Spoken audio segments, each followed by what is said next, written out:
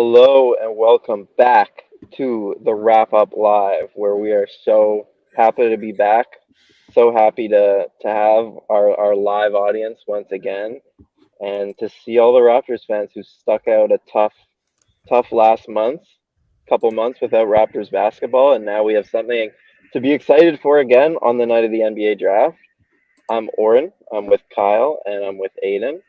And before we got a few minutes here before the draft actually starts, and we're going to be talking about the draft, the NBA, and obviously from a Raptors point of view. But before we get going, guys, how has your summer been?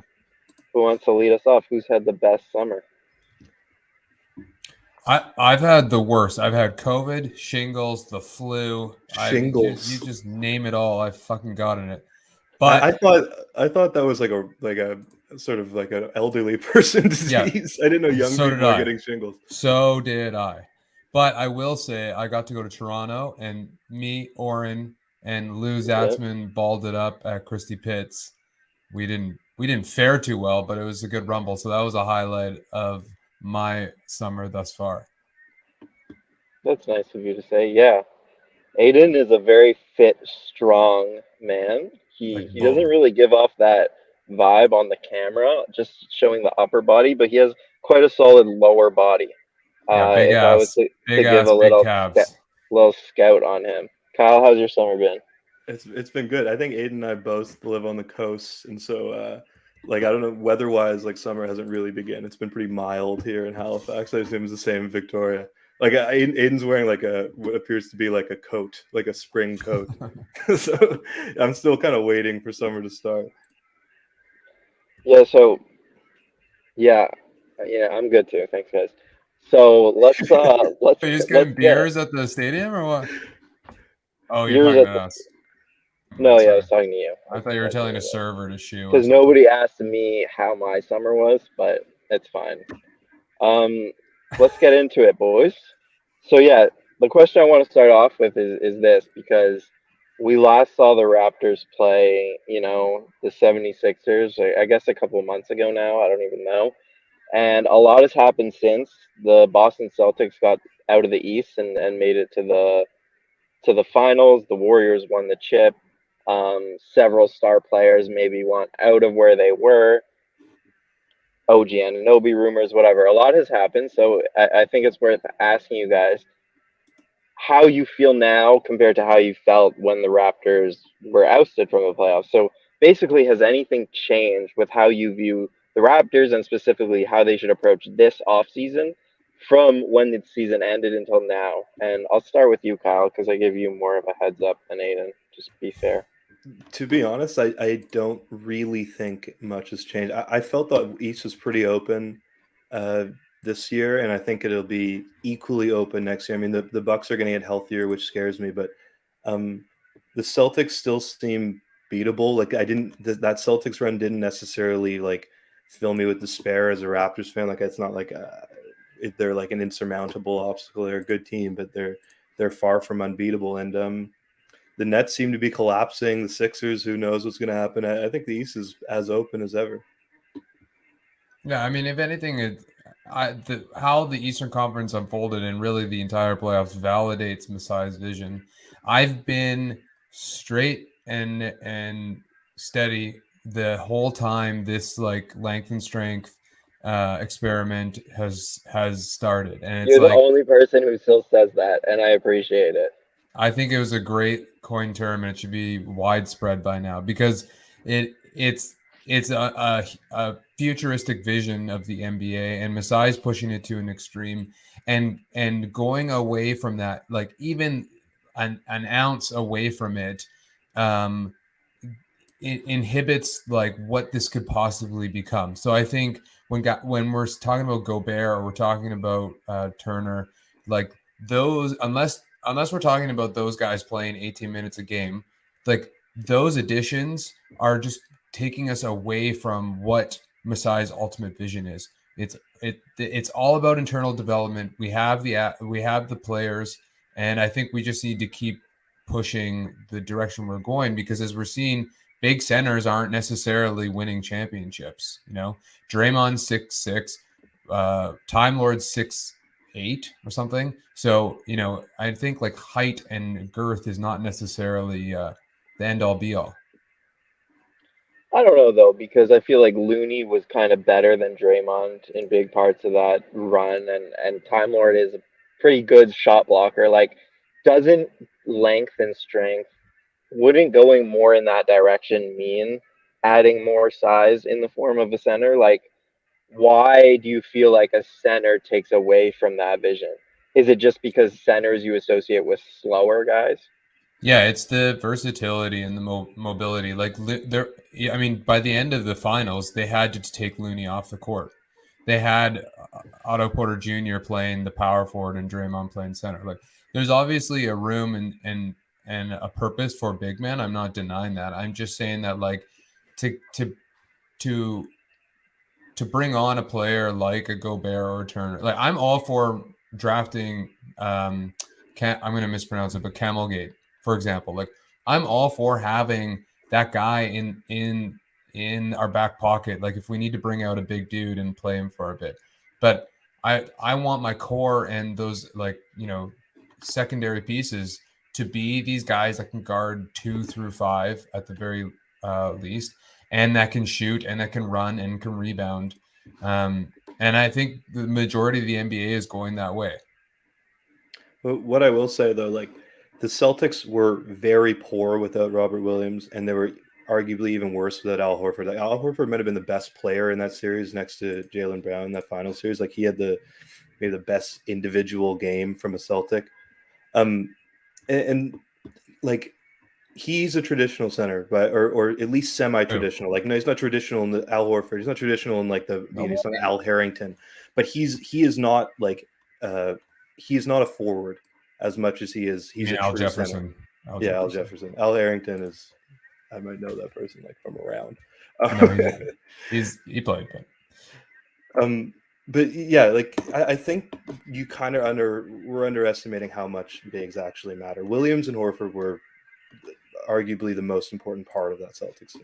But I think, well, then we're arguing the semantics of what a big is, because I think Horford does fit somewhat into the mold that the Raptors are talking about. Like, Precious Achiuwa is a younger, like more galloping Al Horford, right? Like, I mean, Horford's a little bit bigger and stronger, but I think he fits within the context of what we're talking about.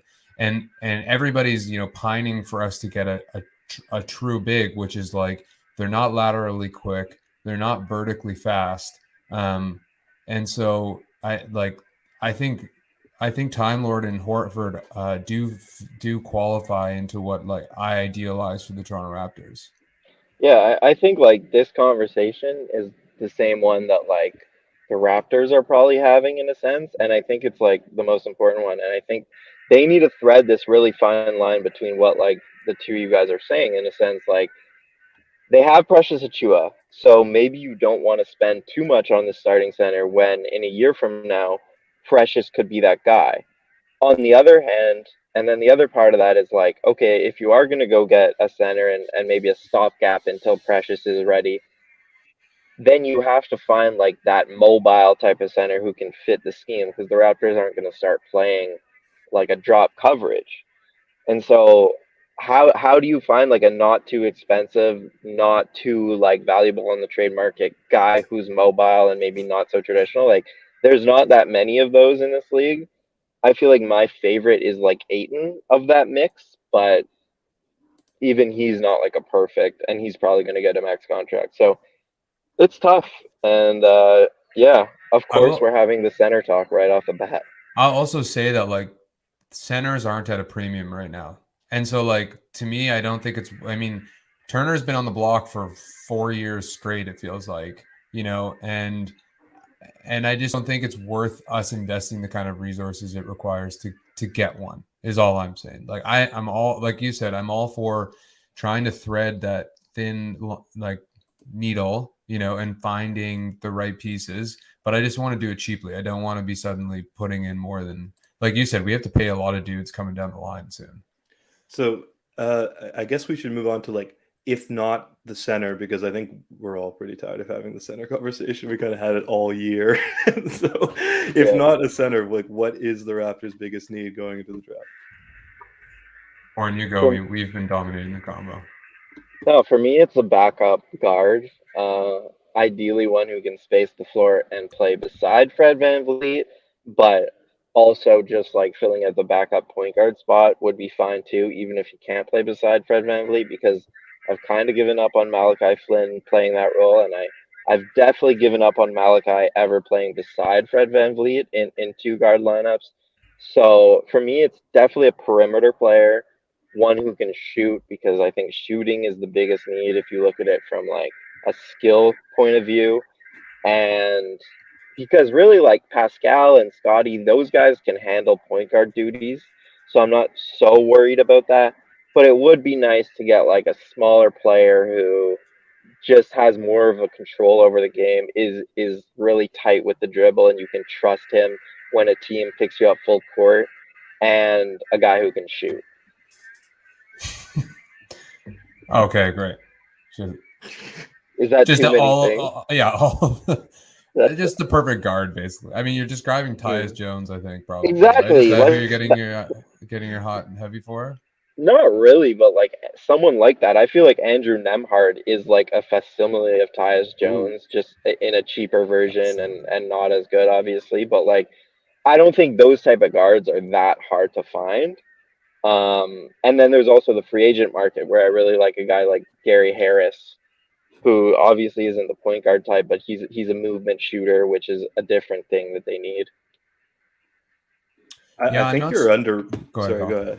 No, I was just going to say, just quickly, like I think you're kind of disrespecting Tyus Jones's athleticism there. Nemhard is not the athlete that Jones is. Jones is like speedy. Yeah, I mean, I'm not saying he's going to be as good. I'm just saying we're trying to be realistic here, and like it's draft night, and like he is a guard. I don't know much about the draft, but I know a bit about Nemhard. He's definitely that player that I'm describing. He can shoot, and he can be a backup point guard, and that's about all he can do.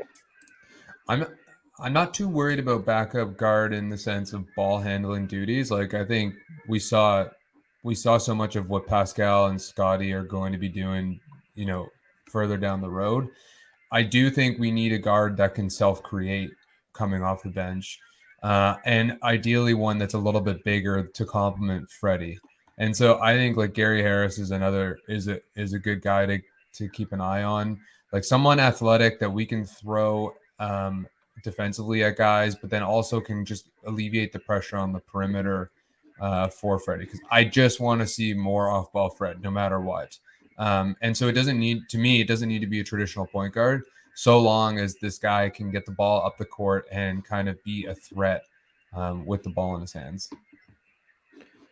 Yep. Yeah, to me, I think we had the problem earlier this year, and we talked. I'm getting like flashbacks about there's already too many like willing ball handlers on this team that I don't think that like a guard is essential as much as like I just want shooting. I want guys who can space the floor. I don't care really what form, like they could be 5'1" or 7'4". I just need a guy who can like hit an open corner three, space the floor, like just open up the side of the floor for a pick and roll, etc. So it might be wishful thinking. Like I think ideally Abaji slips to in the 30s, or the Raptors trade up for Abaji. Maybe I don't know. Like it kind of depends. Like if you like Houston is Canadian. Depends like where he ends up, but it would be a good spot for him, like culture wise. And I don't really know. Like I might go crazy and say like John Butler, 7-foot guy out of FSU, just shoots the ball like crazy, weighs about $165, sort of Chris Boucher style build. The Chris Boucher 2.0. It doesn't really matter to me. I just mentioned like a guard, wing, and forward. I want a dude who can shoot. I thought you said SFU for a second. I was like, we're drafting a dude from Simon Fraser. Yeah. Yes, we're drafting a dude from Simon. So he's the 5th Canadian. Yeah. Samson, flash us a thumbs up if you're ready to go here. All right. Then he's in. Welcome to the show, Samson. How you doing, man? I'm doing good.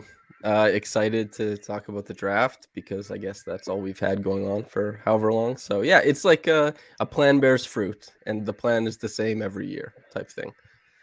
Your Yeah, so your contrast with your shirt, hat, and blue wall is just impeccable.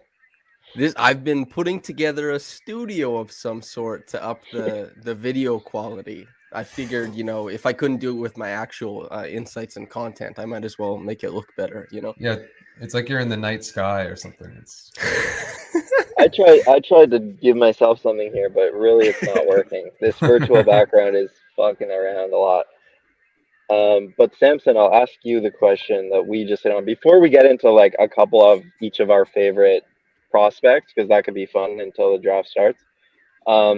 What for you is the Raptors' biggest need? I know you've been a rim protector, rim runner guy for a while. Is it still that for you? Yeah, I guess it's relative to what I might expect them to be able to get at this point in the draft is probably the Or thing. free agency. I'm just talking about like Oh. what this offseason is the thing that you want them to address. So it's probably between two. I don't care about the wing stuff really. If there's a wing who can shoot the hell out of the ball, he's not going to cost the MLE. Like you're priced out. Luke Kennard got 16, scaling to 18 2 years ago, right? So it's probably not available there. So you probably want a staunch drop big, and I think Hartenstein probably gives you the most upside. He's like a brilliant playmaker. He was one of the best drop defenders in the NBA. I saw a lot of the film for that, but also Second Spectrum ranks him as really great in drop defense, as it does with Pascal Siakam too, but he's not going to play that often. And I think having a drop defender would be something that's really valuable because it helps diversify your defense, especially in the regular season, to kind of get you through games and make other players prove it in the, let's say, 14 to 18 foot range against the big with the guy chasing over top. I think it would allow them to do that. But also, if a guy like Lonnie Walker or, some people I know really like Malik Monk, if they can get somebody who provides that, that upside, who also, when the ball goes like side top side and switches the play, somebody who can punch the gap and get to the rim, because Gary can't do that, and Fred can't do that, and OG and Precious can once Pascal draws that double, but most of the roster isn't capable. So I think one of those two things would probably be the most valuable. Lonnie, a second coming of Norman Powell. Yeah, why not, right? Like just Yeah. be a pin down maniac. That was Norm's whole bag before he started kind of dipping into some pick and roll viability towards the end there. I think he was like 96th percentile as a pick and roll scorer when he got traded from the Raptors, and it's been pretty good since. So yeah, those are two things that I think are gettable. But it's tough out there. The MLE isn't that much to work with. Yeah, I definitely like the idea of like an athletic two guard who can just like get downhill in a way that Fred can't. Like a lot of the time when you hear people talk about Jaden Ivey and like the fits that he could have, they talk about like put him beside like more of a floor general, whether it's Cade or whether it's like in Indiana. What's his name? I'm blanking right now. Halliburton, and like he could fit that athletic, like just guy who, like you said, punches the gaps and gets to the rim, and those guys can control the game. I think the Raptors are definitely missing that player as well. And like, I don't know if they address it right now, but back to what I said about like a backup point guard being like the guy, you know, I kind of like the idea as well as a different kind of player who then the backup point guard duties just go to like Pascal and Scotty. And then that player is just more of an off ball guy beside Fred, because, you know, that's my problem with Malachi too, is just like I don't see him playing with Fred. And so that's kind of where the perimeter player who can play with Fred, I think the Raptors are kind of missing that guy, other than obviously Gary. But when you want to play three guard lineups, like they don't have that. Yeah, I think ultimately, like the MLE is just that. Like it's exceptionally mid. Like there aren't guys out there like dudes who are like push real back on difference that, makers. man. I push back on that because there's been a couple examples in recent years of teams getting the guy who takes them over the top on the MLE. Jay Crowder is one. PJ Tucker's a couple years one. ago, yeah. Like those are obviously vets, but I And don't think the Raptors those are also like that's like a wink nudge MLE, like, oh, you're like sign into our MLE space with a team that's like about to win a championship type thing. I don't think the Raptors like right. have that sort of I don't think those are the type of MLE guys the Raptors are in the market for. Wow, no faith in the Raptors getting The Raptors being an instant contender. one of the best free agent teams ever. No faith. Bar none. If they can get a guy who plays between, like, honestly 10 and 16 minutes per game with the MLE, that's probably a massive win, because as we've seen, the Raptors don't have cachet to bring in veterans or anything like that. They typically have to trade to get guys like that in house. But what they can do is they can get some more talented or more misunderstood players on the younger end who believe in the developmental system. And so maybe you try and swing with like a second draft guy with the biannual exception, which is like $4 million. Bobby Portis is a popular, you can reference him as a biannual exception that worked out for Milwaukee a lot, but or in the draft as well. But 10 million, or what is it, like 10.7 million is the MLE?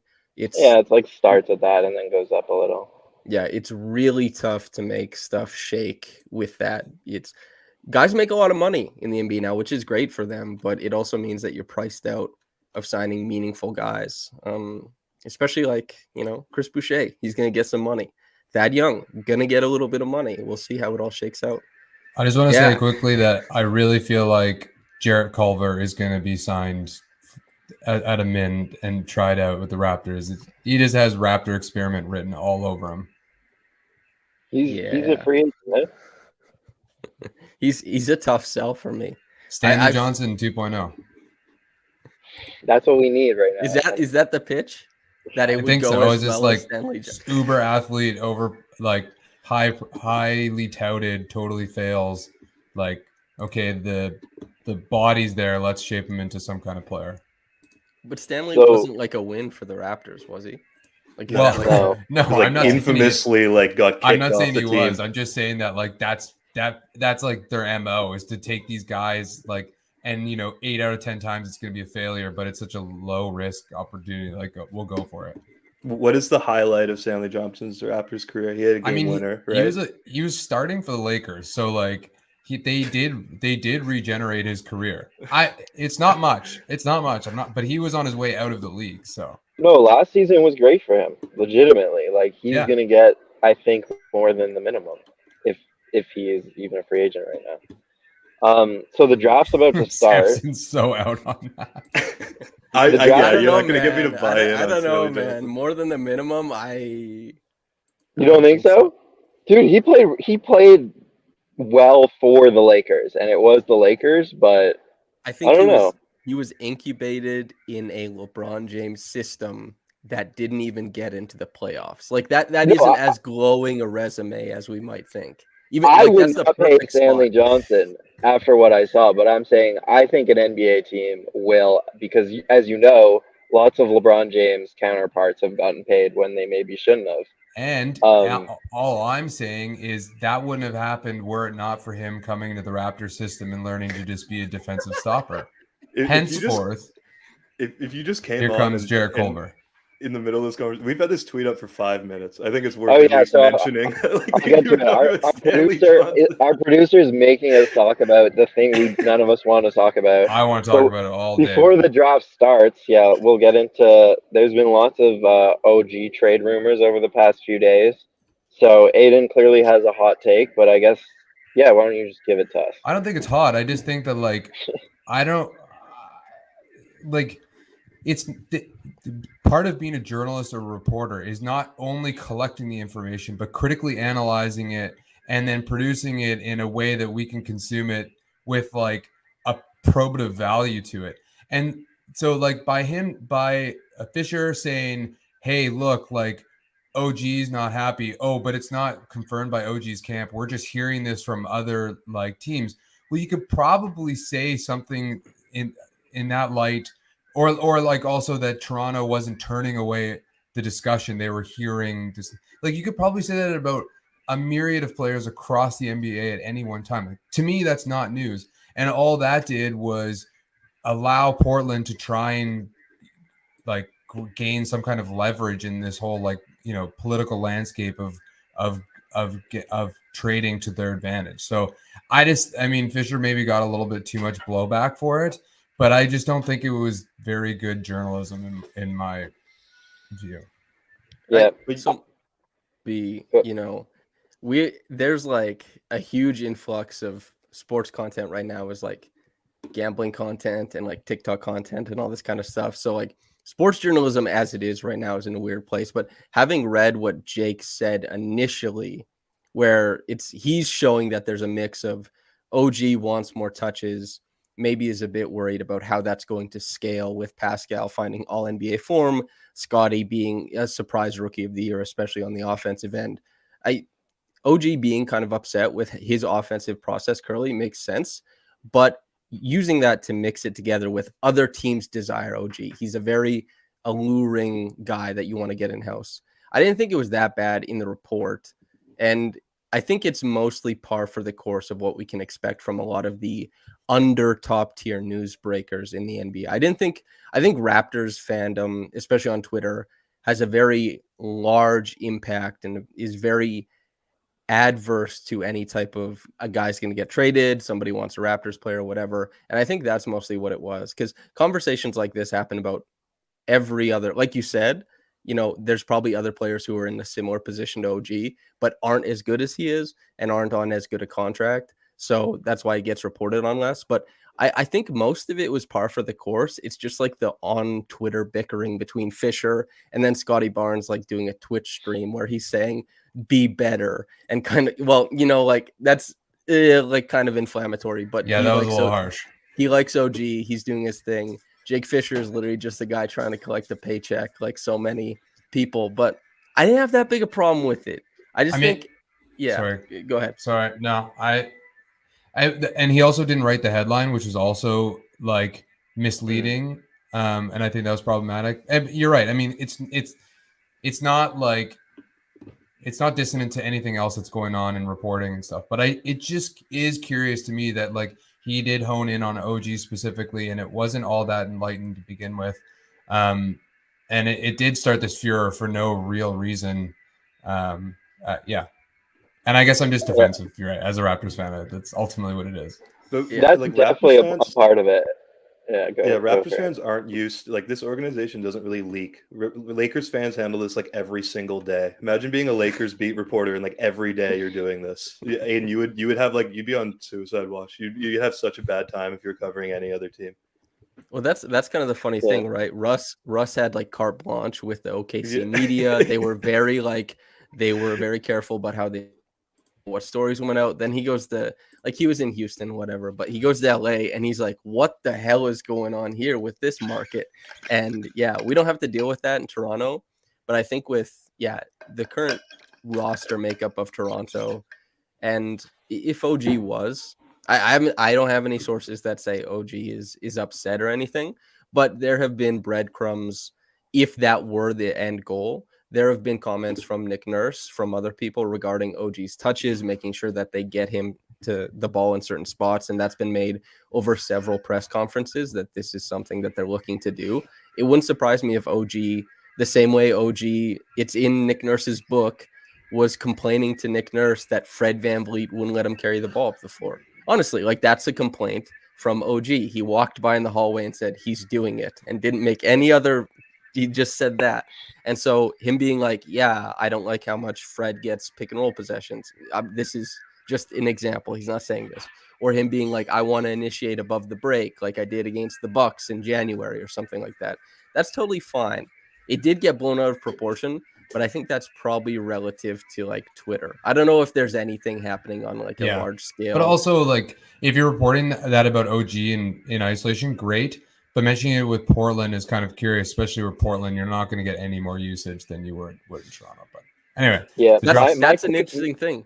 My quick take on the journalism side of things is that I didn't have a problem with the written stuff. My only problem, and this is, you could argue, a small thing, is like he went on a podcast after and said something to the tune of, I've heard several Raptors are unhappy with their role, in order to back up his point about OG, as if like he wanted to make sure he wanted to like make it clear that he had sources regarding the Raptors, and that's a comment that's just you shouldn't make it because every team has players who are unhappy with their role. That's like I forget who was. I think on the low post, Jonathan Gavoni was saying like this exact point. Like every team has players who are unhappy with their roles, and it's kind of a thing that goes without saying that you don't report on that because every team has it. And so I do question that comment because it's like, why would you ruin your relationship with the Raptors for this? I don't know if it's like worth it, but in terms of like just the OG stuff itself, I think there's credence to it. Like Samson said, like definitely it would make sense if he were unhappy. Just like as an objective point of view, like Scotty is growing, Pascal, Fred, they get most of the touches, and OG he doesn't get to show everything that he's capable of. So there's definitely something there, and like you said, there's definitely been points where Nick Nurse has like intentionally brought up the fact that I'm trying to get OG more involved on the ball and stuff like that. So I guess like from there, before this draft starts, I'll ask you guys like we've always kind of assumed, or at least I have, that like the next trade to get that superstar was likely, or at least ideally, maybe for me at least, going to involve Gary Trent Jr. and picks, whatever else you want to say. Do you guys think now, after all this stuff, that do you think it's more likely that actually OG is in that deal rather than a Gary? Do you think like the odds of him actually getting moved have gone up for you? I'll start with Aiden. After all this rumor mongering, yeah, like do you think there's credence to it? I think Masai is willing to do like any trade that will provide an arbitrage for him. I think he thinks very, very, very highly of OG, as he should. Like, I think his potential is just like is much higher than most players in the NBA for a number of reasons. But that said, when the trade suggestion of Hart, the 7, and I'm forgetting the small forward, Nasir Little for OG, it's like that's kind of nice, So like, there's never a price that's too high, but I just think it would have to be like a massive swing for OG for it to happen. And I don't think that many teams. I don't know that teams think as highly of him that Masai and the organization does of OG. So I don't think he's going to get traded. No. Yeah, ultimately, like OG, if you were like ask any Raptors fan who watches every game and ask them like who's the most marginalized player like that deserves touches isn't getting it's OG. I mean, this has been obvious for a while.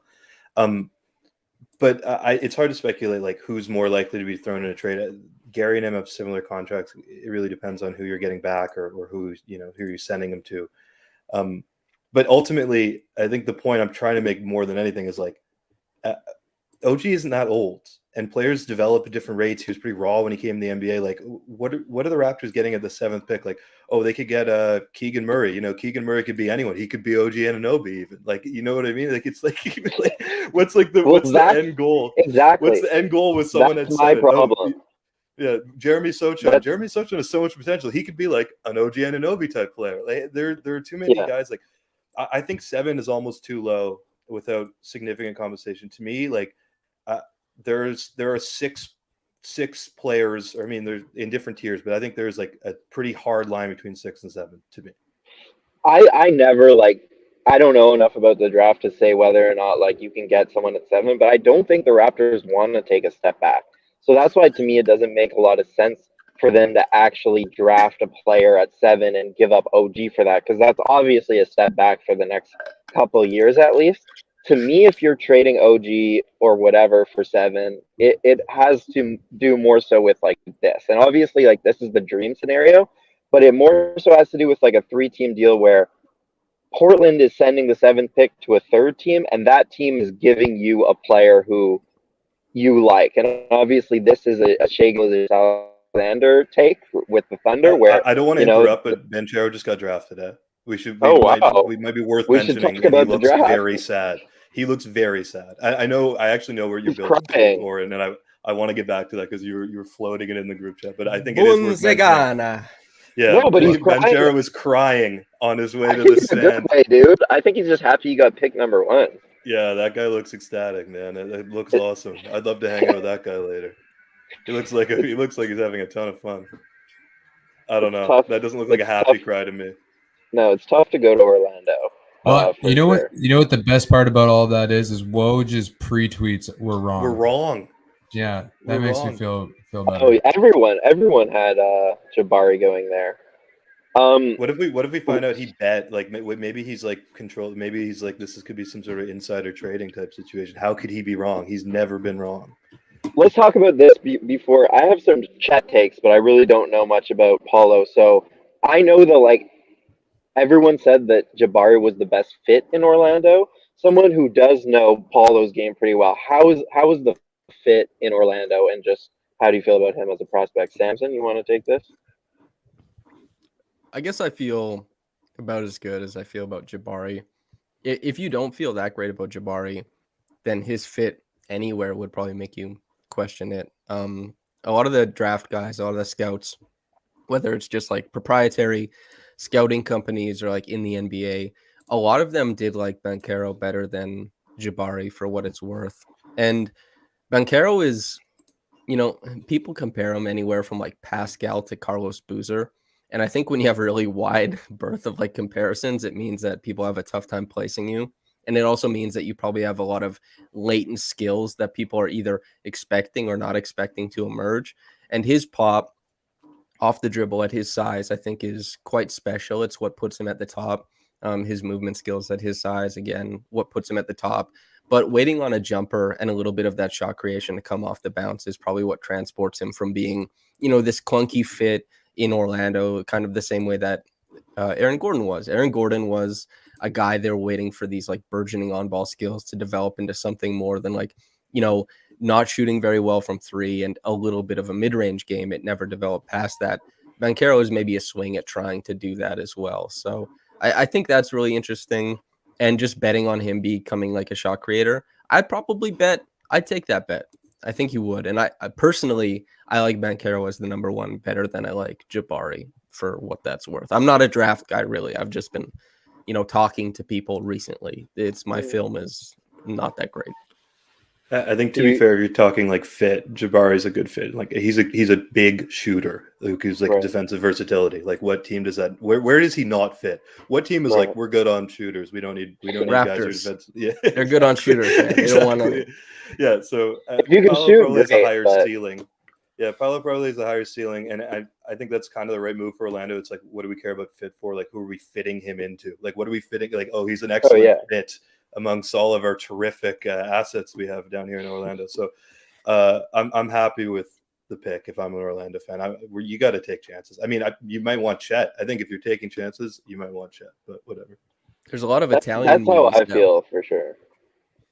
Paulo is Italian? Yeah, man. Oh, I thought he was Brazilian. No, it is kind Italian. It is sort of a Portuguese name. Oh, the Italian memes like out the wazoo. There's one guy, Magic Vogberg. If anybody's looking for a really good Magic guy to follow, at Magic Vogberg, best memes. A lot of times they're like these Pokemon / NBA fusions, and they're terrific Photoshops. So yeah, there'll be a lot of Italian jokes to be made. Yeah. So this means that Chet is likely, in all likelihood, going to go to OKC, which does bother me. I cannot wait for 75-year-old local broadcasters to confuse Chet and Poku. They're just going to mix them up over and over again. It's going to be so funny to watch. Giddy might even get in there too. Yeah, as like tired as you thought Poku looked, Chet is somehow look more tired looking.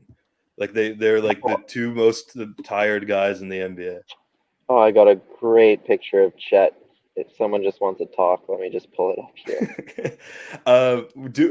Should we just preemptively talk Chet?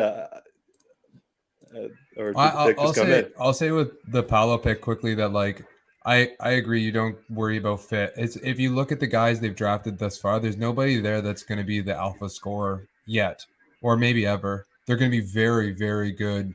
I think like supporting players, and if Paolo has the potential to be the go-to scorer on the team, then you go for that. Like Jabbar, I think has a long way to go to being a primary option, if ever. So it does make sense taking him. Here we go. All right. Pick is in. It's Chet. It's He Chet. All looks right, so he looks pretty happy. this is annoying from a SGA narrative, where obviously I want SGA on the Raptors, and I feel like I mean for me, Chet's my guy, as I said, not a scout or a draft guy, but if you're just talking about upside, I think for obvious reasons, Chet has a lot of it. And I just feel like he's going to make them better immediately too, just because they've been missing that interior presence, like that rim protector. And now they have an extremely long team.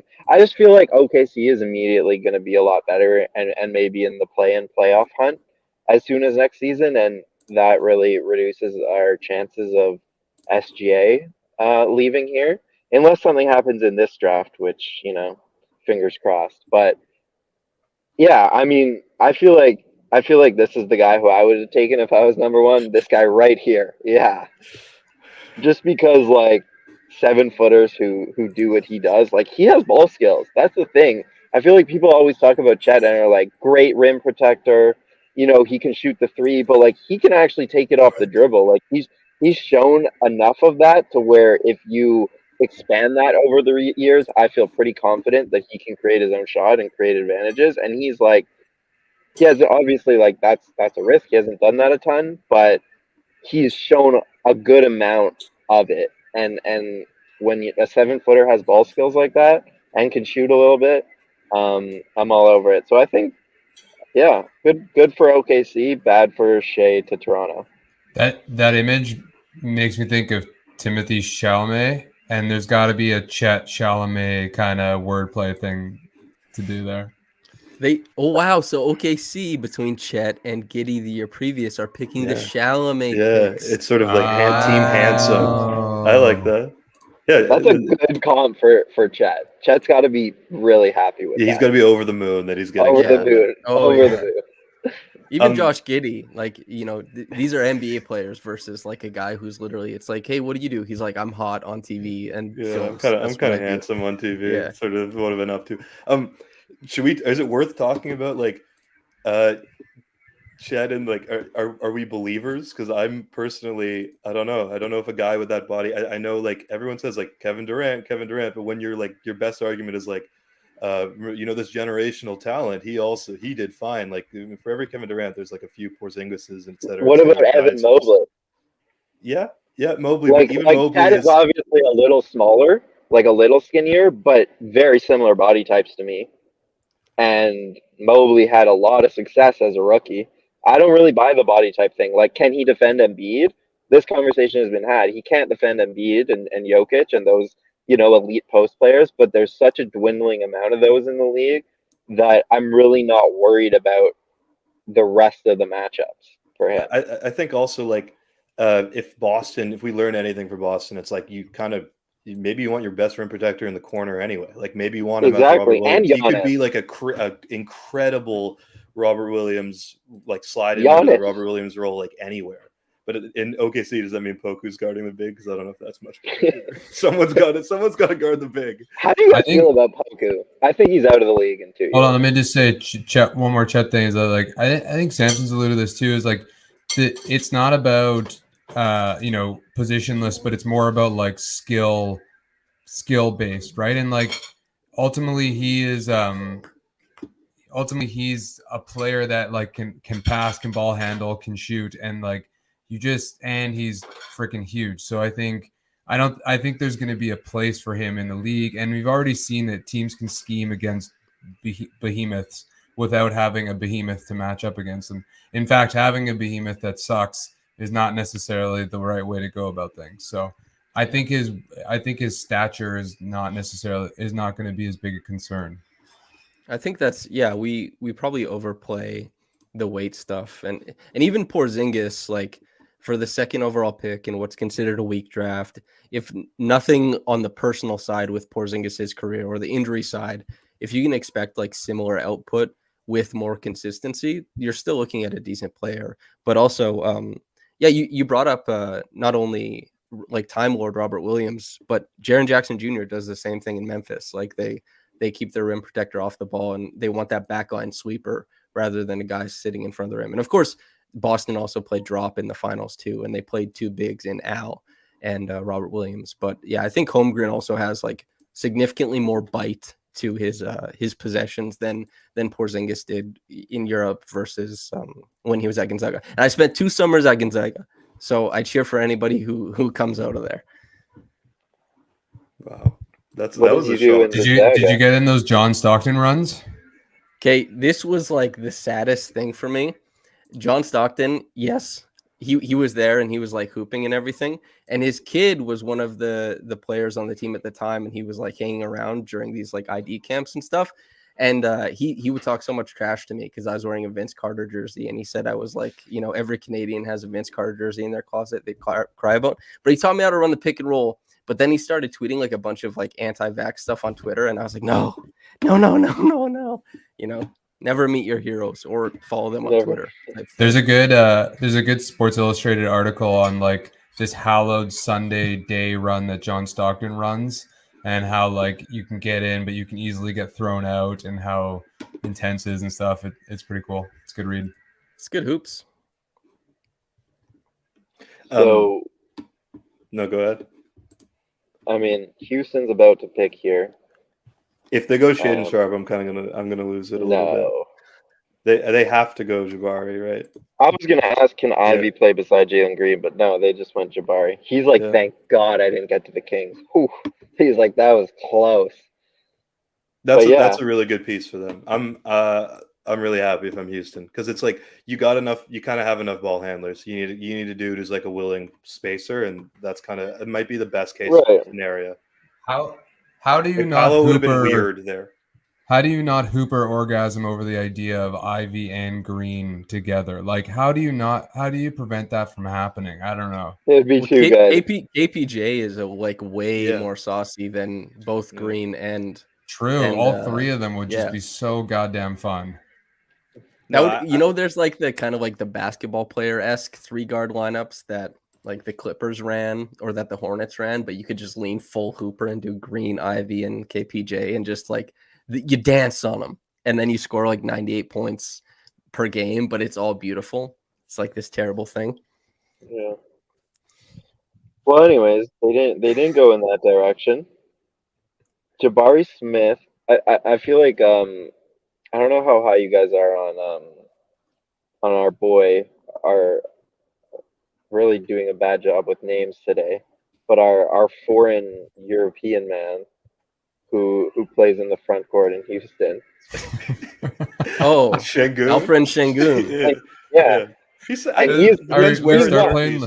Start playing Hangman on the show, or I mean, fit-wise, it makes a lot of sense though, because he's not a shooter, and he likes like a lot of the ball runs through him, and then he's a perfect compliment to Smith. You're right.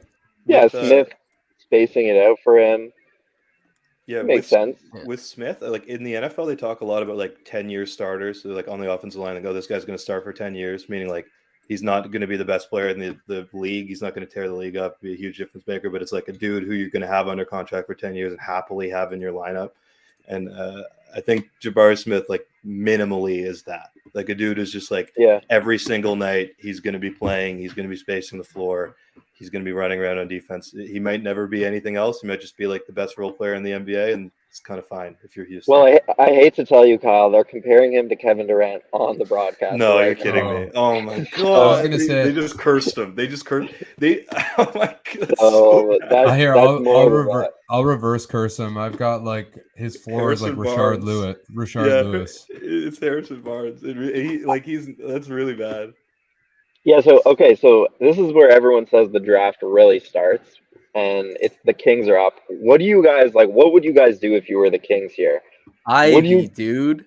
Yeah, you would take Jay, and would you trade Fox, or would you just would you see if those two could do it? Yeah, keep them together. That's if I'm the Kings, I'm picking a guard every year until the end of time. I'm gonna be. I'm the 10th seed every year, and we're gonna have the best guards in the NBA. This is just doing what we said Houston should do, but actually doing it for real with the 3 guards. I think unfortunately they should be trading. I don't see like it kind of sucks for them, but I don't see Ivy and Mitchell and Fox being like it's not going to work out. It's ridiculous. Mitchell's right now. Mitchell's not a 34-minute game starter, right? Like they moved Halliburton to clear it out for him, didn't they? Well, that is a problem. They moved Halliburton because they got the better player. Like Domas is better than Halliburton, and may very well end up being better than Halliburton for the foreseeable future. Like Halliburton has a severe aversion to taking his own shot and like applying pressure on the defense. He's great in second side. We'll see like big assist games, but applying pressure might not be like the best thing with him. But go ahead. No. I was just gonna say I just think that there's plenty of room to have three guards. I think Mitchell's very comfortable playing off ball and will pair really nicely with Ivy when Fox is sitting at times. Oh, the Kings are picking Keegan Murray at 4. Oh, yeah, they loved Murray. They loved him. There we go. Apparently, Fox and Sabonis took him out for dinner. So, who wants to do the Keegan Murray breakdown? From what I understand, 3-and-D wing kind of deal. I think he's slower than that. Yeah. Slower than 3-and-D. I think so. I don't know much about him. I thought he was more like a power forward. No. Yeah, he's kind of like he's definitely a forward. He's kind of like plodding, as they say, a little bit slow-footed. Like he's not necessarily like doesn't have a lot of off the dribble stuff. So we'll see. I wonder if they just really missed Bagley. Like we got to get another Bagley back here. I kind of believe in Bagley. I'm really interested to see how the next couple of years go for Bagley. He's still like so talented. He just stay healthy. I like even like that backline sweeper role we talked about. If you have a little bit more conservative version of that, him stepping over could be pretty good defensively. I guess for Detroit, who are picking next, they should pick Ivy.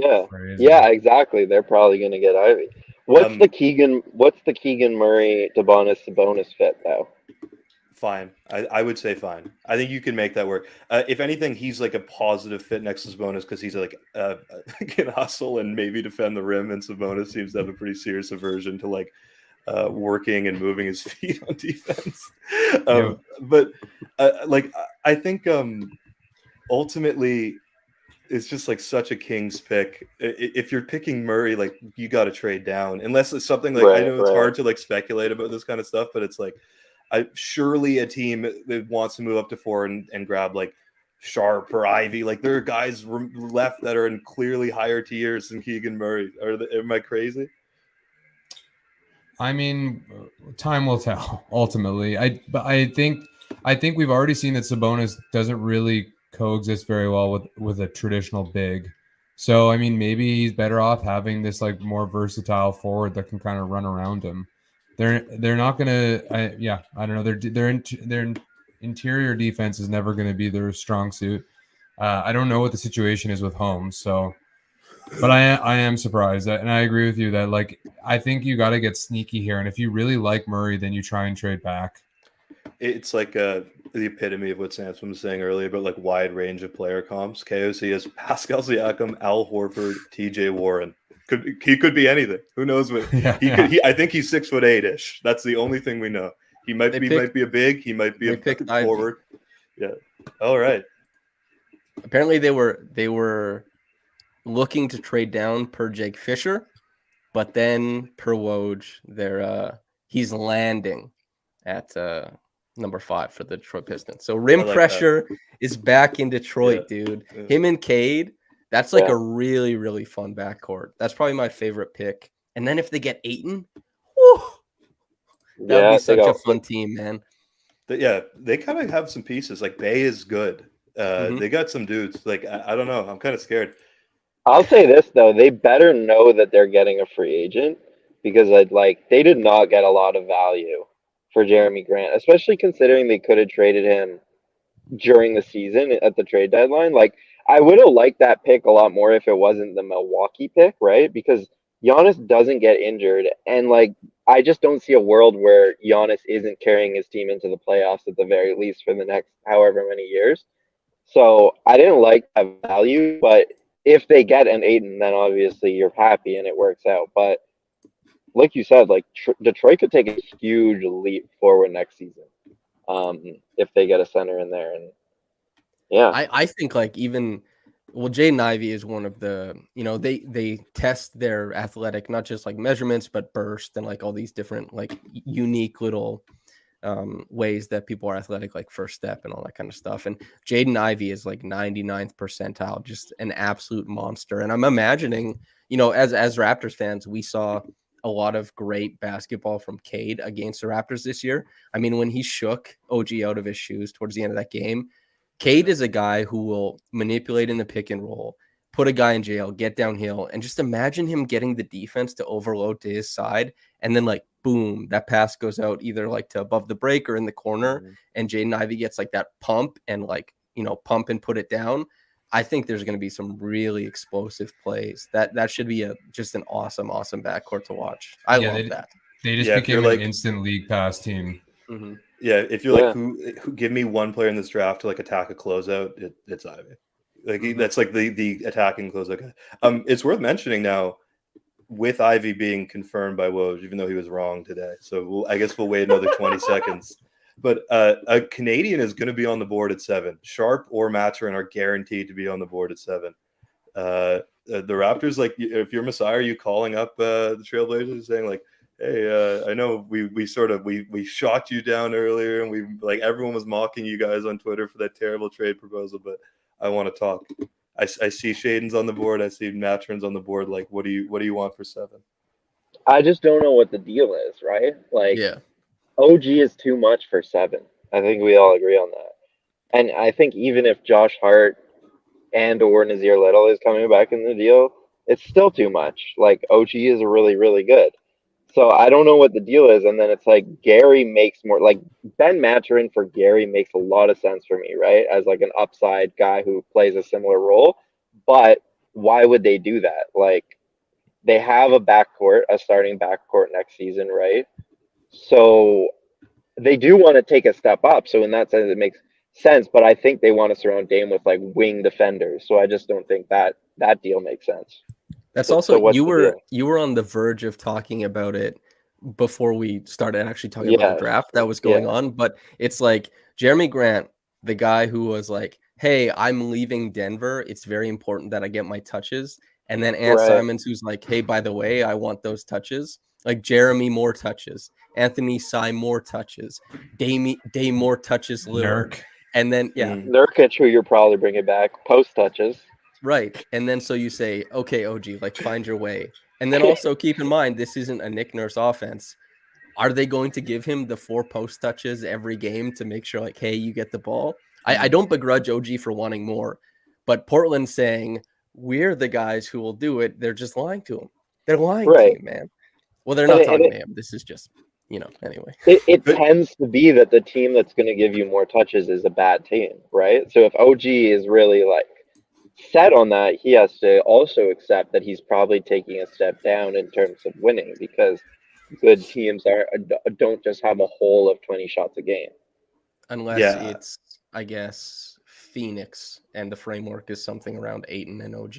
But Phoenix probably, go ahead. That's my favorite one, for sure. First of all, from a Phoenix standpoint, Mikal Bridges and OG on the wings would be incredible content.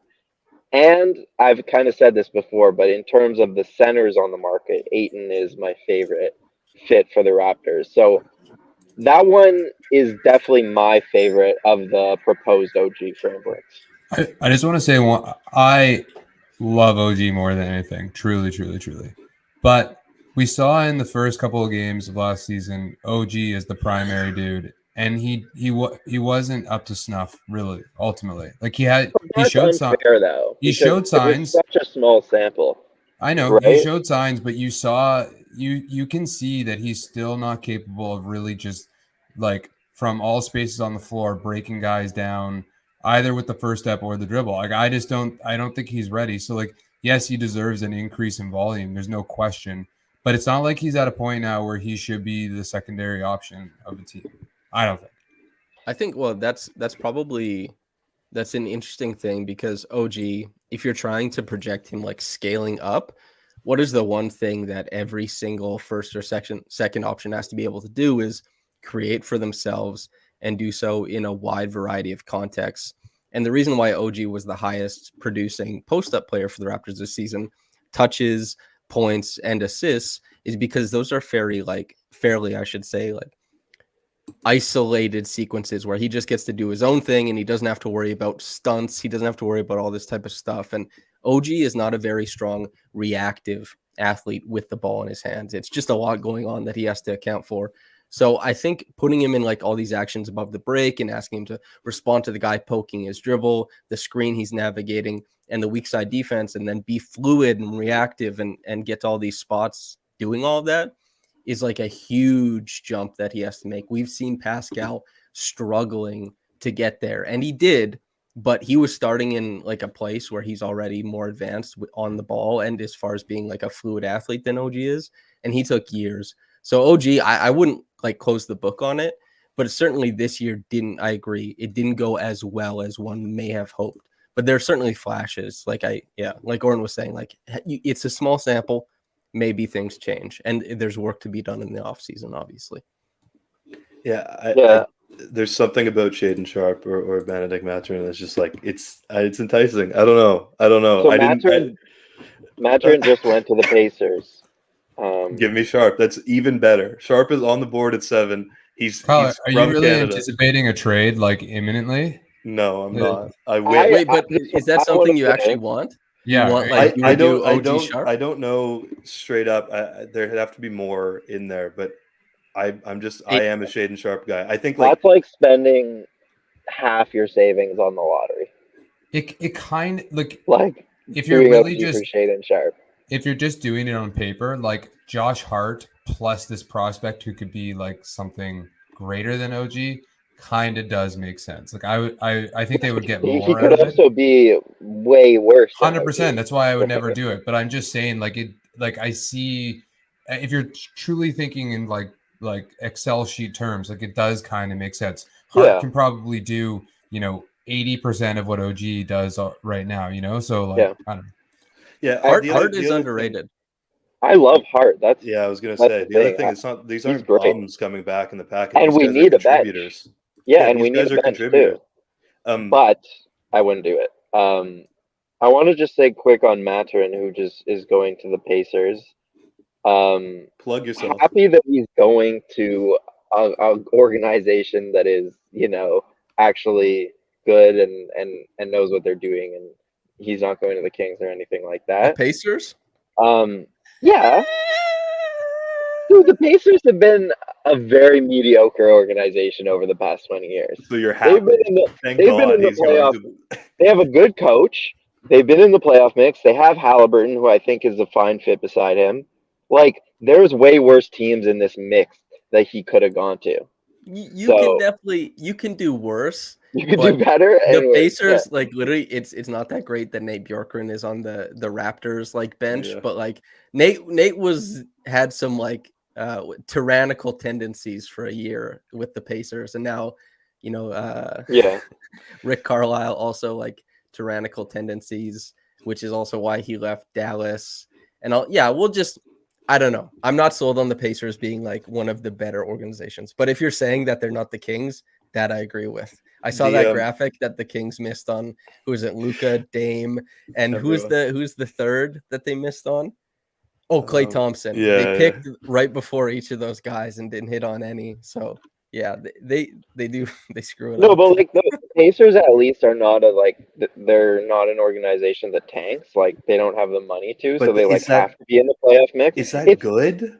Raphael Stone was talking. There was an interview with Raphael Stone. He said like something I thought was a really salient point, which is like the NBA punishes like mediocrity and it rewards losing. Yeah, it punishes the middle class.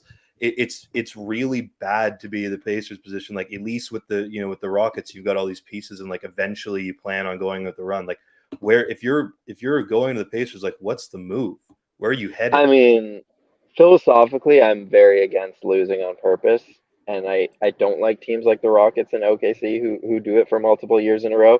I get what you're saying, but like I like it for Mathurin because he's gonna get touches, right? Like this is a team Brogdon's out the door by all indications. Like he's set up to get touches for the next few years. It's a decent organization. I think he's a good coach, Rick Carlisle, and yeah, I kind of just had a worst case scenario in mind, like a Kings pick. Well, So let me and say, even like people said the New Orleans Pelicans. Obviously, that's good, but how many minutes is Ben Mathurin getting on the New Orleans Pelicans? You know, so I'm happy. it's I totally agree with you about the tanking thing. If you tank, you should have to trade your best player to their country of origin. Wait, say it one more time. SGA's career is a travesty right now. Like it's just He should have been an all-star already.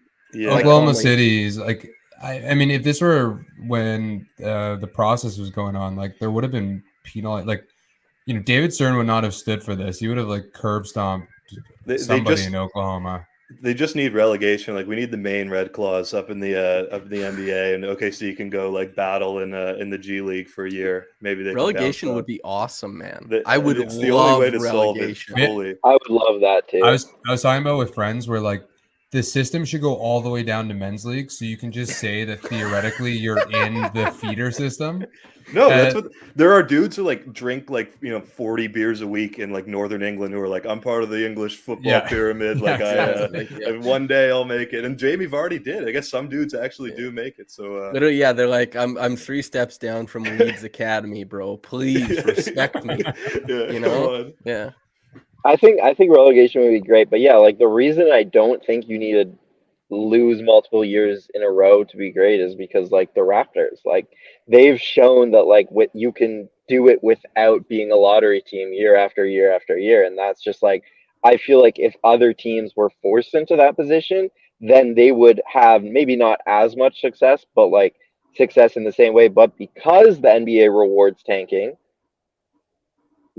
teams don't do that, you know? So the I Raptors are the like get good philosophy that Oren is parroting. I'm Yeah, with like, that. be Get good, smart, bro. Get smart. Get Yeah. smart people to work for you and do smart things. I will say the Raptors are like anomalous for being like the one of the few teams that could be like mediocre and eventually become good. Like it's like if there's only one, They were sample better size than of one. mediocre. Yeah, I'm on the mediocre train. I mean, Indiana was quite close to beating LeBron. You know, like I think there's something to be said for this the internal development it creates. We've seen the tanking doesn't really get you anywhere either. Like, how many tanking teams are now at the top of the league? I'm not really sure. That Losers, a lot of them. Yeah, Well, quitters. I mean, it's an addiction, man. Look at it's the same teams every year that are in the top 5 picks. They're addicted to this stuff. They keep trading away just so they can get more and more and more. I just want to gamble. That's Aaron why, like, Paul steps out. He's like, Yeah, "You want to be part of the exactly. worst club of NBA basketball teams?" Well, there's a reason. Like, if you guys ever play like a sports video game, I'm not picking like the team that just won the championship. Like, I'm doing a rebuild. That's part of the fun. Like, if they had me as a GM, I'm taking the Golden State Warriors. Steph's going to like New York, and I'm getting the first round pick, and I'm getting like some creative player, like Steve Johnson from Slovenia or something. That's what I'm doing.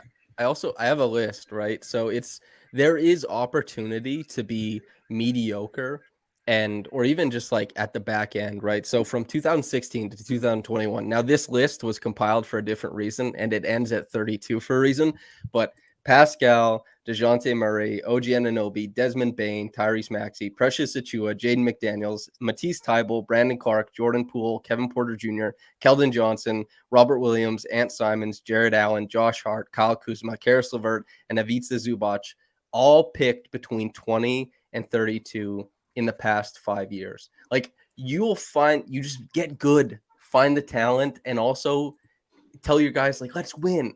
And don't put SGA on the injured list for 60% of his career because you want to lose games. Yeah. I hate it, man. SGA was like the youngest player to ever get shut down for an injury. It was actually pretty remarkable. He was like 21 years old getting shut down for the season for an injury. It was ridiculous. He's one of the best drivers in NBA history, like per volume, per efficiency. It's insane, and they won't let him play.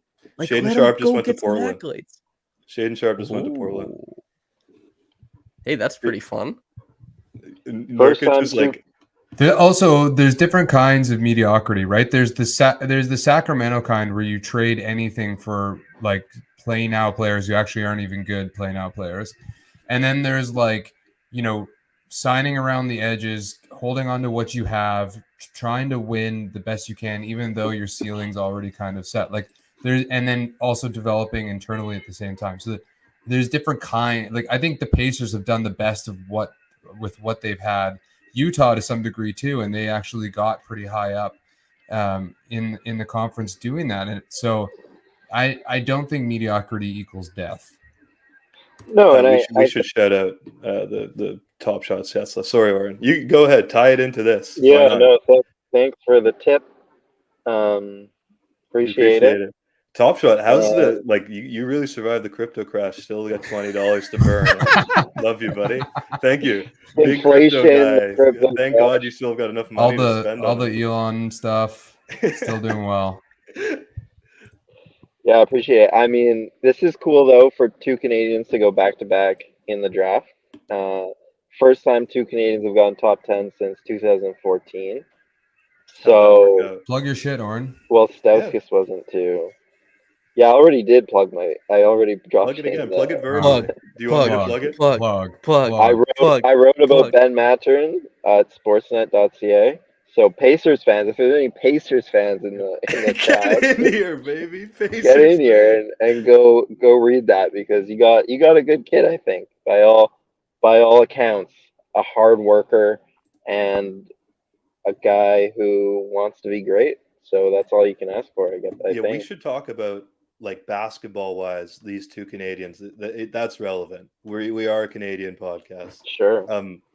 Who are you higher on? Are you higher on Mathurin or Sharp? I'm higher on Mathurin for sure, but I also just profiled? What am I gonna say? Like, I haven't watched. I can't watch Sharp. It's like impossible to watch Sharp. So, like, I don't know enough about Sharp. I don't know enough about the majority of prospects, but I have watched a good amount of Ben Mathurin. Like, watching the tournament, for one, like, he had big games in the biggest moments, and that's always a quality you want from a prospect. But, like, I think he fits the modern NBA really well when you look at a 6'6" wing who's strong. He played power forward at his first year at the NBA Academy because they had an injury and, like, needed him to. And he was just smart enough to do it, even though he was undersized. Second year in the academy, he played point guard because they didn't have a point guard. And then he's obviously played the wing at Arizona. So, like, he's a modern day guy by all accounts who could play multiple positions, guard multiple positions. And because he's such a good shooter, he can succeed with the ball in his hands or off the ball. So yeah, he was a spot up shooter in year one. Like, he was just like planted in the corner, or like orbiting from the corner to the wing. Like, which is tough. Both like as in a basketball sense, but just like mentally, I always respect guys who are just like tremendously skilled. Like, he has a over the top athleticism, and he took 2 years in university.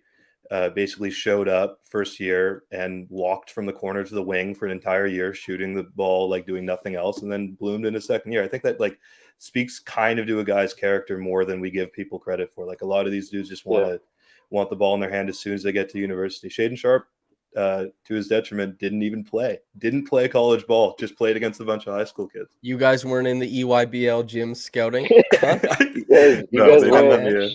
You guys weren't with him shooting in the gym, and that we can confirm.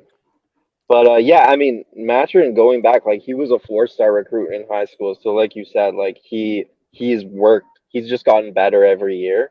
And, like, nobody thought he was going to be the 6th pick in this draft even a month ago. So, clearly impressed in workouts and interviews. And yeah, that's what I can say about Mathurin. I really like guys who, because pedigree is something that you get from your high school ranking, and then it kind of, like Patrick Baldwin Jr., right, is a guy who, even though he shot 34% from the field, 26% from three, he was just insane out of high school. There's a lot of fluidity to his game, and he looks the part. So there's like this pedigree thing. But Mathurin is a guy who's like, he crafts his own pedigree. He was the guy who was like, if I'm going to make it, I have to make it. Like, I only get to do what my game says. I don't get anything that carries over. I'm good enough to get here, but to get to the next level, everything has to be on the floor. And he definitely did that. That's awesome to see a guy be able to do that. I think that's great. And your story on him, just like fantastic. I mean, it's cool to see Oren grind. You know what I mean? Yeah. I'd take Thank him you. 9th overall. That's what I'm Yeah. doing. There's going to have an all Montreal backcourt in Indiana. What's the Oh, yeah, Duarte and Maturin. Oh, I don't true. know. Dude, It's gonna be, Montreal is subtly taking over the NBA. Man. Oh, yeah. They Montreal's next they now have up. a starting lineup. Are you taking Team Toronto or Team Montreal? Hamilton is not Toronto. You can't have Shea on Team Toronto. Well, They don't It's not really Team have Golden a Horseshoe. They It's don't really not have Team a Golden Horseshoe. point guard. I'm talking. You got to be like. Who's in Toronto? I think Wiggins isn't even technically Toronto, right? I'll give you like Brampton. You can take Brampton and like the Okay, to East. get Tristan Thompson. You get Tristan Thompson. I think Montreal's got the better, more exciting team at least. if don't Shea's have a not point there, guard. then it's tough. What about the? Well, Shea what there? about- It's too easy. You're taking. Oh, I'm taking claiming- Shea's team. Like, period. Toronto claims Shea. We're taking Shea. What about Team Okanagan? Close enough. Kelly Olynyk. And the pro Hamilton podcast. Yeah. Is it like Kelly Olynyk and Robert Sacre? Yeah, You know, he can come back. That might be fun. It'd be like some of Aiden's friends from high school, maybe. You got any people living Yeah, out there? That'd throw be me out there. Okanagan. Also, another crazy thing about Maturin and Montreal is like, okay, so Chris Boucher, Dort, and who else? Ken Birch. Those guys are all undrafted, right? So like all of Montreal's players have just gone under the radar and then like slowly made their way up to. They've never had a lottery pick. No wonder they want us to seed. They what? Oh, Where was they're overlooked, constantly overlooked. Where was Duarte drafted? Duarte was drafted Duarte was- 13th. 13th, Yeah, but Duarte left Montreal at like a really young age and moved to like Puerto Rico or something. I'm just saying that, Dominican Republic. yeah, Dominican Maybe Republic. Puerto So Rico. like he's kind of Montreal, but he didn't grow up there. So like I'm talking like the Montreal basketball scene where guys actually play high school is like incredibly underrated and guys just like get passed over a lot. And so Maturin's story is also really interesting because like not only is he now like a top 6 pick and like eyes are going to be on Montreal, but like he went to the NBA Academy and had success there. And then since then, like 3 different guys from Quebec have all gone to the NBA Academy just because like that's what it takes. Just like one guy to have success. And then people from that area can be like, okay, this is a good route for me to take. So yeah, more are coming for sure.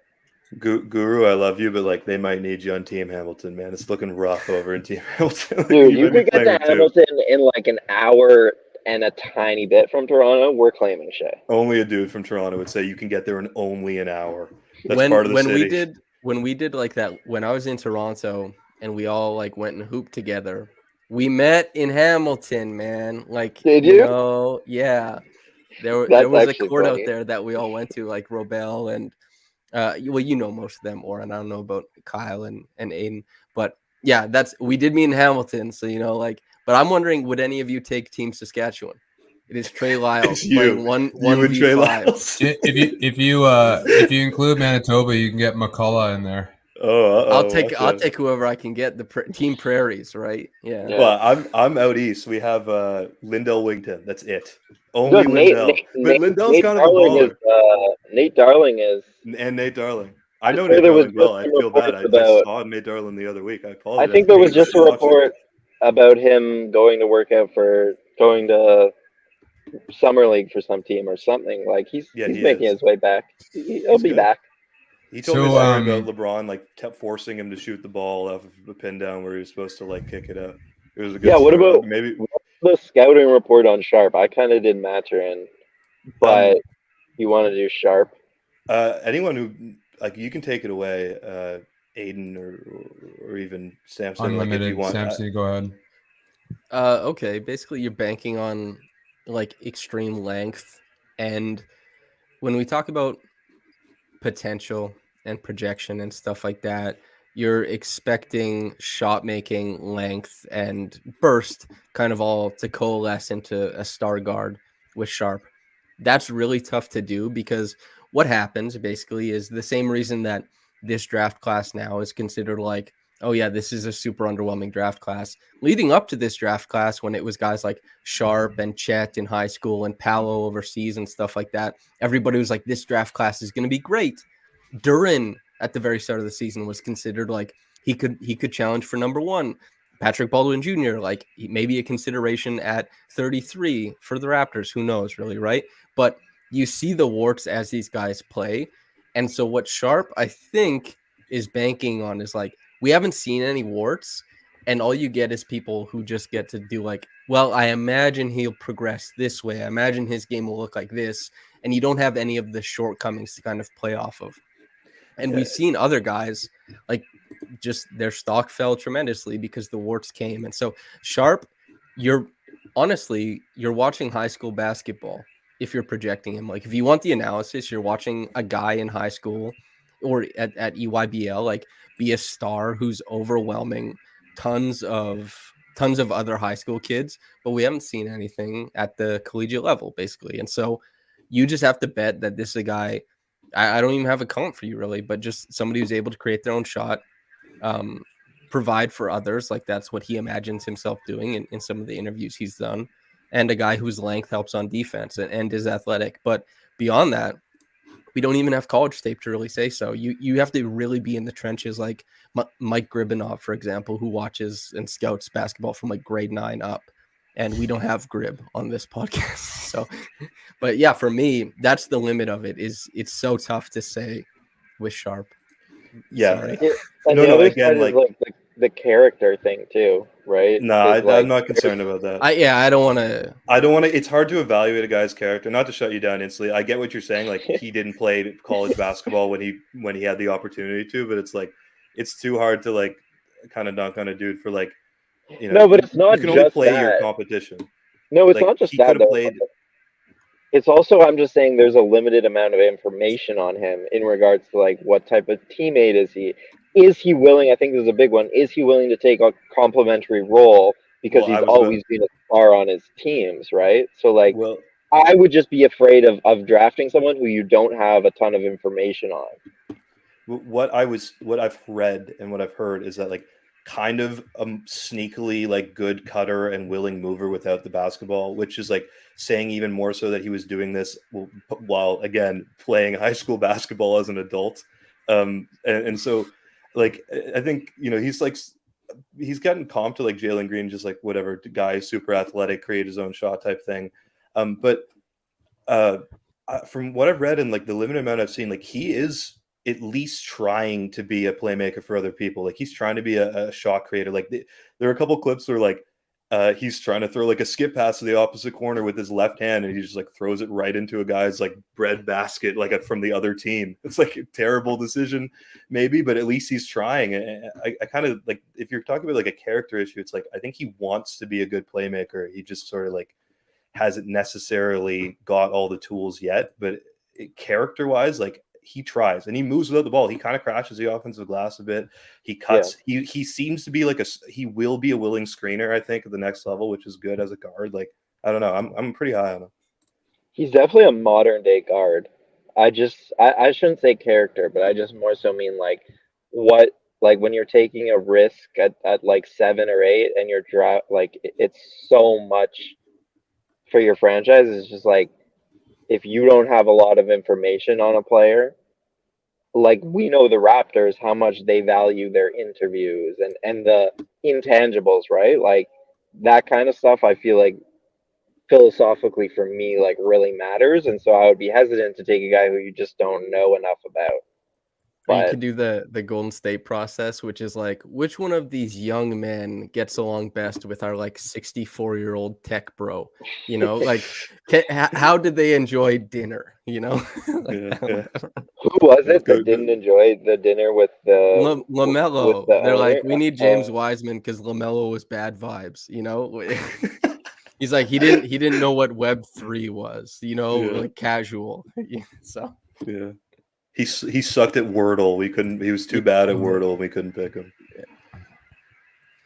But he just wanted a burger. He didn't want the I kind of wanted to talk about the Daniels pick with the Pelicans. I really like what the Pels are doing with all of these long dudes that can do so many things. It's kind of funny with Herb Jones too, because like Trey Murphy was supposed to be that guy, and then it kind of turned into Herb Jones. So now they have two of them. Plus now they have Daniels.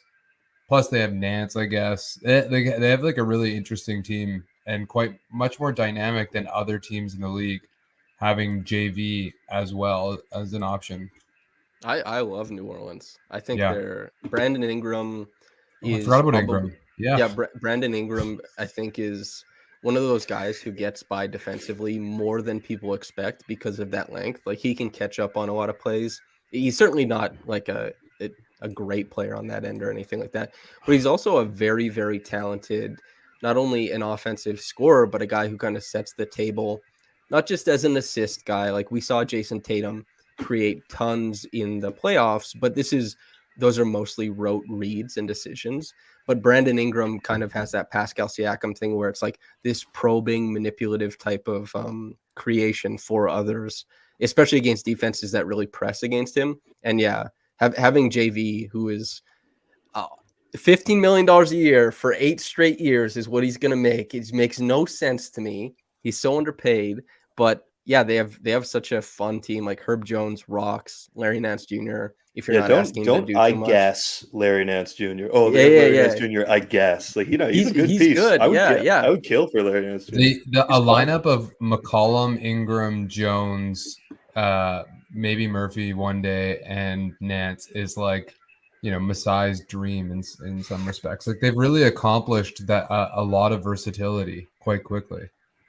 Nance, if he gets to play off, Nance is like a player who compounds a lot of the good things you have going on just by placing him on the floor. He's a wheel greaser. Like there's like handoff game, screening game, like a ton of those little things that when you're looking for the extra edge from that guy to come in and make these lineups work, he just blows them up and you start seeing like these big wins and plus minuses. Like Patrick Patterson, but plays well in the playoffs type of thing, probably. Yeah, with more physicality too. It's like with Gary Payton too. It's like it goes to show you that like the way in which we binarily analyze guys is so off. It's just like these guys maybe in a vacuum aren't exactly a good player in the sense that we evaluate them in the NBA, but like guys like Nance who may be disappointed with other teams, or Gary Payton who disappointed with every team, like really enhance certain aspects of the game, and those aspects of the game are more important to certain teams more than others. And so like I think that's really where the nuance of like understanding your team and your roster, your player development and your roster development, all those things come in. Like I think that's what really differentiates teams. Sacramento, here's looking at you. And makes the NBA interesting in that respect, that you can find these guys that like are utterly useless in one setting, but like really complement teams in another. And Nance in the playoffs this year was a really good example of that. Yep. The missed free throws aside, like I enjoyed Nance's performances a ton. Dyson Daniels, like we haven't really talked about him. He's also slated to be like another guy who helps compound a lot of the things that help. Like he's going to bring quite a bit defensively with length and with compete. And, like screen nav, is he going to be at the point of attack? I'm not super sure, but also you get like a ton of ball skills with some extra size. That to me looks like a super great pick for New Orleans, not only because he fell a little bit and maybe they felt lucky that they were able to grab him there, but also that, it's if everybody wants to play this style where in the middle of the floor you have these guys who can switch and who can handle a little bit and release pressure offensively and apply it on defense, Dyson Daniels definitely fits that. I think that's a really fun pick for them. Yeah, his passing and vision is quite strong, and yeah, exactly that. He complements a guy like Herb Jones so well, who's much more restricted offensively. It's like now they have two guys that complement each other. The amount of guys who are getting drafted high and are projected to be drafted lottery or, like teens that have been comped to Kyle Anderson somewhere. It's like you'd think Kyle Anderson was like the best player in NBA history. Like everyone is getting Kyle Anderson comps. Surely there are other people who are like, like, I guess Evan Turner. Evan Turner was like sort of the early. Yeah. I'm trying to think of other Kyle Anderson style guys. We need to like have like I think there should be a moratorium next year. No Kyle Anderson player comps. That's also we need a new dude. Green is taking over the Zach LaVine comps. Yeah, Green yeah. got the Zach comp, and Zach LaVine was the comp for like 4 years, and now Green is going to be the comp for that archetype. We're so unimaginative, aren't we? Like, we as a species are just like, it's this guy. It's like, this is a human being who plays basketball with like infinite interpretations of space and their own abilities, and we're like, he's this guy, but just a little bit different. In fact, so much so that like when a player develops enough of a personality or a style like Zach LaVine and he becomes too specific, he's just like tossed to the wayside. No longer Zach LaVine. Same exact skill set. It's like he's no longer Zach LaVine. He's Jalen Green. I don't want to hear about like Zach LaVine ever again. He's not generic enough. I can't believe I forgot about Zion Williamson. That's just their team is going to be insane next year if he plays. Yeah, he looked good. Do you see that video of him playing like on the streets? Dude, we've been saying Zion. No, we're not doing it on the streets of New Orleans. Zion but we've already seen. We've seen what he can do. Like he's posting up like a 5'8" white kid. He's just like taking him. He's like eating them for lunch. He's like, let's go. No, but it's in New Orleans. Liz, like that guy's probably 5'8", 350 pounds. No, Zion, you got to give him credit for that. Whether it's in New Orleans or not, I'm not sure. But I think Zion has. You know, he's going to play sooner than later. The guy I mean, we don't need to get into this, but I was just, I did a similar thing, like talking with my brother about the Nets the other day, because I was like, they have none of their picks protected. If Kyrie leaves and then KD leaves, they're absolutely screwed, just like they were with the Boston deal. And I just forgot that they had Ben Simmons, but I was like, you know what? There's a good chance Ben Simmons never plays basketball again. Like I would not be shocked if that happened at all. At this point, you would? It'd be a big deal. Yeah, I'd be shocked. It's been a long time. Yeah, I might be a Ben Simmons believer. I'm a Ben Simmons believer too. Like not as the best player from his draft class. That's Pascal Siakam for what it's worth. But Ben Simmons as like maybe a guy over the next few years to punch up at an All-NBA or All-Star spot. Those are very different, but I think All-Star he could try and get to that point. He's still probably the best defender that Kawhi ever faced in a playoff series. He's still like, you know, if he is given carte blanche to kind of create on the break and to be like a heady cutter and like a flash post-up option in the half court, he'll be around All-Star. Why not? Yeah, no. My thing is just like, is he gonna play? Is he? I don't want to get into like all the nuances of it, but does Ben Simmons? Because like he's made enough money. If he wants to just walk away from the game, he totally could. And like he's done enough things now, not playing in two places to where it's just like maybe he doesn't want to do this. Like this is why I didn't want to bring it up, because it's a shaky conversation to have. All I'm saying is that if Ben Simmons never played basketball again, I for one would not be surprised. That's where I'm at with him. This Brooklyn fiasco is a dream come true for Ben. Like Kyrie fucks off, Kevin bails. It's like all of a sudden this is Ben's team with zero. Play with them, don't you think? Huh? Doesn't he want to play with them? Kyrie and Kevin Durant. I think the pressure is just too much. Like I think they want like I don't know. I think no, but like what Ben's Kyrie... he's always wanted his own team, right? Like he can start from scratch. There's zero pressure. It's like, you know, building from the ground up. Like I think it's kind of a best case scenario for him. I disagree.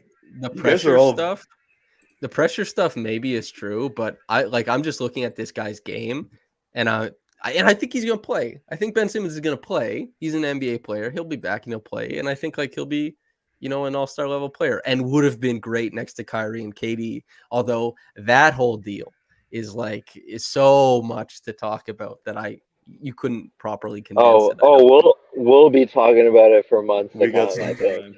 But I will say I would disagree with Aiden. I think it would be a lot better for him to be a complementary player between those guys rather than, okay, this team is yours, the ball's in your hand all game. I don't think after a year off of basketball, that's the way to just, you're like rewarding someone in a way too. And I just think that's like more than he can chew.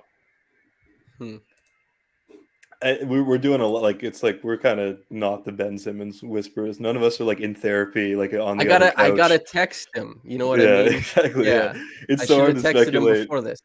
Yeah, it's so hard to speculate. To be fair, I'm sort of of the Woj opinion bomb. like What's most the Woj guys. bomb? Yeah, I was gonna say. Oh, Most guys want to play Jay. with better players. Wow. Wow. Okay. The Wow. Knicks are trading. Okay. So the Knicks will Oh get my multiple God. first rounders. I wonder if they're from this year, and I That wonder if they're is so classic OKC to get Dieng. Yeah. Like, But I mean, they literally are building a team of 6'10" ball handlers. and they're It's looking at incredible. Isaiah Roby and Darius Basley like, will you please develop a jumper? And they're like, I don't want to. I don't want to do it. You We know, just want to be traditional power forwards and centers. Well, they're looking Basley, at, I think they're he- looking at everyone. They're looking at Giddy too. Like they're Yeah. looking at like someone's got to be able to space the floor here, guys. Like someone has to like. I'm sending you to like camp over the summer, and all you're doing is shooting jumpers. You're not even allowed to dribble the basketball. Someone has to shoot. It's going to be rough. Dieng is not a shooter by any means. In fact, like really poor shooter. So we'll see. They're playing the same game of chicken that the Raptors are, except Yeah. without the baseline of defense. And Yeah, they don't exactly. have like Pascal and SGA both like bring out the cape and do superhero shit all the time to get you to like decent level offense. But being like, is anybody gonna shoot a jumper is like kind of their whole deal. And other teams know that too. So yeah, I don't know, man. That is funky team construction. Real funky. he was mocked a little higher, right? Like, or lower, I should say. Like, he wasn't expected to go this high, He right? dropped. He dropped quite a lot. I think Presti like traveled into the future and saw the NBA in 2038, and it's literally just guys on stilts, essentially. Well, But the he's like, Raptors too. Then but the thing is everybody's 6'11". But it's too early in the evolution process. Like humans haven't evolved to the point where they can be 6'11" and do all the things that guards well, you're do. not And, looking in the right places, Aiden. You got to be in France. he's drafted a bunch of flamingos. Like they're all gonna like slip on bananas and run around, and they're jumping the shark. You Yeah. know, you need tangible skills. You do. You can't just like even the Raptors, like a little bit too high on their own supply, throwing away, center stuff, throwing away classically guard stuff, and just saying like, we'll make Delano Banton into like an eighth man just because he fits the scheme, and then that's what it'll become. Maybe Delano gets to that point, but just thinking there's like a hubris to just throwing length out there and thinking it's gonna work. You need ball skills, man. You need shooting, and even Bobby like saying if they can make a shot, great, is kind of like an insane thing to say given the struggles, especially post All-Star break where the Raptors were bottom 3 in makes and percentage, and Gary and Fred both shot sub 30% from 3, and Pascal Siakam looked like he had to like go through wormholes to get to different spots on the floor. Do you want to put these guys through that again? I don't know, man. It's crazy to me. I think also like their OKC is now setting themselves up for a situation where like their best offense is like not run by SGA and Chet because you need those guys spacing the floor, and now it's like it turns into like the like because you need those your two best players to be floor spacers because the only ones who can space the floor, and now it's like the like the Giddy and Dieng show with like a little bit of Poku mix in there. And all of a sudden, like you the ball's out of your best player's hands. I don't know. SGA, that means that like SGA will be in a similar position to OG where they keep, because for the health of their offensive set framework, we have to put you in the corner, man. We can't have guys digging in off the corner. And he's like, but I'm good, give me the ball. And they're like, no. For the health of Josh Giddey or Patrick McCaw, you need to be in the corner, bro. So please, go. That's funny. So Woj is saying they also have the 12th pick. That's not in the trade. So which long boy are they taking next? So what do they give the Jalen Durant?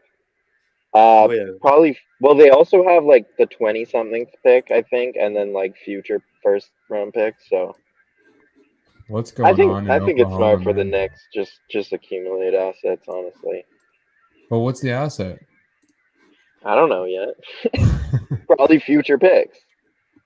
That is kind of funny, like this juggling of picks that OKC has to do because they have so many. They're like, well, let's consolidate for this guy. And I don't know, man. I Jalen guess we'll see how it Williams. works. No.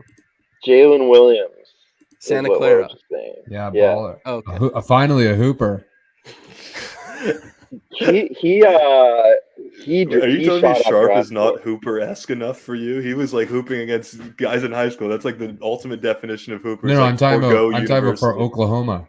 Oh, I understand. Trey Mann is a hooper. Oh yeah, true. And so is True. SGA.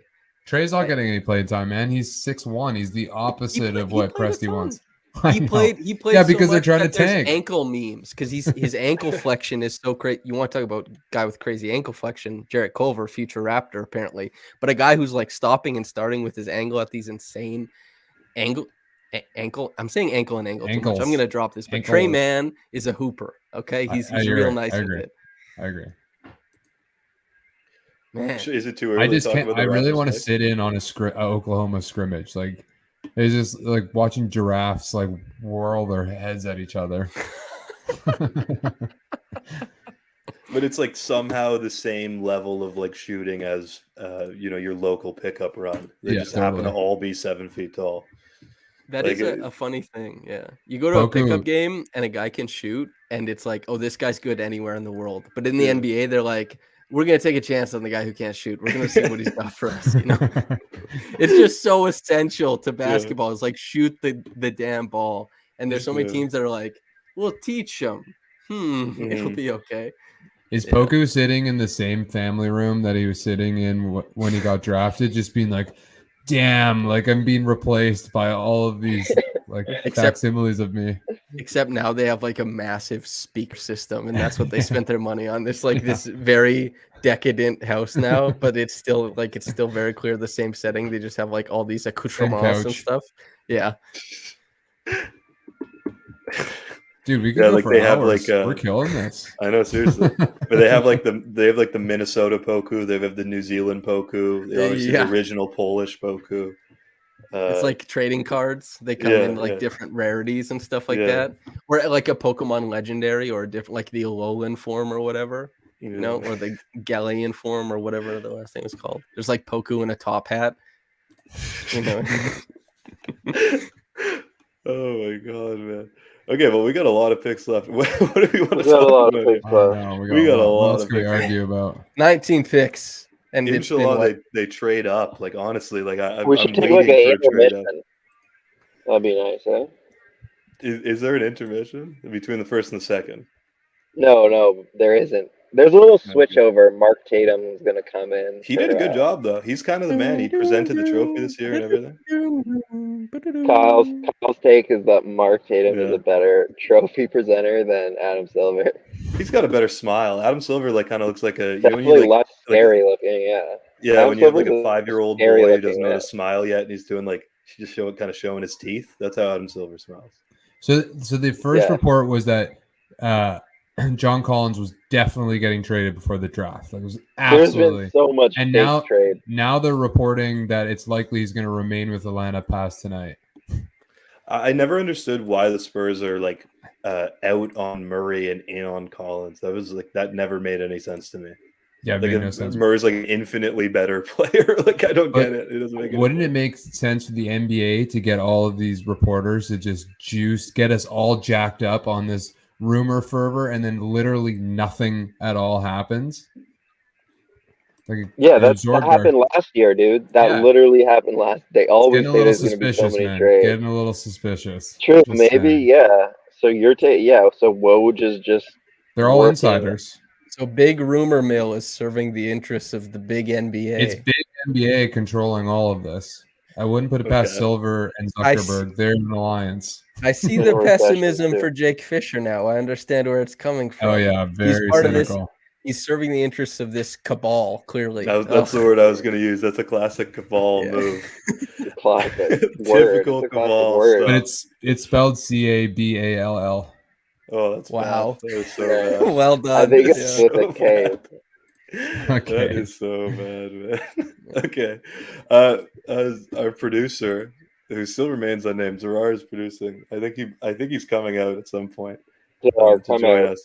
Don't get But the fans he all excited, he man. wants us to speak about Tap the me Raptors out. picks. Zarar, I want you to filter the OG like rumor mill through like Dostoevsky literature. I kind of want to and see what comes out on the other end, like almost like an AI bot would do.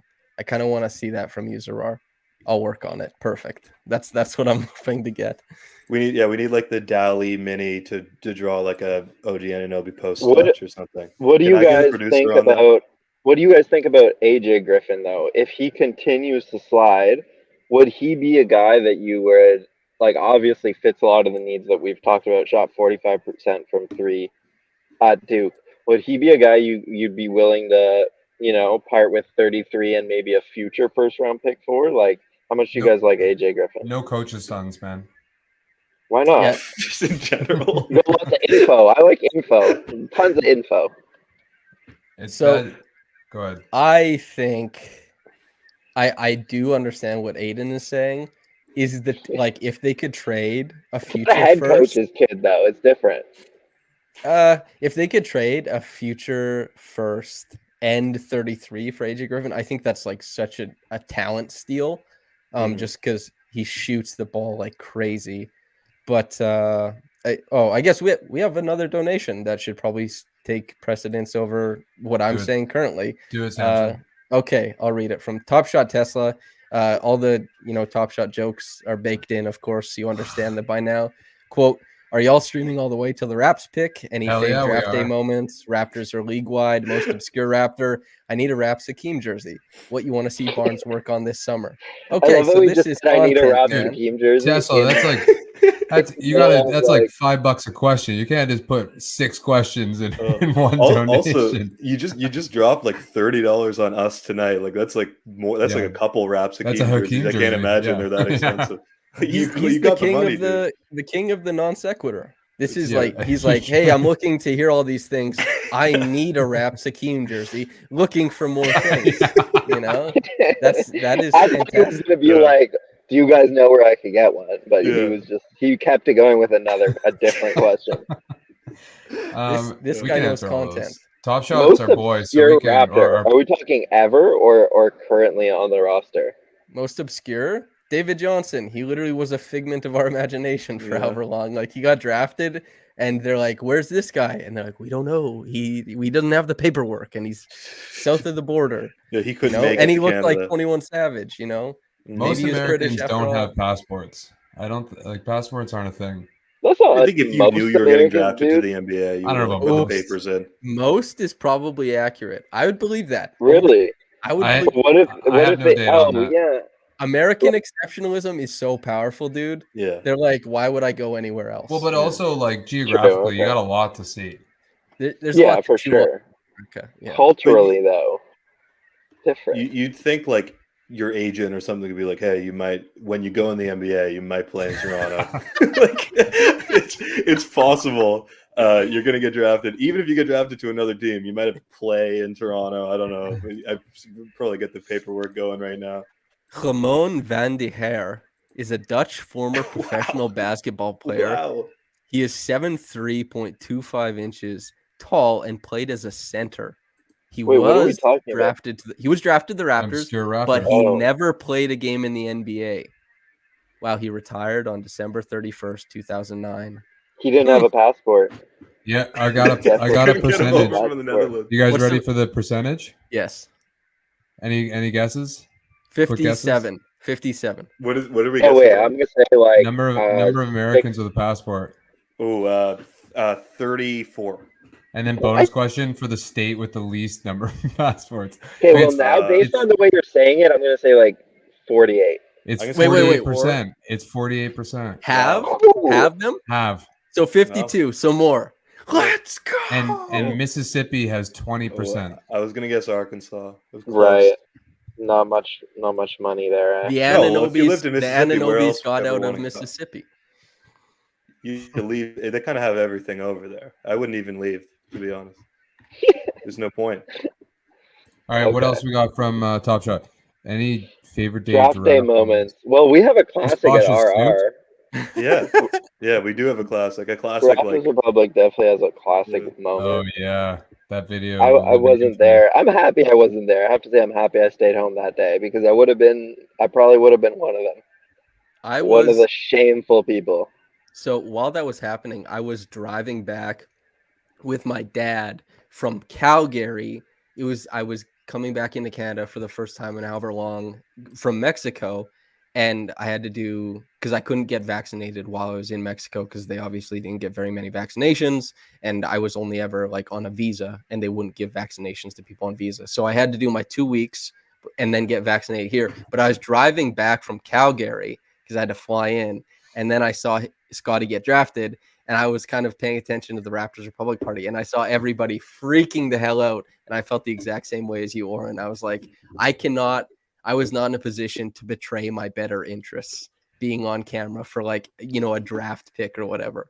So, yeah. Go ahead. No, I think we were on camera, me and Sahal at least, and I'm not sure who I else was there doing too. the show. The three of us were I on joined camera. later. Yeah, no, and the three of us reacted live. yeah, and I'm happy. Like, all I know is that I said, like, I'm disappointed. However, I did say, however, I trust the front office, and I'm not going to pretend like I know better than them. So, at least that was a part of what I said. But if I was here, all you would see was me being like, "Ah, damn it!" Like the initial reaction is the worst part. Dude, This that guy- dude applauding. I was gonna say this guy had the vision. He's a This legend. dude, who's this We guy? actually need to introduce him to Scotty somehow. We We need need that collab. He needs an NFT immediately of him applauding. Like that is just perfect. I've used that meme. Like I have this screenshot of him applauding. I use it all the time. And I think he's actually, somebody commented saying they knew him and they showed it to him, like the video or whatever. So he's aware. I don't know if he's on Twitter or anything like that. But yeah, quite a few of these guys have been on the podcast. Nabil, Key hasn't, but like Trey and those guys have all been on the podcast, and they show their ass there, which is kind of funny. If someone knows that dude, please can we track him down? Like I want to get he deserves a Hakeem jersey. If anyone deserves a Hakeem jersey, I want to know who he's drafting at 33. That's what I want to know. Yeah. He's picking the next league MVP at 33. He's a trust in Masai acolyte though. Like he's like, my vision is your vision. Yeah. He hears I Masai. become that after the Barnes pick. That's exactly what I am. Like whoever gets picked today, I'm just gonna say, yeah, that's the right pick. Zarar, is this you behind the camera, by the way? Yeah. You can hear him chanting. I'm pretty sure. You can hear his voice. I can't remember if it was you posted. I guess you. Agent of Chaos, as always, chanting to people who are booing the pig. He's like, Scotty Barnes. Oh man, the Cavs are gonna get AJ Griffin. So Jalen Duren went to Charlotte, which is he didn't. There's a trade. Oh. There's a trade, but we don't know the details of it because Woj and Shams have competing. What? Why would Woj they not said the Knicks are trading for him, and then Shams said the Pistons are trading for him, or vice versa. So, okay, wait. Why does Charlotte not want Knicks are trading Kemba Walker to Detroit. It's like a perfect fit. It's Charlotte a perfect fit for Charlotte. Yeah, it's like the number one. If you were to be like, he's the roll and cut big. He's the guy you want playing with LaMelo. Like, dude, just hang around the rim. I'm gonna throw something to you. Like, it's gonna come to your way. Just go to Be Great is just in the comments getting really upset that the Raptors didn't trade into the lottery. I guess Raptors getting no one. Just you can't come to the draft expecting that. That has to be like oh wow, like a pleasantly surprised thing. You can't, especially if you don't have the pick, Yeah, no, of course. So is Oklahoma going to be involved in this then? I don't know, man. Litmus looks like Cleveland's might grab a Agbaji. Okay. Yeah, Litmus is a long-term supporter. We got some long-term fans in here. Litmus, Guru, Top Shot of obviously. Hell yeah. All the regulars. Oh, not Abaji. The Pistons are getting Jalen Duren. Oh, and the Cavs just picked Abaji. No, he was that dude. I'm really upset. That is very intriguing. So probably no Ayton. That's really good. So no Ayton to Detroit then, probably. Yeah, right. So Pistons got Duren? Yeah, in a trade. That is Yeah. a super fun young team though. Like Yeah. Wow. we already did the Pistons thing. So if you were around and you heard us talk about that, just add Jalen Duren is really fun. But then who do we think they're clearing cap space for?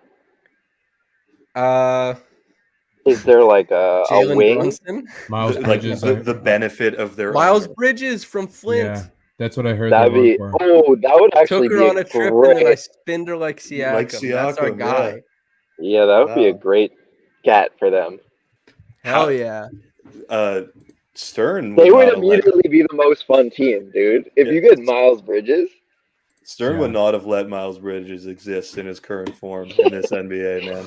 That dude is Dude. doing anything. You don't like Yeah, lemonade? you know what's No, I crazy to love, me? Lemonade, I bro. love lemonade, but I You know I'm they just played curious. that. They played that on the Raptors show. I was listening to the show one day, and they played the song, and I was like, He's "Wait, spinning you like can Siakam. play this on the radio?"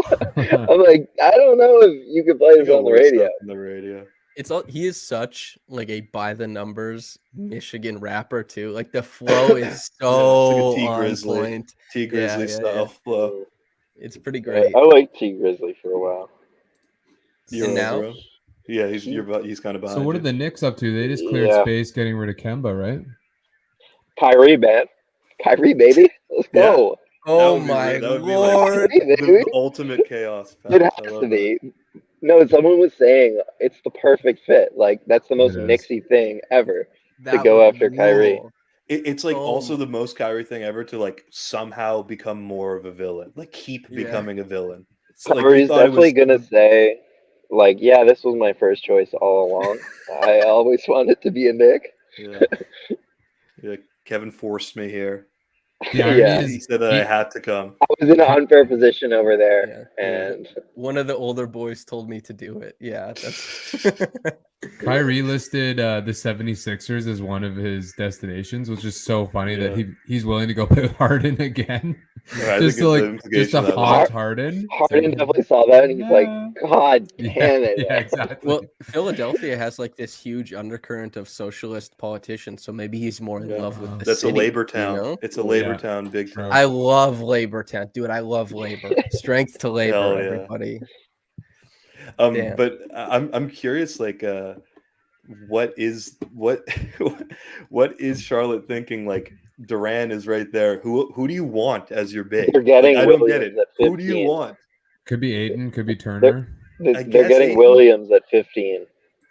That's Was it good. Walker Kessler because he's a cultural fit, not for the team, but for Ooh. South Carolina? Ooh.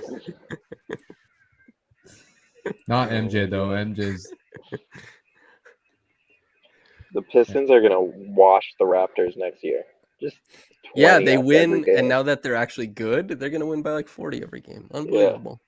Yeah. Yeah. Well, I'm actually that's a very presumptuous. Now that they're actually good, that probably isn't gonna be true. They'll be fun. though. Yeah. So far, which teams have gotten better? I mean, I guess technically every team that's drafted has like added a player, but like which team has like relatively had a good draft and a bad draft? We're this is the last pick of the lottery, or that was the last pick of the lottery. We're officially into like the meat of the draft. Who are we liking so far? I think the Pistons is like a consensus pick from all of us. New Orleans. I like New Orleans picking Dyson Daniels. I think is pretty fun. To me, I think on the other end of the spectrum, I don't really get what's going on in Portland. Like you have Anthony Simons and now Shaden Sharp. Like what's happening? I have no idea what's happening. It doesn't add up. I guess like Hoopers. he was just the best player available, but it's looking weird. Portland. They're gonna pick up Dion Waiters out of free agency. Yeah, They're just gonna yeah. hoop, man. Yeah, get Okay. Malik Monk in there. We're playing a 5-guard lineup. But they have a long line of bringing in that hooper, like who's 2 years away, and developing them and making them the next kind of cornerstone, right? Like first it was Dame, CJ, then Simons, So Sharp's just the next one in line. I guess. Yeah. That pick makes CJ sense for them. CJ was a guy who, but that was mostly because of injuries, though. I guess. But It took a little while. Simons is a really good. Yeah, that's a good comparison as far as Right. timeline for And Sharp. Dame yeah. took 2 years, right? Or like in his second He year, was popping. he was pretty good from the jump, I think. It But he doesn't really had make Aldridge sense, right away though. too. But I feel like they just haven't picked a direction though, because they got Grant, they got Dame, and then they just took like the biggest project in the draft. Yeah, right? I don't like what Portland is doing.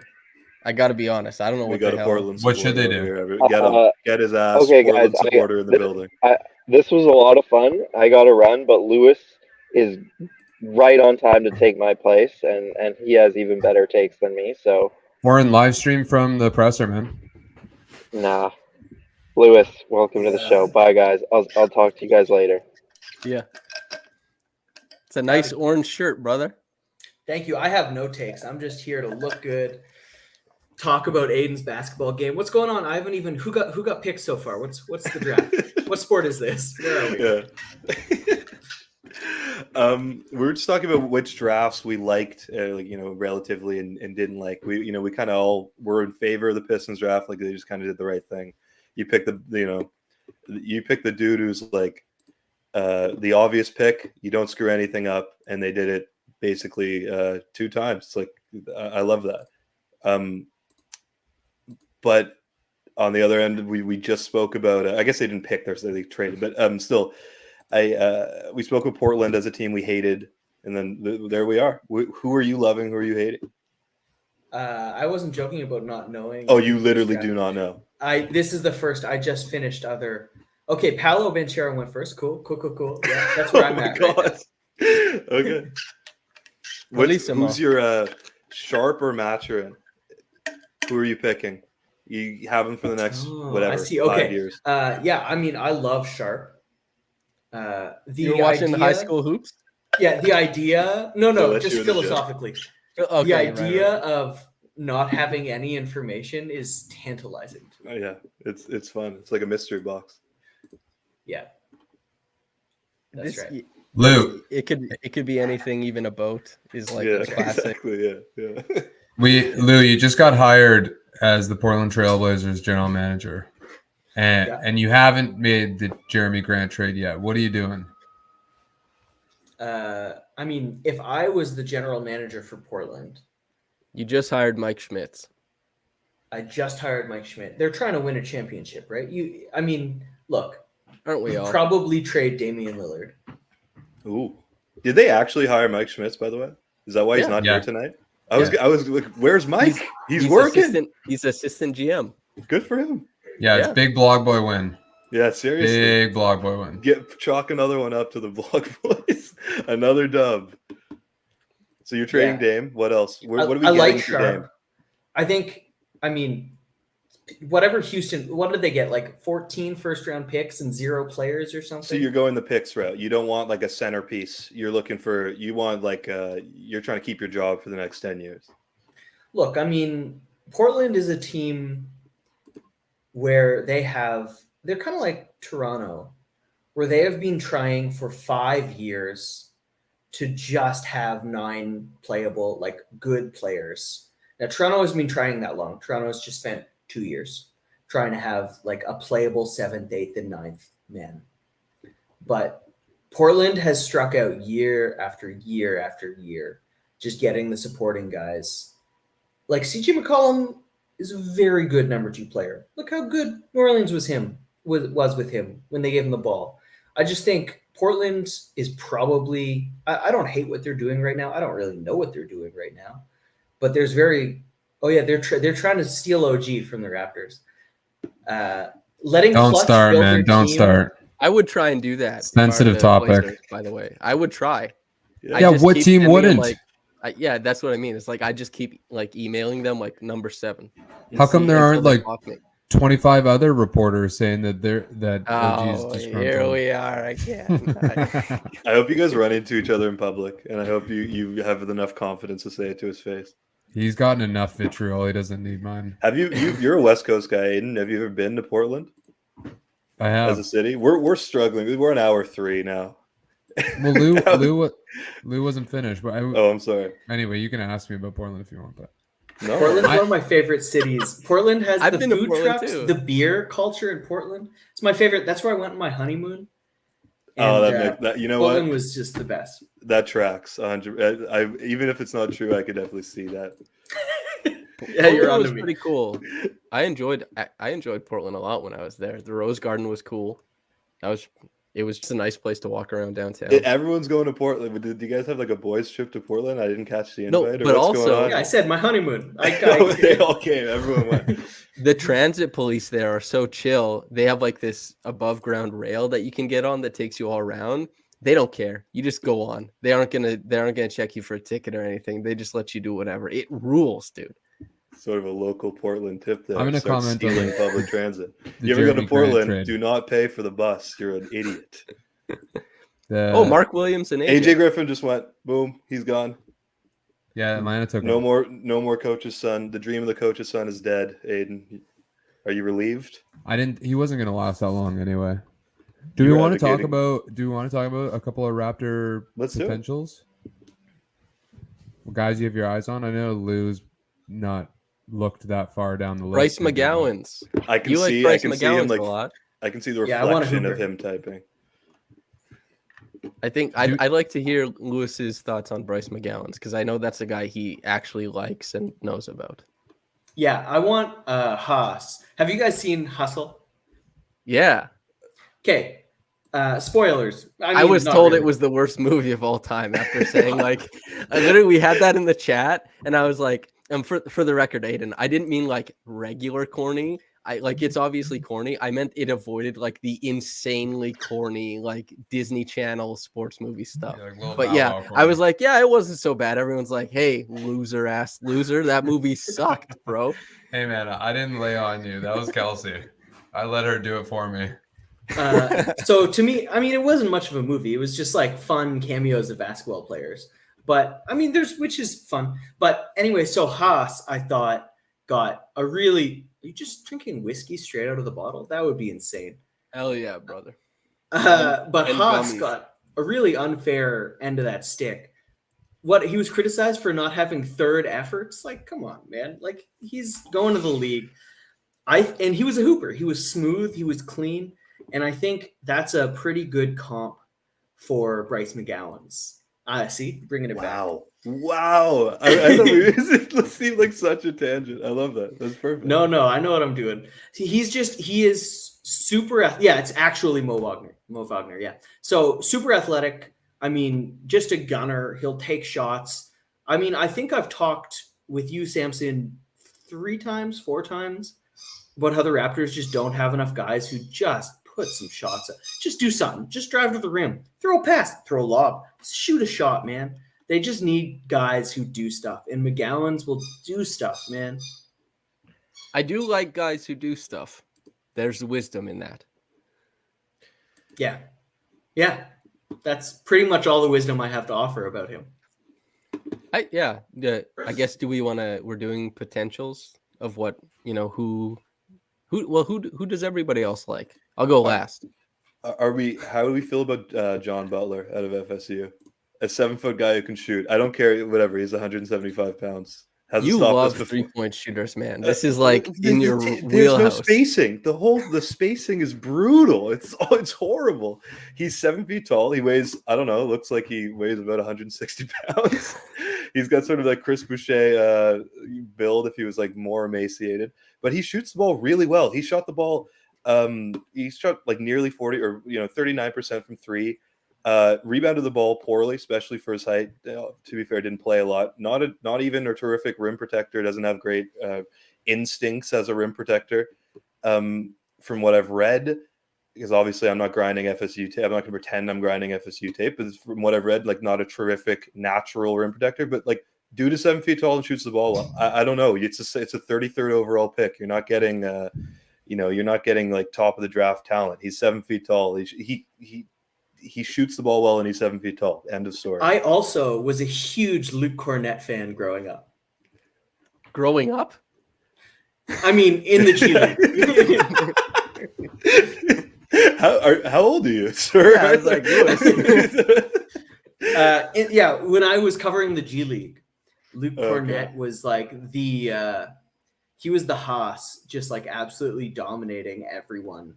He was so good for like a year and a half, just standing in the way of the 905 in the playoffs, swatting everything. Luke Cornett, really good in the G League. That's what I have to say about John Butler. No, I was gonna say this is like it's shooting for the stars at its most extreme. But again, it's a 33rd overall pick. I don't know. Are you gonna get a contributor? Is that what you want? Don't like you want to. Is that the route that you guys would rather take? You want a dude who's gonna come in and instantly contribute? Samson, is that what you're looking for? Because to me, it's like we're here to take chances.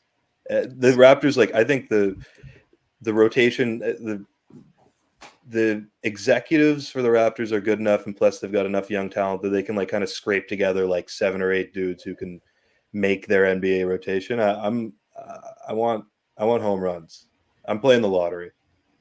I think that's so. When I went on the Raptors show with Blake to talk about it, the 3 people I gave, I took a peek at the comment section. People did not like my suggestions, which I think is fair. And I will never pretend to be a draft guy. Any of us who cover the Raptors, you guys, you can't be like a draft Lewis is at every game.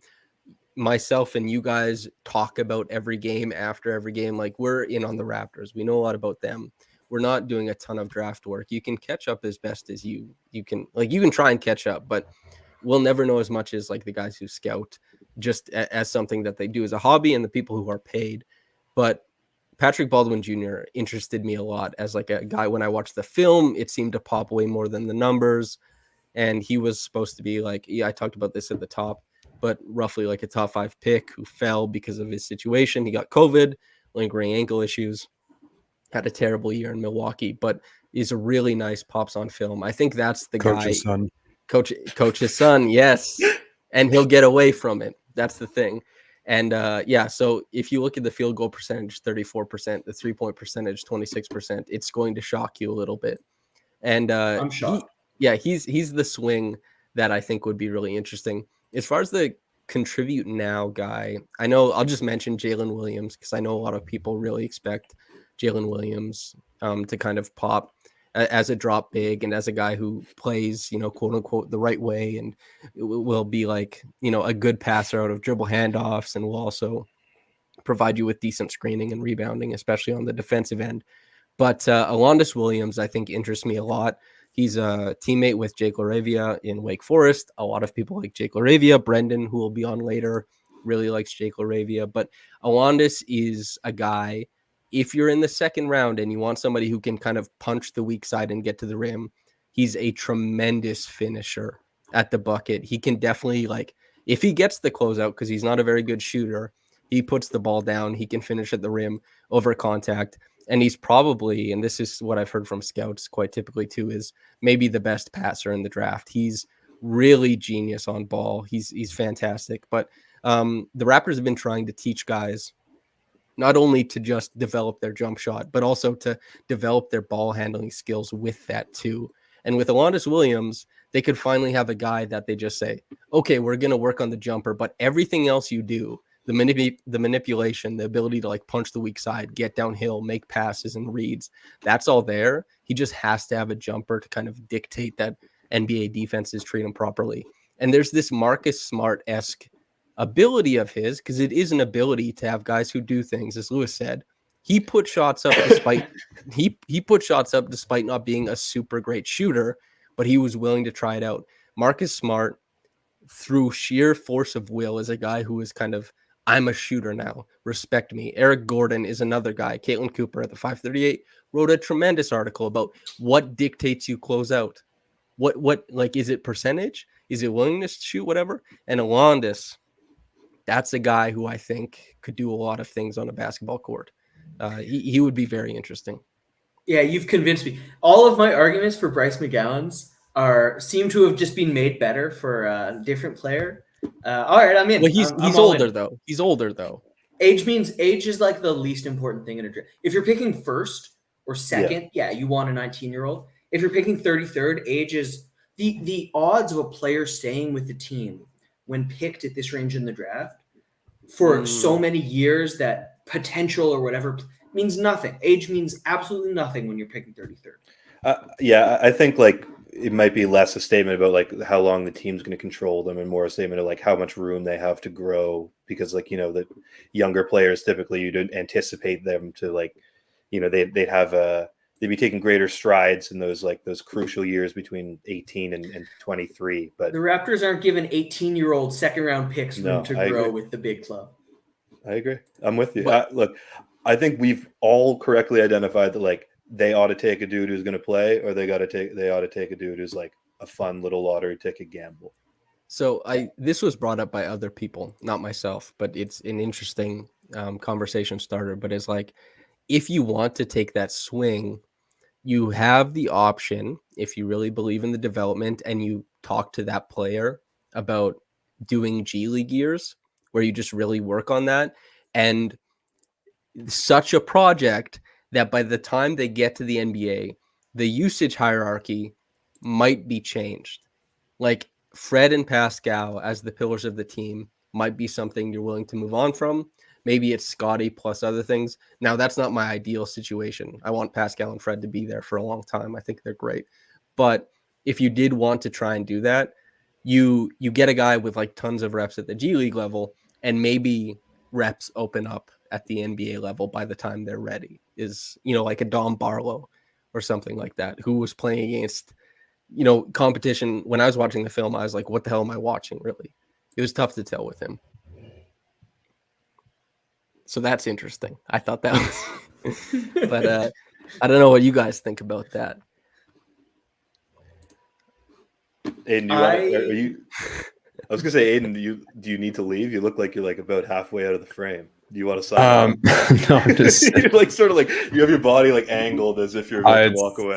I'm in a haphazard situation, is all. I have no thoughts on the matter. I was kind of tuning in and out because of my technical difficulties. So you guys continue. You guys seen The Big Lebowski? Of course. The sheriff where the dude's like, I'm sorry, I wasn't listening. He throws the coffee mug at him. I will say though that I also had my eye on Patrick Baldwin. I'm a believer of this, like when we talked about it a little bit earlier, of these like these pedigree guys that like they obviously there's a reason for their abilities and their skill sets, and like there are always extenuating circumstances for lack of performance.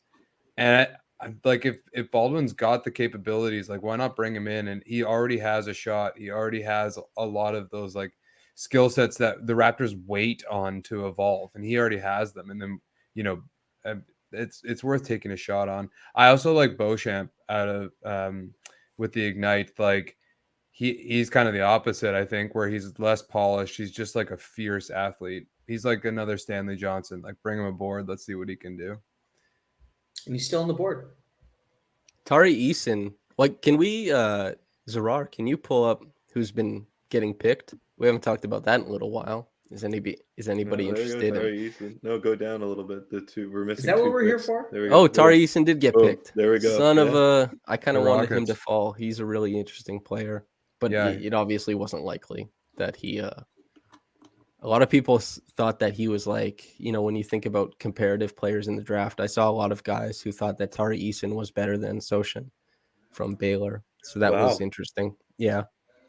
Mind you, these guys are crazy. You don't even want to know about them. What they are they from Louisiana? They're playing basketball against Zion.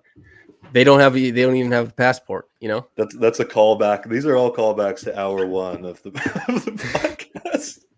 We're now in hour 3. Someone's going to listen to this the next day. At least one person's going to listen to this in its entirety the next day, and they're going to really enjoy all of this. Lewis and I did the like nearly 3-hour season review podcast. It was like 2.5 hours with Francis Adu, who was a newly available in the public domain scout. And people listened to the end because I put little Easter eggs. So people will definitely listen to the end for this. They have tons of lore to catch up on. I think we got a good amount of viewers for like a for the type of content this is. We're barely speaking of the draft at all. We appreciate all of you guys being in here. We have I have like 2 months of pent up like rage and opinions and all kinds of stuff coming. Boys, I gotta go. I'm gonna hopefully try and jump back on around the time of the pick. I'm going to be talking about your left hand the entire time after you go, by the way. My left hand. But he missed so many left-handed layups when I played my with him. God. It was out of control. Aiden, can you it give hurt the me. fade-in speech to Jake Fisher before you go? Like, you shall have peace when you answer for the burning of the Westfold and the children who lay dead there. Like, I forgive you, Jake Fisher. It's okay, man. But like, you know, I don't know. No, I forgive you. That's it. I forgive you. Moving on. OG is gonna be a Raptor. It's all gonna be okay. I'll see you guys. He's definitely a Raptor. I see it. He's definitely a Raptor. I mean, for the remainder of tonight, he's almost certainly a Raptor because I can't see them like trading him at the party would be so funny. Yeah, like I don't want that to happen, but trading him while he's at the party, moment. Like Masai is looking him across the room dead in the eye while he says, like, "Yep, pull the trigger." You know, you want to go out for a smoke or something? I got like a vape. We can go outside real quick. OG, have a quick conversation. Well, he's at the party. Yeah, OG's at the draft party, like with the Raptors. I guess gaggle brass. Brass. See, this is how not caught up I am at the moment. Who's all at the party? Who's turning up for Toronto? Oren. I don't know. They only commented on OG because it's of note because there's trade rumors going around. So the one guy was like, "Hey, OG's at the party, by the way," and he's smiling. They added that because you can't be traded if you smile a lot, which is like a nice touch. I think that's he's true. having a great time though. That's I mean, it's good to know he's having a good DeMar time. DeRozan in a cinema somewhere in LA, smiling big as hell. Nice. I love the cinema. Surely nothing. Surely nothing will happen. We'll talk more specifically about like which players the Raptors should be targeting because it's kind of coming into shape right now. Like we're getting to the point where like if you have a list of 10, you're guaranteed one of them. But until then, pick 20 is coming up. 20 is coming. Like the pick this I was going to say. Until then, we ought to talk about the Thad Young trade and specifically like this was where the Raptors were picking this little range here. How are we feeling? I guess like if you're at home, like take note of the players being picked in this range. Write it down. Maybe like follow them on Instagram. See what they're up to, and we'll check in 3 years. But are any of these guys instant contributors? Maybe guys who could like step in right now and perform the same as Thad Young did? Probably not, but like perform well. What do you think? Okay, Lewis I know is like we Thad probably Young are believer. on opposite. I like Thad Young a lot too, but the opportunity cost, etc. I was a lot less big on the trade. I'll be right back though. I'm gonna mute myself. I'm gonna pop out. Sure. But I will have the discussion about like the trade, the opportunity cost, and like whether they should have done it. Is maybe if you guys do want to talk. We'll about table that? it. No, we can table it. We can table it until you're back if you've got a strong opinion. I feel like we're on the same side. Plus, Lou, you can have some like time to prepare. You can take some notes. Did Jake Laravia just get picked? Yep, there he goes. There you go. Oh my God, he's the Thad pick, right? Yep. No, that's 19. Okay. No, he went 19, not 20. Oh, he went 19. He went 19. Okay, because I was gonna say a lot of the guys like either who are doing NBA scouting or like private scouting loved Laravia. Yeah, but they all just look at the advanced stats database. No, they don't, dude. I know. I'm just saying he just has great advanced stats. That's the only point I'm trying to make here. Listen, man, he's got great film too. Okay, he pops. Get out of here so I can talk about Thad Young. Yeah. Okay, I'll see it. Lay it on me. So let's I think perhaps we'll just pretend as if because I think we both know where Samson stands. We'll give you the floor. You give 5 minutes or so, or maybe less. I don't defend have the Thad Young trade. I don't have the. He did win a playoff game for them. He had a great playoff game. Yep, he did. I don't have the exact information with me right now. I read a Seth Partnow piece a while ago. I believe the expected contributions between pick 20 and pick 33 is more or less equal. Mm-hmm.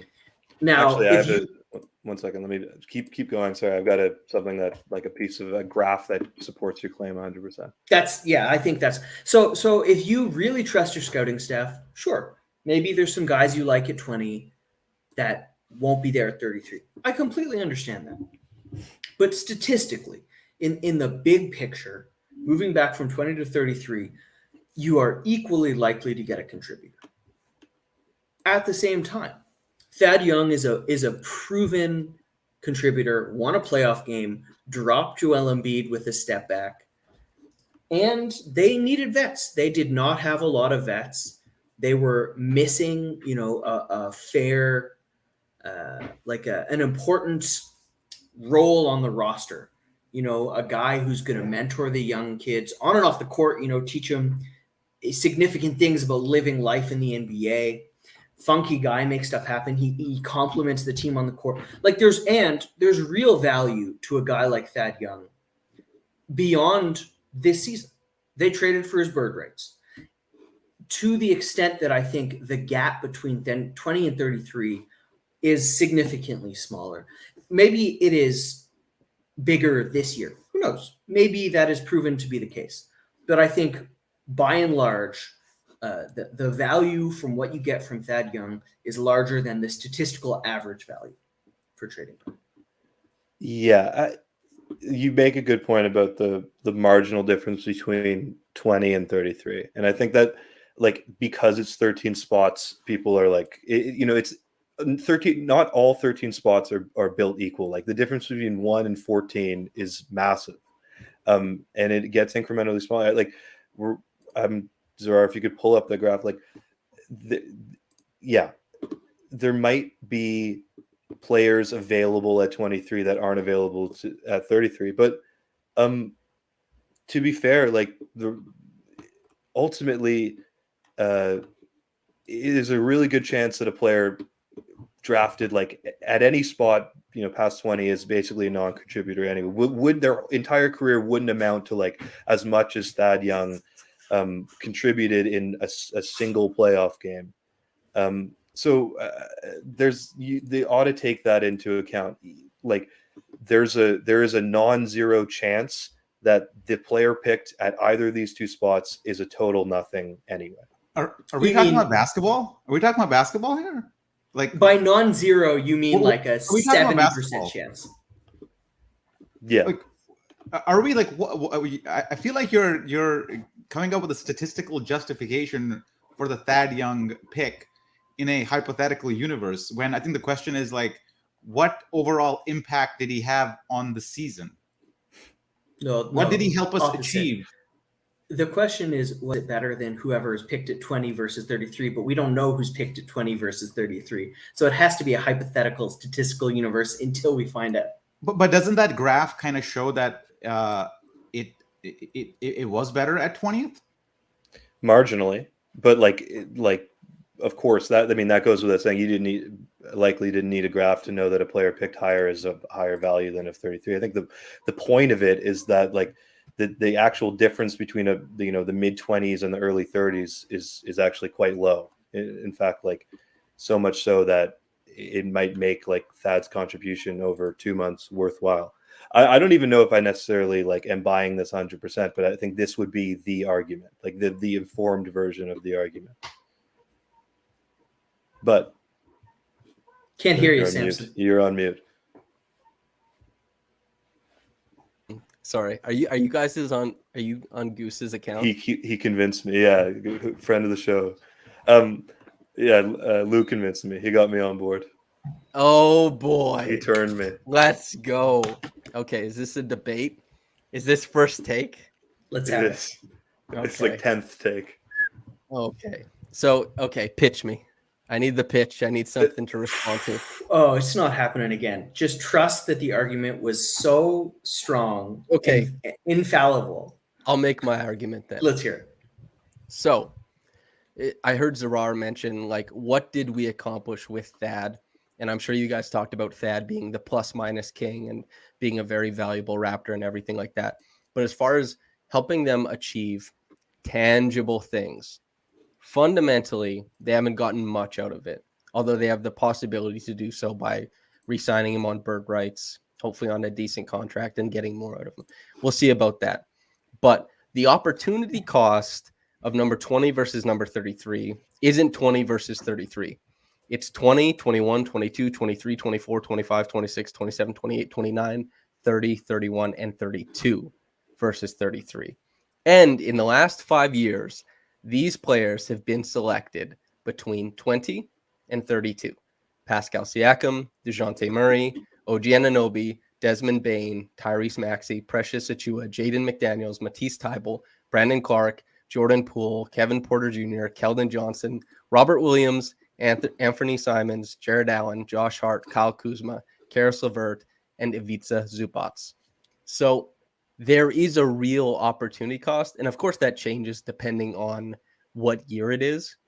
But it means that the Raptors took away 12, 13 possible players from who they could have selected, and they just don't get a chance anymore. And there's a reasonable expectation, given who the Raptors like, that they could have picked somebody who will have a very sizable output with the Raptors. But that's no longer something that's going to happen. Yeah, I think even more than that, like if you're to just equate it to wins, like how many wins did Thad Young contribute? I mean, there are metrics. Oh, money ball. What is the difference? No, but what is the difference between wins and like 27 to or 20 to 33? Like that is a substantially more amount. So even by the metric of our own argument and that graph, we're kind of losing, unfortunately. Strong, fair case. But also, like, I thought Thad was good, and like this is the exercise to discuss it. But I think they unequivocally overpaid for Thad, given what other guys got traded for, etc. They overpaid, but the bet is made, and Thad was good. So, and we have the pick, by the way. 33, you mean? 20. We have the Thad pick. Oh, Malachi Branham. Branham. But this is a good way. We should introduce. We have got a new guest. Yes, yeah. Hi, everybody. How are you? Brendan's here with us, the actual expert. Can you tell us about Malachi Branham? Well, this is a great way to introduce, because this is Thad Young. This is a Thad Young alternative, official Thad Young alternative. What do you guys know about Hoopers? Lewis knows all about Hoopers. This is gonna hurt my heart. Don't tell me he's a hooper. Oh, please. A hooper. Oh my God, he's a hooper. Yeah, really, that's all you can say about him. He's a pretty great scorer, 6'5". His defense is nothing to write home about, but he would have been pretty good if the Raptors wanted to add a scorer at that pick. I'll say that much. Oh, that hurts. But also, Jalen Harris. Let me yeah, if Jalen Harris was good at basketball. Anyway, if you want to be intellectually dishonest, and many people will be into the future, the Thad pick isn't 20 versus 33. It's everybody selected between 20 and 33. Yeah, we don't know. And then if any of them pop off, you do the revisionist history and you say, we could have had this guy. That's what you do. My number one guy was taken just before 20 anyway, so I can't get too mad. I still have guys on the board, but LaRavia was my guy, and Memphis snagged him at 20 because Memphis is awesome. So I have a question. Lewis suggested that anybody who likes LaRavia just likes advanced stats. Is that where you're coming from? You're a nerd. Lou said you're a nerd. Yeah, he called you a geek, dude. He said you're a geek. I am. I think LaRavia is also just really good at basketball because he does everything well. But the nerds do like him. Oh, that's true. Can I ask, like, as someone who's unfamiliar with LaRavia, like, is this because his athletic metrics are really high, or is it a combination of athletic metrics and shooting? What is specifically contributing to, like, why he's this analytics darling? Like I said, he does everything well. So you have a guy who kind of fits in that Kyle Anderson, Franz Wagner role of a forward who can play make for you. His shot, I think, is going to project pretty well, even though it was pretty low volume at Wake Forest. He can his people rag on his athleticism, but he's still a plus defender just because he's an elite team defender for one, and he manages to stay in front of his man, forwards at least. Guards are probably going to give him trouble at the next level, but in terms of putting him in like a switching system, I think he's going to do just fine. Especially in Memphis, he's playing beside Jackson in the front court from time to time. I think that's going to work pretty well for him as well. Like I said, Kyle Anderson actually comes to mind a lot just because he's like a slower playmaking forward, do it all. Haas. What's that? You're talking about hustle. He's Haas. Yeah, he hustles hard, but Samson and I were talking earlier about like there is like an epidemic, a Kyle Anderson comp epidemic. It seems like every single dude who's like not terrifically athletic and kind of play making like weird tight spaces is like of a certain height is Kyle Anderson. I think I'm putting a moratorium on Kyle Anderson for at least the next 15 minutes. No, I don't want to hear the mention of his name for another 15 minutes. Do you guys not remember when every comp was Pascal Siakam? Yeah. That was like 2-year stretch. He still gets. We talked about this. It's like, only so many names can occupy the think the tank. Imagination. Like the collective consciousness. Imagination can only handle so much. Exactly. Like Zach LaVine was who Jalen Green got comped to, and now he's absorbed the Zach LaVine archetype, and every guy like that will now be comped to Jalen Green for the foreseeable future. Like we're only able to do so many at a time. But I know that Brendan has watched, so I know like it's an honest, earnest. Yeah. I'll put it out there that I don't like doing player comps because 9 times out of 10 they're bullshit. But yes, it's for to generalize what Laravia's play style is like. He is like a playmate. He's a point forward who can do a lot of everything, kind of like Kyle Anderson, kind of like Franz Wagner, just like those guys. Yeah, comps work as like introductions, but if you actually want to discuss what a player does, a comp will get you quite literally nowhere. Yeah, it's pointless. It's an introduction. Yeah, absolutely. And again, like first of all, it's not to disparage your abilities, and even more than that, it's not to disparage Kyle Anderson's abilities. I'm a Kyle Anderson fan. I'm like a sucker for a good high-low pass. I'm a sucker for a little like he's great. It's just like surely not everyone can be him. Yeah. Should we talk about the Raptors' potential pick? We're getting close. It only took 3 hours. Another guy. It's time to talk Raptors. Another guy from my top 5 that I would have liked to see at 33, Christian Brown, just went off the board. That would have been a cool pick. Tell me about him. Super athletic, very good defensive 2-3. He was on the championship team at Kansas. Him and Ochai Agbaji were quite the lethal duo. I think he's going to be, where's he going, Denver? Denver. That's a nice so pick. I like him. Yeah, they need some wings, and his defensive ability, his athleticism is going to be awesome. Just imagining him catching lobs from Jokic, that's going to be really fun to watch. That's that's really interesting.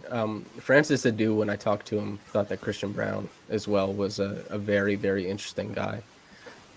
We talked about Alondas Williams. We talked, I guess, about like Patrick Baldwin Jr.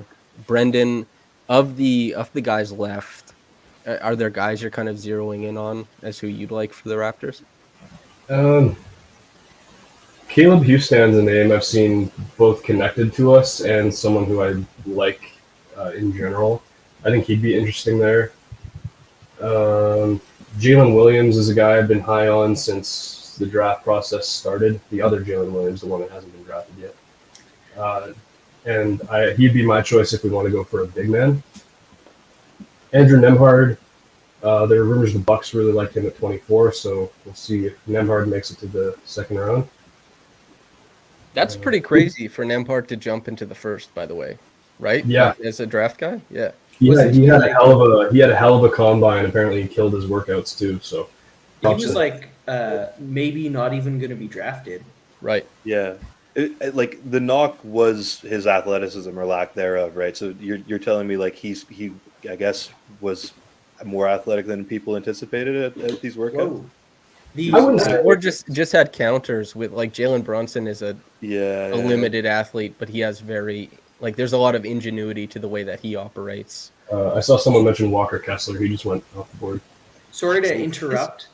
A guy who I really, really wanted the Raptors to try to swing something for, DeAnthony Melton just got traded for Wow. the Sixers pick. Oh, That's all it took. is it Melton to the Sixers for 23 and Tybalt? It just says Melton for 23. They gotta says match Woj. salary. No, Straight up is pretty crazy. Melton is seems like a Good. steal. Yeah, that's like he Melton is is good Yeah. at basketball. Holy smokes. can he do things? For He David Like does- sort Brown. of he does a Lou things. type player. He does things. Yeah, he does things. Oh man. No, that's not a me player. That's a player that the Raptors need. A me type player is a guy who does nothing, just stands Just sort of around. hangs out. Okay, I like that. He Yeah, like throws loiters. behind the head passes in the post. But the you know? Raptors have way too many of those guys. Man, Melton for 23. Yeah. Wow, I think I that's get- a great trade. Wait, Samson, for your 33 is 20 plus 21 plus 20. Sorry, just all the way up. Does that include DeAnthony Melton? I was now? gonna say, can we throw Melton in that calculation? Well, that's tougher because you don't get the pick and also the 33 mixed in, but I guess technically, yeah. I literally that popped in my head, Lewis, but I didn't want to relitigate it again because that is good and I don't want to like do the whole thing again. But that's a good trade. I like that for Philly a lot. I love that It's- for Philly. Yeah, I get he's getting forced out in Memphis. There's just too many guys there, but like you'd think they'd be able to get better value. Maybe they really like someone at 23. You're telling Maybe me they we could love have traded someone. for Anthony Melton? Is that going to be the new debate? Yeah, I mean, Well, I love Thad Young. Melton is. Melton is better than Thad, I think. Yeah, straight up. That's Straight, like, Thad might be a better like seamless fit for the Raptors, especially some of their more funky lineups. But Melton would provide a lot for the Raptors. I know that goes against the everybody's 6'9" propaganda that we Lie pump on about it. occasion, but you want talent. You want guys who are able to do things. You know how many of the Raptors 6'9" guys are actually 6'7"? yeah, I've been, All I've of been them. on this for Scotty a Barnes while, is the but- only guy who is. Yeah, And he's 6'11". Yeah, he's 7'3" now. He's the unicorn that Kristaps Porzingis was promised to be. You just add up all the heights in between what he is, and he's 6'7" plus 6'8" plus 6'9" plus 6'10".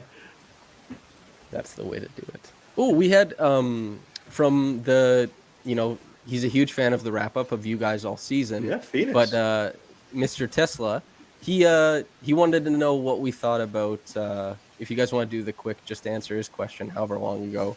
What do you want Scotty Barnes working on in the summer? And he did donate, so I feel like we do owe him that. No, Does we anybody owe. have any wants for Scotty in the summer? Lewis. I'm writing that piece right now, like with a developmental wish list. Okay, for me- undercut it all by saying it right now. yeah, yeah, you should just spoil it. Don't On-ball bother defense. reading it. Don't bother reading it. He's telling you right now. On I ball think defense. Yeah, I think the shooting is like he's in the program. It'll come or it won't. The off-ball defense improved dramatically over this season to the extent that he was actually a huge plus in the Philly series. I think on ball he got blown by still a fair amount, especially for how twitchy his hips are, how long he is. He really I remember back in the day the discussion of DeMar DeRozan. It's like he's so athletic, he should be able to play defense. Just like he can jump high. Whereas Scotty Barnes, his athleticism actually should translate really well to on-ball defense with his hips, his rapid processing speed, and he often would choose bad lines and not beat the guy to the spot that he's trying to beat them to, just mistakes that really shouldn't get made, and physical mistakes that have no explanation because he should be just within 3 or 4 years of a par, give or take a lot, with OG Anunoby and Pascal Siakam. They should be, comparable archetypal defenders. And I think on-ball defense is the thing that will really, really unlock a lot of what Barnes can become. I think he approaches on-ball defense from the wrong position, honestly. Yeah. I really think he does.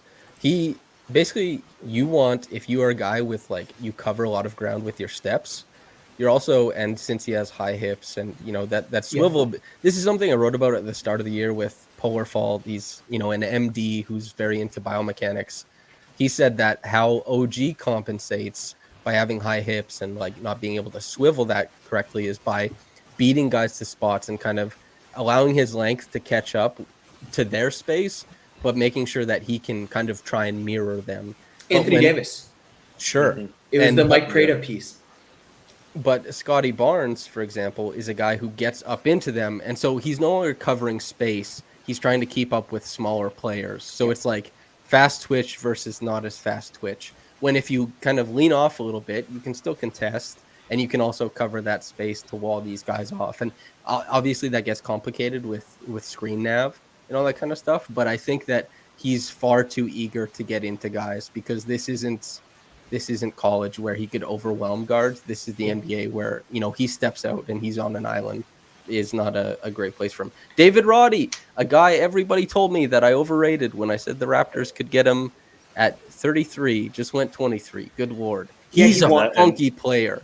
And that's he wants what they to be Pascal Siakam digging into guys where he needs to be OG.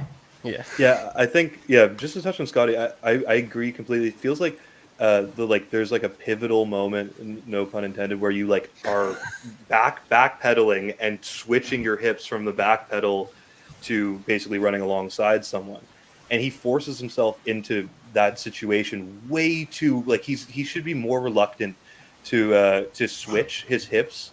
He should be getting out of situations in which he's forced to switch his hips on the move, whereas he seems to be like embracing the challenge of like getting up into a guy and like, oh, I can switch my hips quicker than you. I can take like, this lateral step that I take while I switch my hips. I can beat you to the spot here. It's like you have really long arms. I think you should ultimately like he should be using his arms and his legs to close space and not necessarily like get so close on guys and try to close space like on the back end in recovery by trying to like beat them to the rim, like try to beat them to their spots as a jump shooter.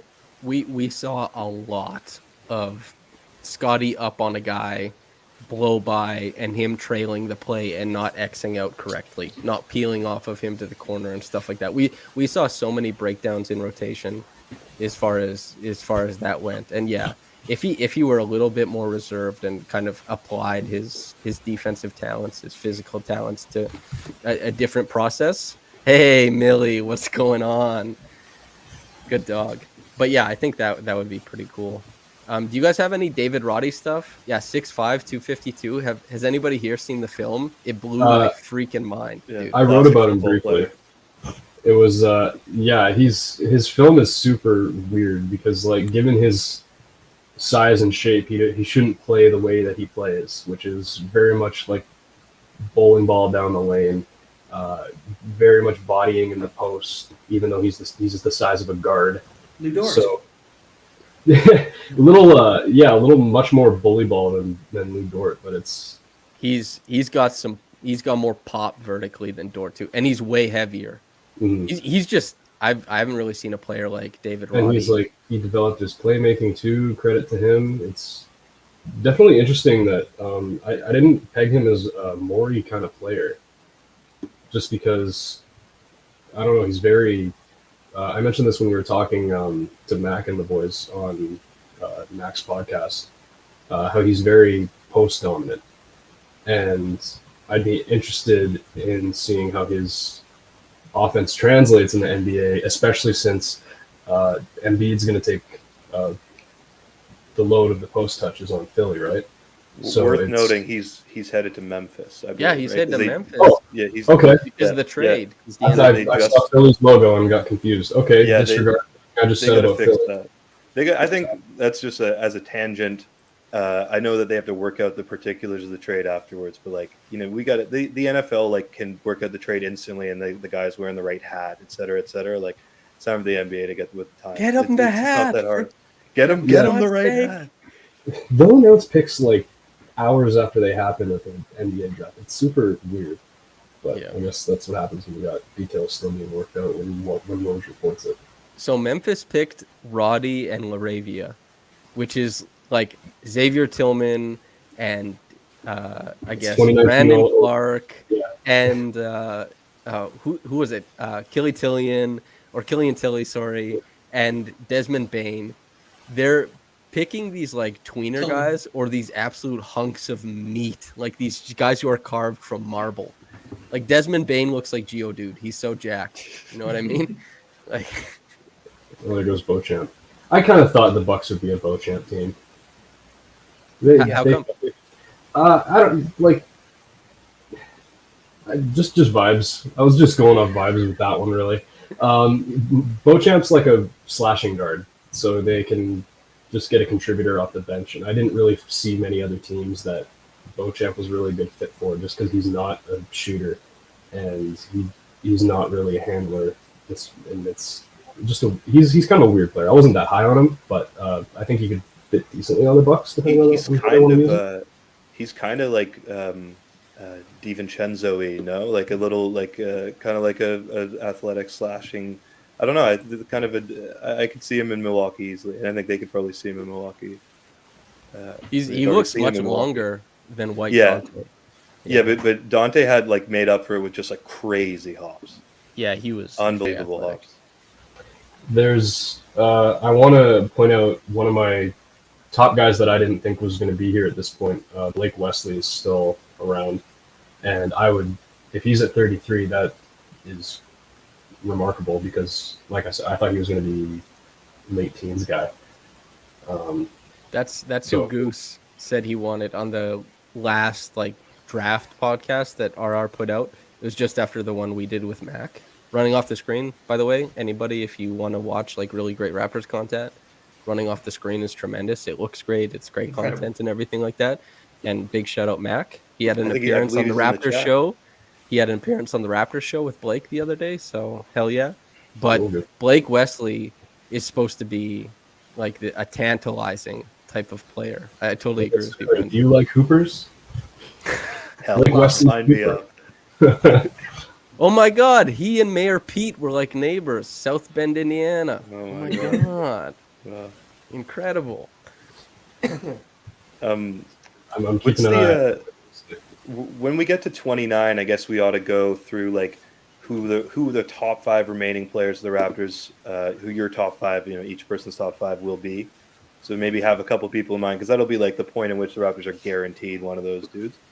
But Brendan, while you're here, like you said, you have one guy on your top 5 remaining that you had sort of like in the 33 neighborhood. Yeah, I had so my top 5 coming into tonight that I thought were realistic were Laravia, Jalen Williams, Andrew Nembhard, Christian Brown, and Caleb Houston. So it's Nembhard then. Yeah, I mean, I think Laravia is the only one gone from there. Oh, and Brown. Laravia and Brown are gone. So I have 3 guys in my top 5 left. 4 if we're counting Wesley, because he very well still could go in the next 20 minutes or so. But throw Wesley on that list if you want to, because he would be number 2 behind Laravia if I were to redo it. San Antonio's picked him. Never mind. Boom, gone. Oh, so they picked Wesley? Quick. They have Wesley and Branham. San Antonio is just becoming Hooper City. Wow, so Wesley and Vassell, I think, is really interesting. Maybe, Lonnie Walker just became more available? Question mark for MLE. Lonnie is my guy. That would be an interesting guy for the Raptors to pick up in free agency. That would be kind of fun and cool. I don't know if they can afford him with MLE, but yeah, that's.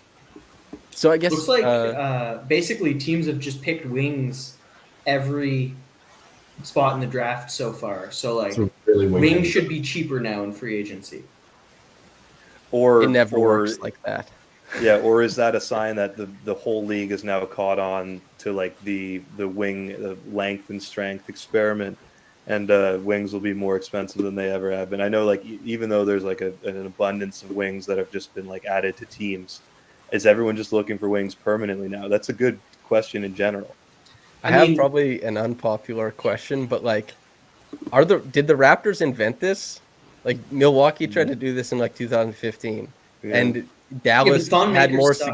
And Dallas had more success doing this like in the playoffs. And Boston has 2 centers, but they also like in the middle of the court. You're super long and tenacious. Boston We could go Sorry, back go ahead. forever and say like the Heat had Shane Battier playing the 4, and that was like the beginning of like, we can keep going back to the end of time. I do think that like in the modern context, like the last 5 years, it has really been the Raptors.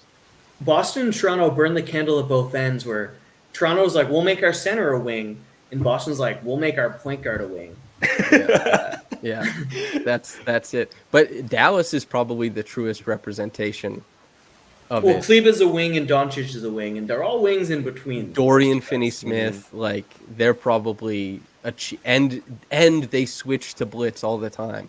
They are such an aggressive scheme defensively too. Did, So did Nick like- Nurse bring that to the NBA in the finals against? That's a good question. Curry? That is a good question. Sorry, what'd you say? Switch to blitz. The earliest I heard that from was the 2019 finals. It's been around like that. This stuff always comes from Europe. Like peel switching came from Europe, Xing out came from Europe. It always comes from Europe. I guess I never looked back to find, the moment of genesis, but I think it started getting talked about a lot this year because a few more teams started to do it. But the Mavericks defensively probably did the most switch to blitz. Blake Wesley is gone. We ought to mention that. We touched on it briefly, but Zarar is in the chat. I don't know if he was late or would like us to touch on it, but Blake Wesley is gone completely. It's pick 26. Zarar, do you want us to? Should we go? He's just like in shambles. Yeah, there we go. Should we go? We did quickly talk over, about it. Lou, before you head out, as if you're headed out soon, do you want to give like a top three dudes at 33 you're looking forward to? I'm just going to embarrass myself. I like Samson's guy. What was the guy? Alondis That's my guy. Williams. Yeah. EJ Liddell hasn't gone yet. I'm surprised by that. The Ohio State guy. Really good shot blocking, shooter. I'm surprised he's still on the board. Does he do stuff? He does stuff. I'm trying to pull up his stats right now because I didn't write about him, so I didn't have anything prepared on him. But EJ Liddell for Zarar, who's going to look it up. Wendell Moore Jr. from Duke feels like a rap. Like he's like a Champagne style, like a guy who's like 6'4" but crashes the offensive glass. Sort of a hustle dude. I could kind of see them going that way. I don't know if I'd be happy about it, but I could see them going that way for sure. That would be interesting. We're at the point where it's going to start becoming abundantly clear that we need Brendan to comment about everything first. Absolutely. And had he been here longer, we would have reached that point much earlier. But we had good content. We were doing bits. I don't know. I'm happy with the way it went. we're creating lore. We're doing tons precisely. of stuff. Yeah. EJ Liddell. Okay, so Brendan, can you give us the pitch on EJ Liddell? Zarar is directing things big EJ time is back there. He's a guy who I watched film on, but I didn't do like a deep analysis on him because I expected him gone by now. But he's a shooter, evidently, by what we're seeing on the screen here. He shot 37 on about four attempts a game, 49% field goal. He's a really good rim protector. I think that's arguably his strongest attribute. He's about 6'7", so he'd be a 3-4. I really like him. I think he has the tools to be starter level at the very least. And depending on the fit, he could be very, very good. That's really interesting. When I think about the stuff you've named, I think the Raptors, just because of the democratic rim protection that we've talked about so much over the course of the season, having a guy who's really interested in protecting the rim while also being 6'7" and a shooter is like an unbelievably unique and quality fit with the Raptors because his size might alienate him on other teams, but the Raptors might make it inclusive for him in like the perfect way. Kind of like how Chris Boucher couldn't be like a classical rim protector on most teams, but when he's kind of gang rim protecting with everybody else, it's this wonderful flurry of arms. Maybe when you value something like that more than other teams, you might trade down in the draft. Perhaps from 20 all the way to 33. Oh, dude. Oh, my Lord. Well done. I got a. Let me Full circle. top the hat or whatever it is. There Well goes done. more. There goes more. Oh, here's this is a little curse we have going. 2 consecutive players we've mentioned have been drafted almost instantly. Does anyone Nobody have talked someone about they want Taylor that? Rooks. Yeah, No. does anyone have someone they don't want the Raptors to draft that they'd like that we do a quick 15 seconds on? Anyone that we want the Raptors to stay away Here, from? I'm just and gonna maybe- try something here real quick. Just bear Sure. with me. Sure. I think I would be a good draft pick for the Toronto Okay. Raptors. Okay. Big That sounds bag. great. Big Let's just see bag. what happens now. I'm just You're trying to force manifesting. your way into Miami, eh? Sort of getting That's down right. south. Heat culture. Yeah, what heat what culture. picture? What picture do you think they use of yours on the site when it says like on the clock and then the pick is in? What Probably picture do one from when I still had hair to make me look younger, like a rookie. Yeah. No.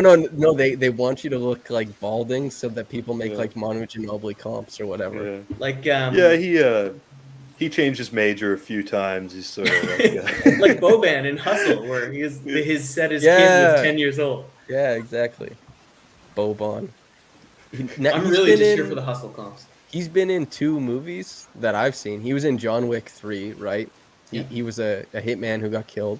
Killed by did quite Boban. well. Killed? Yeah. Yeah, that was brutal. And then I guess he was in Hustle. Yeah. Interesting. Another faller, I saw the comment a few times, Jovic. He would be very interesting just because he's a playmaking, shot-creating forward. And we talk about the need for shot-creating guards, but I think at 6'10", that would be very enticing in our draft range. How I like are him a we lot. feeling, or maybe more precisely, or more to the point, how are the Raptors brass feeling about a dude who's going to be like a legitimate liability on defense? You think you play all these wings so that you can rotate, as we were saying, democratic rim protection, it's sort of easier theoretically to hide a guy like that, but then also it's going to be scary if he's the one rotating from the corner, because although he's 6'10", he's shown nothing in the way of a help defender, an on-ball defender, and even his effort is sort of wanes in moments. So, I mean, is this a guy that the Raptors would pick? You dude. I understand Lewis sees him as Haas, and I understand that. I also Not everyone can be Haas. Surely I only someone have is. 2 comps, man. I think that there's also an opportunity cost that he needs to hang around so that the Nuggets can pick him. Yeah. We can't really pass that up as a society. Nikola Jokic and Nikola Jovic is, Yeah, but I would like to see Jovic and Jokic together. Just for the, wait, just why for is he listed as Luka Jovic on the? Oh, That's a different. Okay, Gerard just pulled up a different page. I think completely. I have a question for you. Yeah, Brent. surely they're the same. They're probably pretty Yeah. similar. I wouldn't worry about it. They're Haas. The both of them. They're Right, both good. Haas. If Darko Milicic was in this draft, obviously without us Lottery. knowing what he became, just Lottery. where would a guy like Darko get drafted today? I think that are we considering today's game? Yeah. Or you mean as a prospect, or you give me yeah, because as a prospect, you got taken over Dwayne Wade, Chris Bosh, and Carmelo Anthony. So That's right. it's. I think He's a hell of a farmer now. Agriculture is very important. He might be doing more good for the universe now that he's a farmer. Going higher. He's going 1, right? he's Darko? going on. I would go as Oh, I would go as far to say even if you were to take I think you could talk a lot of teams into okay, look, he had a terrible career, but you can change him. And I think even after they knew about all of his character concerns, etc., I think he could still go top 10 because he's really suited for today's game. Gerard, did you fall in love with EJ Liddell when you were watching the film or something? Because you now seem to be cheering for it via the little banners you're putting up. I think he's going next. If something tells me. Yes, I have. Liddell is making Okay. Based on I've been watching highlights for the last 10 minutes of the guy since everybody mentioned him, and I love the guy. I That's think he's what the I next thought. step. Yeah. He's like a PJ Tucker, built like a tank. Yeah. How's his defense though? How's his defense? Can anybody comment? very on good. Very assume, good. assume it's good. Get really excited about it, Sold. I'm sold. and then he'll get picked. He's Fingers a better crossed. he's a better rim protector than he is like rotating perimeter defender. But he's passable and he could definitely fit in a switchable system that like one that you run. We're I'm getting trying close see- to this pick, man. We've been around for quite some time. I know. Um, It was a pretty big mistake to start this a half hour before the draft in retrospect. I have It's Jovic just more 15 time to and- build lore. I have Jovic at 15 and Liddell at 16 on my big board, so I would be Wow. excited if both of them were there. I get your fascination with Jovic, but it's like It's I'm a little afraid that you got a guy who like basically is limited switching wise because his effort is bad and he doesn't move. the defense is not great. I'll be honest. The whole upside with Liddell is that you're going to have a 6'10" guy who can pop off the dribble from all three levels, and he's a plus playmaker too. And I think With that's Jovic, where, you mean? With Jovic, you're getting Yeah. distracted because Zerar's pushing Liddell like as hard we as got he possibly Liddell can. right here. I'm talking about Jovic. Jovic is gone. No, are you serious? Yeah. Who just took him? 27. Miami. Damn. I just refreshed the page. Are you 100% serious? Yeah. That sucks. He fits the body fat percentage right away, Yeah, so that's good for him. Okay, so I we're might all not, we're on the Liddell train now. I might and, not talk for the rest of the podcast. Let's talk about Ty Washington. I don't want him. Let him go next. Ty. Not a fan. Okay, tell me why you're not a fan. So basically, he's got to be getting to the rim in order to be effective. Except he can't get to the rim. He can't shoot, and anytime he played anytime Kentucky played another team that was like any sort of good competition, he put up like 40% true shooting. You know who So- you're describing? Who am I describing? It's not Haas this time. It's not Haas. Malachi Flynn. Yeah, I was gonna Oh, say the same dude. thing. Oh, Gotta get to the rim, can't get to the rim. Yeah. I He's- feel if Malachi from jump in his career had like a decent bench big to work with in the pick and roll, I wonder if he could have like developed some counters and been more confident in some things. I bet but a lot of this- teams have him as a second draft candidate. I think he's I still do up. wonder. Yeah, Are we talking about Ty or Malachi here? Malachi. No, Ty, we have to wait a little bit before First he draft reaches his candidate. second draft. Yeah, he's Yeah. the first draft candidate. Oh, right. Um, Yeah, it's the highlights are going to be misleading just because you're not going to see all the bad. If and also like he's marked as a point guard, and I wouldn't rely on him to be someone who can be like a primary ball handler or a primary playmaker. So and he's 6'4". I thought he was 6'3". no, 6'4". they have him as like 6'2.5" or 6'2.25" at the combine. Oh, okay, so 6'2". So Short. too small to be a 2, not good enough at playmaking or getting to the rim to be a 1. Played like trash against any kind of decent competition. I wouldn't touch him with a 10-foot pole. There goes Jovic. Max Pasemko says, "Does it feel like this draft is taking a really long time?" Not for me. I've been reveling in this tremendous content. This has been like 20 minutes to me, honestly. I came in here knowing 4 different names. Yeah. 3 you're of them learning. were not available to be drafted. Yeah, we're- exactly. At least one of them was a character from a popular movie. If he was here when Ivy got drafted, he'd be like, Kermit, my guy, Kermit Wills. Yeah. I will say, like, it is kind of crazy to me that they're like, each team needs exactly 5 minutes. Like, dude, you've had 2 months. Come on. Surely, like, you knew who you were picking. Even, like, the first pick in the entire draft took, like, 4 minutes. Like, they were still deciding back there? What's going on? You've had so long. What's going to change? Anyway, I'm with you. Brendan Hardy, Mhm. what are your thoughts on G League Ignite, soon to be alum? Wouldn't be my top choice, but I wouldn't hate it either, just because he's a scoring guard upside play. He had a terrible season in the G League, didn't really show a lot, but you're taking him because he has that innate ability to create for himself. And I think that's attractive when you're this late in the draft because not a lot of players have that. And if you think you can refine that in some way, then you could turn him into like a 6-man scoring type. And that's why he was highly ranked coming out of high school, is because, even though he played like trash in the G League, he still shows flashes of, the off the dribble, getting to the rim. Great jump stop. The shooting he has good form, in my opinion. It just didn't go down. So the reason why he wouldn't be top of my list is because you have to look at that production with the Ignite as still pretty concerning.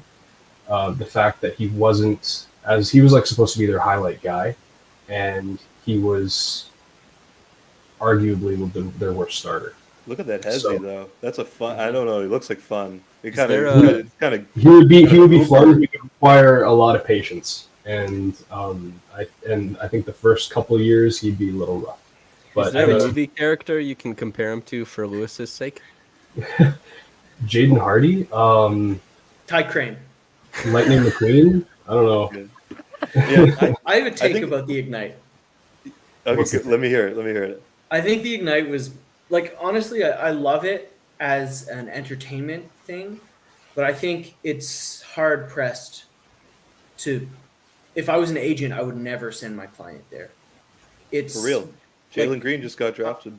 But it's money. I understand. And they made sure that there were vets, to make sure the team culture and whatnot.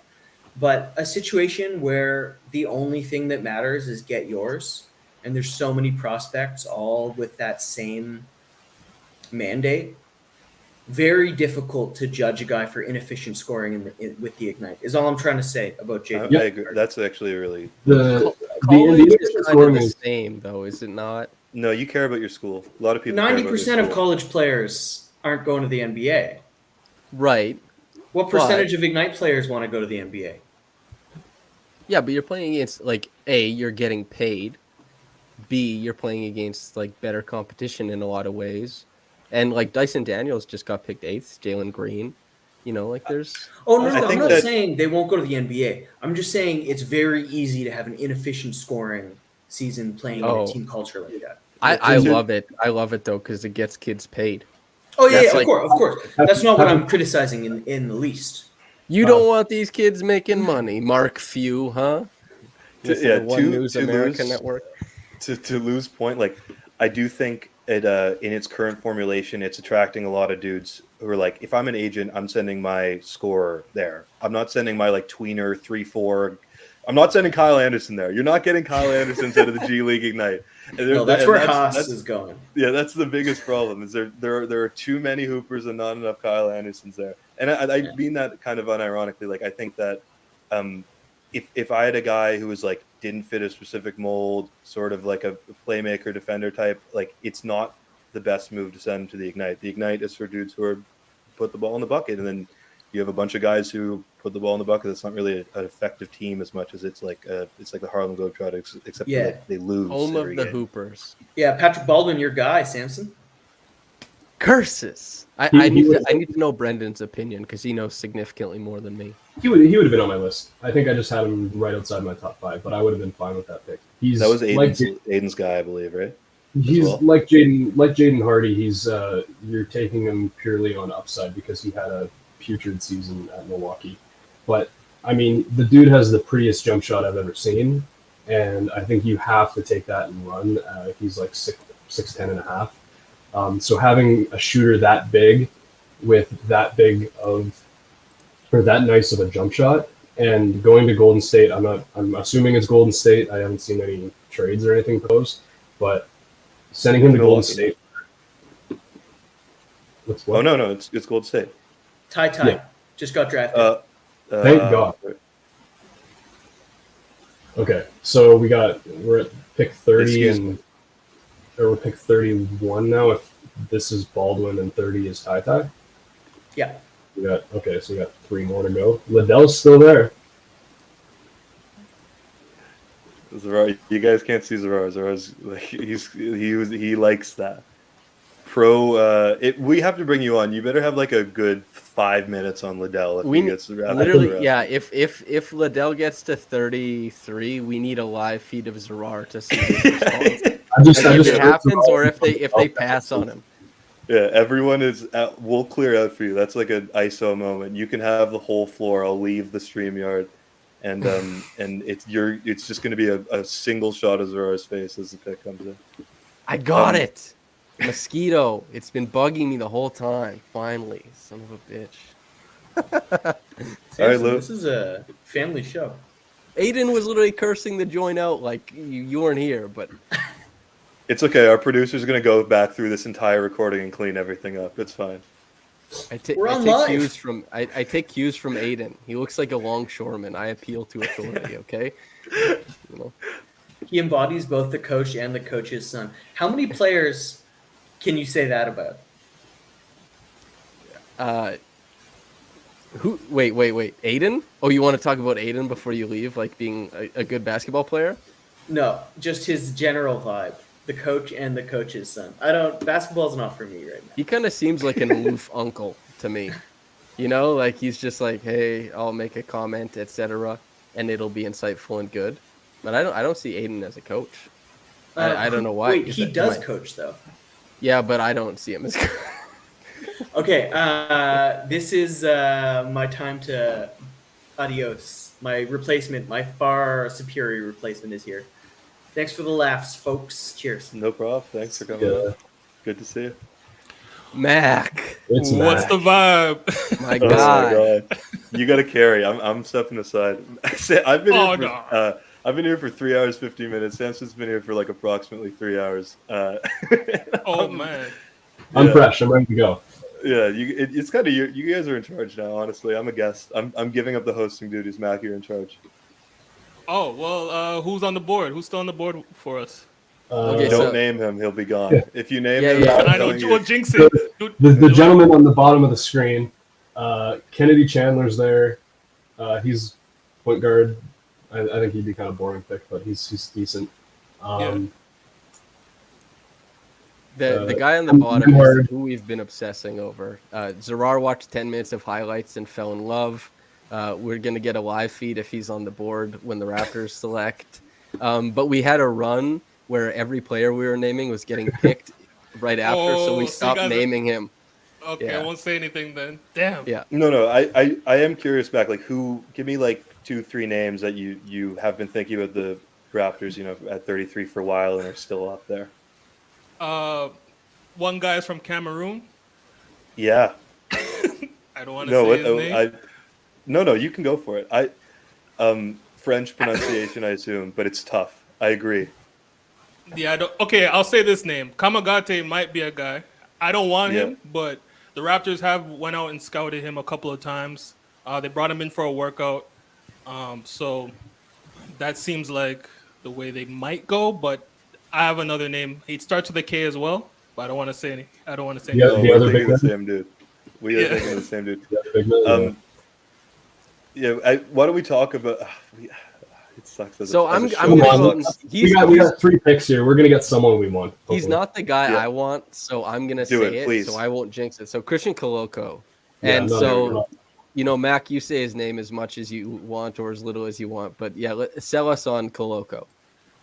Well, KOLOKO, he's again, like I said it before, he's from Cameroon, 7-foot center, 7'5" wingspan, good lob threat as you could see there, and he extended his range. He showed that he put in the work to improve his jump shot, and apparently he's been killing it in all his workouts. So I'm pretty surprised that he's still available. I'm not mad, but I'm pretty surprised that he's still available on the board. And I'm kind of sad. Oh, sorry. Go ahead. I was going to 72% from the line, which is really enticing. That means he projects as like an actual jump shooter in the NBA, not like a dude who can knock down 10 footers. That's like a guy who can shoot the ball. 16 of 25 from 3 at the combine, I think. Yeah, was what he the returned. star drill. Yeah, and he shot 64% from the field. He said himself that he can guard 1 through 5, which is that's very ambitious of him. I don't know about 1. I Players really is don't know Never. about It's one. never true. the Never one is- ever true. If the one is Raymond Felton, maybe, but I don't. But He yeah, can guard like yeah. since OKC. Apparently, they're running like 5 bigs. He can guard like the one from OKC, which will be Poku. Yeah, the Yeah, one yeah. is Raymond Felton. The 5 is PJ Tucker. I guard 1 through 5. That's yeah. I swear OKC, Toronto, and the Cavs are just trying to be like the tallest teams in the league or something. I don't know. I'm Okay. 100% there with the Cameroonian. I think he can be an effective jump shooter, and that's like just based on his free throw. I'm not sure about the combine stuff, and in general, like good tournament. I watched a lot of him because I was into Maturin and because he was a Canadian and he's from Montreal. And KOLOKO kind of jumped off the page a little. Like he had a couple, or jumped off the screen, I should say, ran off the screen. He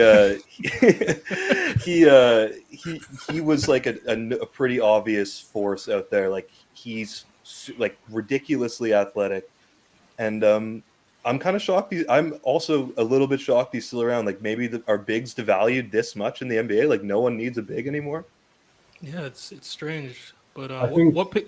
Yeah, sorry. Oh no, I was just gonna say I think KOLOKO is like the free throw shooting is nice, and he had the decent showing at the combine. But when I went back and rewatched him, I think he's still a long way off from becoming a shooter. And I think when you look at him and his overall style of play, he's pretty much at Arizona he was a rim runner, so he's protecting the rim. He can switch out onto the perimeter. Credit to him. He was one of the best defenders in college basketball. On offense, he was just very one-dimensional, mostly catching lobs, mostly getting putbacks. And that's where I think teams are kind of cautious because those types of bigs, I don't know, you can find a lot of those bigs who defend the rim and just get your putbacks. But do you feel that's a product of him being a part of a system, like that they just put him in a box that, okay, you're going to rim run, you're going to be in the dunker, you're going to be a pick and roll? It could be. And I think he does have the potential to grow if he goes to a team that's willing to put effort into him and like prioritize his development. But I think most, like 90% of the teams that get him are going to use him like that, and they're going to use him as a runner guy. They use him as a dumper. Some like the main thing that's like I've mentioned Jalen Williams a bunch, where you look at him and Jalen Williams. Jalen Williams isn't as athletic. He's not an above the rim defender, but he can provide you with playmaking, and he's elite at drawing charges and defending in other ways. So teams might view that kind of versatility as something that's pretty valuable. I wouldn't compare him to Robert Williams. No, I think that's more like Jalen Duren's kind of area. I think KOLOKO's, like I said, I can't really do a comp off the top of my head, but yeah. KOLOKO, yeah. like He said that he's like Capella right now, but yeah. Yeah, I was gonna say. I just like actually the sort of like easiest for those types of guys is like DeAndre Jordan. I've always thought because but the difference with KOLOKO is he actually has some like legitimate touch, and DeAndre Jordan, even prime DeAndre Jordan, like the best ever version of DeAndre Jordan, did not have that touch at all.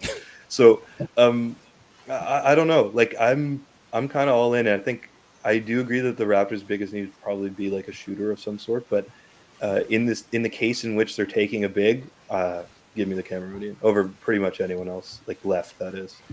I think where we're heading right now, because we got 2 picks left. We got Liddell, we got Nemhard, we got Williams, we got McGowan's is still on the board. Wow. Q-Stan's still on the board. I like Q-Stan a lot. I think when you look Q-Stan. at those guys and you look at KOLOKO, I think KOLOKO would be kind of an underwhelming pick. Yeah. Jalen Williams is that's a good fit as well. Especially if we're not going to bring back someone like Thad, who's like a connector on defense, like communication wise. I think Jalen Williams would be the guy. I still don't. I know you guys probably brought it up earlier about the 20th pick, right? We had a little talk about it. They were talking about it just when I arrived. It's been 3 hours. We've talked. We talked about almost everything. Yeah. We covered it all, baby. We got it all. We were pretty We have broad. inside jokes. We talked about all. We got lore. at What's this the point. most off-topic topic you talked about since I've been gone? Well, by far when you were here was what percentage of Americans have passports for sure.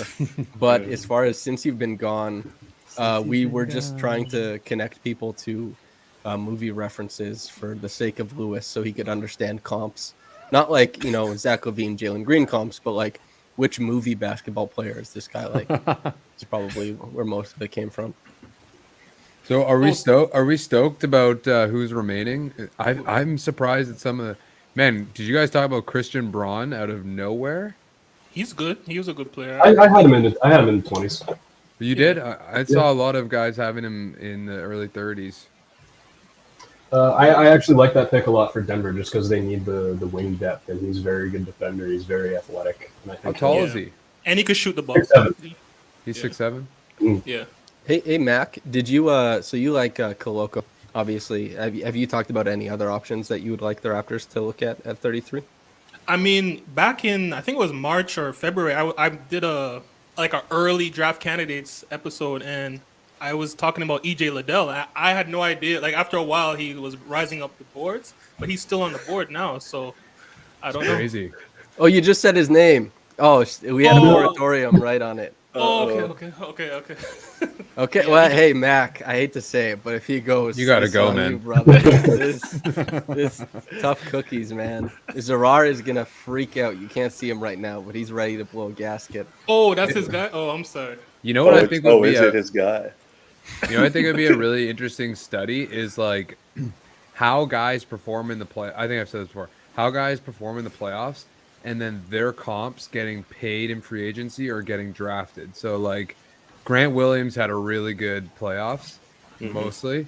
I wonder if EJ's Liddell's like draft stock has gone up for like stocky dudes. You know? Yeah, David Roddy obviously did. Yeah. Yeah, Roddy's another one that I'm shocked at. Roddy surprised me. I didn't think he did that early. I was a big fan of that because when I went on Blake's show, all the comments were saying I was an idiot for saying Roddy at 33, and then he got picked at 23. So I was like, not so bad, That's Nemhard just went. Nemhard just went 31. Wow. I'm happy for spot. him, but I'm sad. Yeah. Very that's a happy good for him. spot. Very happy for Why him. are we good happy for him? Wow. Canadian. Their backcourt's nice. They have two Canadians too. 3 with With, Duarte Yeah. Oh yes. and yes. Brissett. They got 4 Canadians going Oh, on. the Canadian national team. Wow. Wow. Salt of the earth Indiana wants all the Canadians they can get. I heard Goga Badatse wants to emigrate over to Canada too. So Okay. Very Wow. curious. Yoga.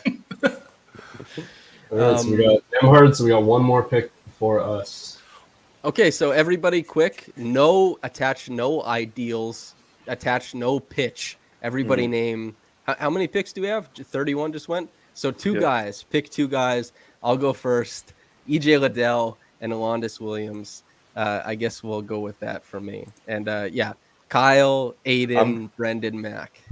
I'm gonna go KOLOKO, and I'm gonna go Houston, Caleb Houston. I'm not going Liddell, partially because I'm not cursing it, and partially because I don't know. I don't know if I believe in Liddell as much as everyone else does. The highlights haven't swung you. Aiden, No. who are your 2 guys? We might need more. I'm going Jalen Williams, and I'm gonna throw in Gabriel Procida from Bologna, and then a little shout out he's nice. to Peyton Watson as well. Peyton Watson went. He was 30. Oh, he did. Oh Yeah. shit! You named 2 anyway, so I did it also again. I was also going to mention Jalen Williams, but he's gone. So I'm just looking at my big board right now, and my top 2 remaining are going to be Kennedy Chandler, and I have Isaiah Mobley pretty high. Mobley's brother, Evan Mobley's brother. We're not going to pick him there. So I'll say Kennedy Chandler and did Jaden Hardy go? Did you say Williams went? No. Who did I say went? Wait, Oh, you said I said Jalen. Did Jaden Hardy go? Oh, Did I miss no. that?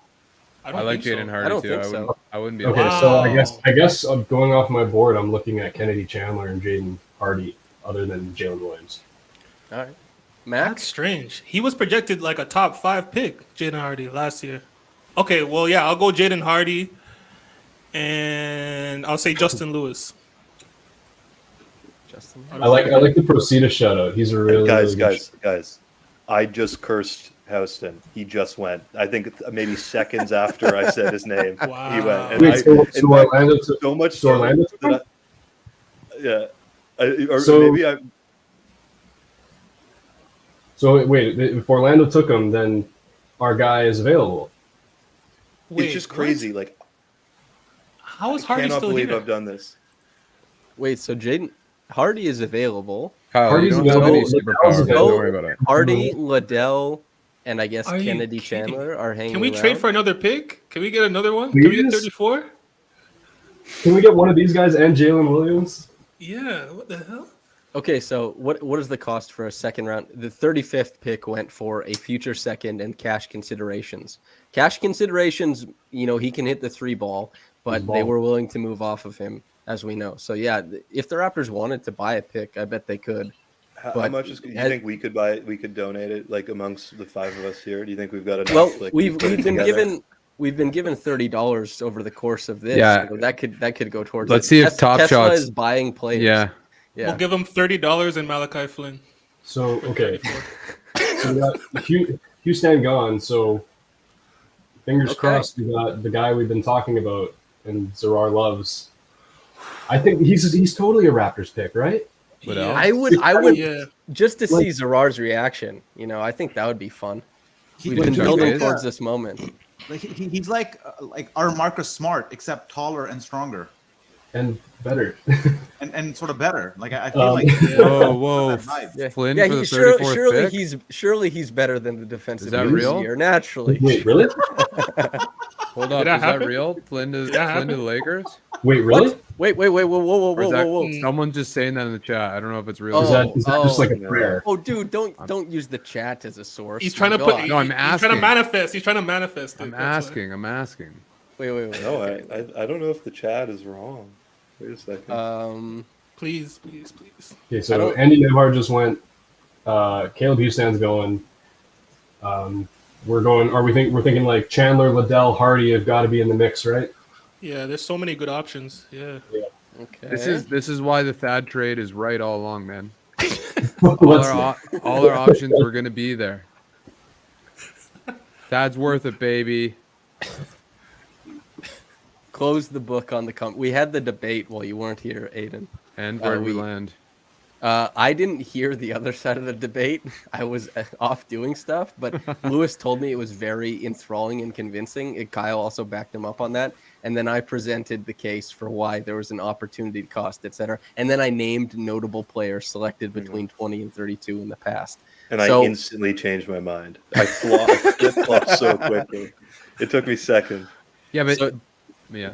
Yeah, Kyle is willing to accept whatever the most recent argument is what we learned. Nothing about Thad, just that Kyle is like, oh, I hear that. That's very He's very making a convincing. great- he He's made a a front good runner. point. He's a front runner. Yeah.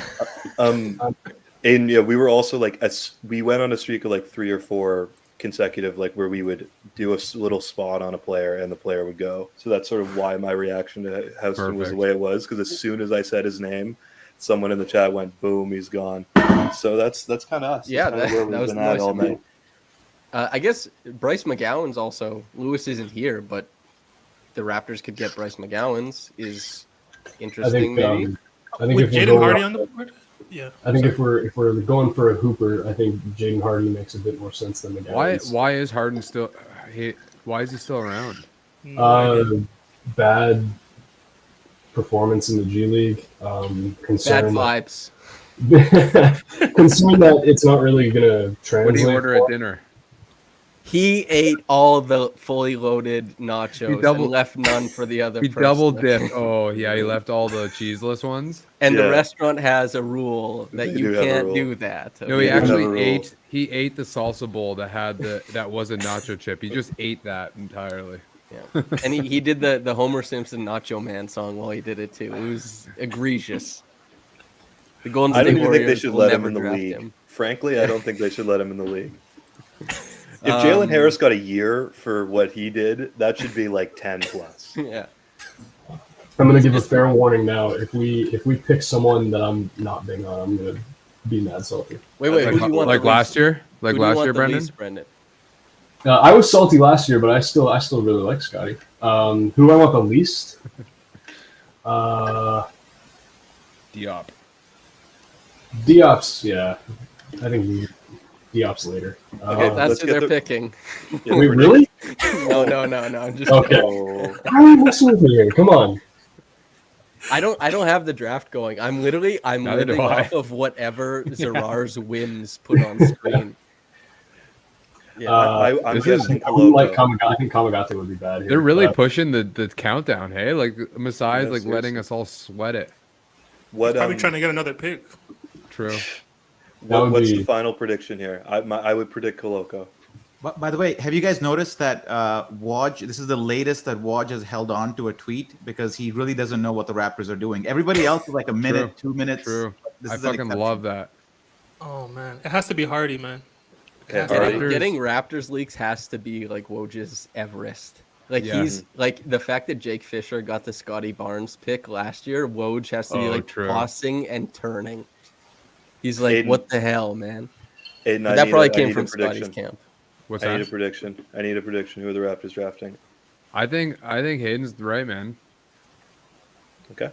Boom. I think think- I'm Samson. thinking and hoping it's Liddell. I think Samson? Hayden's the right pick. Did we all pick different guys? I pick. I'm Koloko. going. I'm going with Liddell just for the Zerar thing. I think that's really funny. Zerar, you better get on screen. We need to see the reaction, dude. Raptors are on the. There we go. There Do we have go. a reaction to Top Shot? Thanks for the donation, Top Shot. That's 35 bones now. He was shorting Bitcoin, that's for sure. Svee's option isn't the greatest, but hey, it's a tradable contract. And who knows, maybe he'll hit a 3 this year. There was Blake and I got tagged in the same tweet. It was a guy asking what the Raptors could get for 33 and Svee, and Blake responded and said number 40. So I don't know if it's a tradable That's really contract. funny. Oh, that's That is harsh. great. Oh, we're so close, dude. Come on, man. Okay, Okay. here it is. Here we go. Do we have a drum roll? Can I we? thought you said you're Oh, not no, allowed. I don't have a drum roll. Sorry. Chris would have had a drum roll. Yeah. We have okay. 400 people in here. Let's go. Yeah, seriously. Come on, baby. Where are you guys watching? Wait. Zerar, pull it up. We need to see. Or are you waiting for Woe? No, I think it's gonna be here. I mean, The pick Oh, is in. okay. The pick is in. Let's pick go. is Come in. on. None of us- Do Dun, dun, dun, dun, dun, dun. Okay. the State Farm chime. Yeah. It's Oh, refreshing. right. It is the State Farm. Yeah.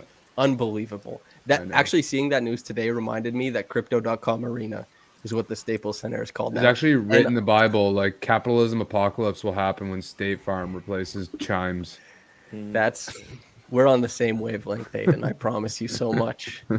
Oh my God, it's mounting. Does anybody have it on their phone? I got know it who up we're in another taking. I know who tab. we're taking. Like Uh-oh. legit. Who are we taking? Loco. KOLOKO! Hey! It's a win. Put Matt Finally. on the screen. He's been waiting So for this his whole life. I'm fine with Koloko. It's not a terrible pick. I don't think it's the best pick they could have made either. But it's one that's fine, and I think he's pretty easy backup 5 guy next year, depending if they want to play him right away, throw him in the 905. I don't know what they're going to do. But I mean, they could even give him spot minutes, right? Like those times when we have problems with rim protection. You know what I mean? Oh, On Liddell. passing it up. I mean, yeah, I would have. let me go play some highlights. I would Zerar have is taken. the- I would have the looked alpha Liddell's team. way. I would have looked Jalen Williams' way before Koloko. But I mean, it's not a. You know what I and love about it's not a world. It's not a worldly bad pick like Flynn over Bain is. You know what I love about the pick is now we can put all this trading for centers BS to rest because we have a our, guy on a discount too. I was going to say, is this like a, what do you think this means for Chris Boucher's future? Is he gone? Is this the Chris Boucher replacement? no Liddell No, would have been. he's the getting a Boucher bag. replacement. He's getting a bag Boucher's from the gonna get Raptors, paid. though? I think so, yeah. But also, I think it's hilarious that Zerar is now in the Chancellor Palpatine position with Yeah. EJ Liddell. Like, we'll watch your career with great interest. You know? Yo, is Coloco's Cameroonian? No, Yeah. He's from from the- Douala, same Yeah, place same as t- Pascal. Yeah. so that's dope too. Okay, You Mac, got- the floor is yours, man. Like Yeah, you wanted please. Koloko, you gotta take this one, man. It's We your got our big guy. day. Man. We got our guy, man. We have a legit 7-footer now. We have a guy who loves to play defense, loves to improve. He's from Cameroon. You know, he started playing basketball at 17, just like Pascal. So the parallels are pretty close. And we got him on a discount. Like, we didn't have to go out and spend our mid-level exception for a center who might play 15 to 20 minutes because of the way we actually play the game. Because let's be honest, like, how many centers do we really need to shut down in the league? There's like 2 or 3 like legit dominant centers. So for us to like invest so much money on that problem didn't make much sense to me. We need to use that money, get a bench guy who can score, get a shooter who can come in, a 6'8" shooter, not like a Matt Thomas shooter, and then our our flow will be nice as a team, and it just makes sense to me getting a center like this. Malik Monk season. Yes, That's what I yes. mean. I wanted him last year, and then I don't know. He said the Lakers were the only team that wanted him for whatever reason, but he would have been perfect. I can't wait till we hit critical mass on French speaking on our roster. Like we're working our way up there. Mike Laviole on the French Raptors beat is just like pumping True. out everything. Like there's when you go to like the scrums and everything, like everybody's like, oh yeah, it's so fun because the one guy who works the Japanese beat is always like, I know Utah hasn't played in 6 games, but what are the thoughts on Utah? And Nick is always like, yeah, we'll see. And the guy's like, all right, thanks. I have my story. Maybe he'll play. And there's like, and Mike is like, I have too many French guys. There has to be a second French beat writer or whatever. And maybe we'll have more translations over at Raptors Republic, I guess, because that's something that we've been doing. Tomo says, what kind of center is he? He's I guess you would kind of call him like a roll and cut big, but he kind of has more than that. Like we were talking earlier, he shot 72% from the line, which means that he surely that touch translates somewhere other than just the free throw line. He's actually like a better passer than he might get credit for. He didn't have the opportunity to do a lot in Arizona because they're a winning team. And you know, you don't get room to like experiment and grow as a player in a team that like is trying to make a Final Four run. You just kind of do your job. I think he's going to be unlocked or like enabled as a passer more than you would ever think. But I guess essentially a Clint Capella type for now, and with potential to be perhaps, I don't even know, Clint Capella plus Clint Capella with like that can hit like a back cut and shoot a free throw. It's crazy to me that Capella gets like the second round big comparisons. Capella has had just like an unbelievable career. He was injured this year, but like he came in and transformed Atlanta's defense, and obviously Trey was the main engine of getting them to the Eastern Conference Finals. But Capella is so good at basketball. And it's like any big who just like dunks on occasion. They're like, you know, it's kind of like this Capella guy. It's such a funny comparison. We're talking about the Kyle Anderson thing, right? Capella is like the nondescript role big comparison. Although nobody's replaced him, there's nobody new coming in to be the nondescript role big. Maybe Koloko will be good enough to be the nondescript role big comparison. Like Koloko to me is like a jumbo Ibaka. Like he's taller. He's gonna end up being a pick and pop threat. I think I have faith. I have faith in his jump shooting being even better because he shoots 74% from the line already. You know, as a 7-footer. So I don't know. I have some faith in him. Yeah, real quick. Very, very emotional moment for me. My son Jalen Williams just got taken by OKC. So, everyone who I was able to get on the Jalen Williams bandwagon, who read my Jalen Williams pieces in chat, just little salute for my boy Jalen Williams. The most prolific charge taker in years and years and years. 50 charges in 30-something games. Yeah. That's like the regular amount of charges set in the SEC by the charge leader is around 20. Yeah. Jalen Williams set 54. Yeah, he shouted it. That is insanity for college ball. He's a body magnet. Like guys don't notice themselves floating towards him until they're like attached, and he's like bowled over. The pass and crash. He's like, "Oh yeah, baby, come to me. I'm right here, baby." You know. I'm sorry, Brendan. But I'm also sorry, big Brendan, shout out man. to Mac. I mean, I think, like I'm not too broken up about it. I had KOLOKO. Where did I have it? I had KOLOKO 33 on my board, so right it up. Not it's Hell yeah. You get a win too. it's fair value. I can't get too mad at fair value. I had guys like Jalen Williams super high on, EJ Liddell. KOLOKO's fair value. It's fine. I think we talk about the shot, and I think that's going to take a few years. Wow. He shot 14 of 15 from 3 in his Raps workout. I'm telling you, he was snapping, man. We just like Wait. guys who Where did have these numbers best come from? workout. Who Is that reported what these we do? numbers? Yeah, where was Samson, it? Samson. I don't know that one, but I Maniac know- TV is reporting it right now. I don't know about 14. I've never heard of like specific, they didn't have numbers from Scotty come out. I wonder where that's from. 14 to 15 rocks though. I know. Oh, sorry. I was going to say real quick before I end my thought. I know the Raptors like to play it safe, but I would really like to see them try and buy in the 40s. And if Hardy's still available, it looks like he's dropping like a rock. I think Liddell's going to go in the next couple picks. Yeah, no, I'd like to see another pick get acquired just so that they can get another project that can just shore up their depth. Some high upside guy. That'd be nice. That's Yeah, it makes sense. Yeah. So let's say you have to choose between them taking a project like a second draft guy in free agency or buying a second rounder. What would you prefer they do, Brendan?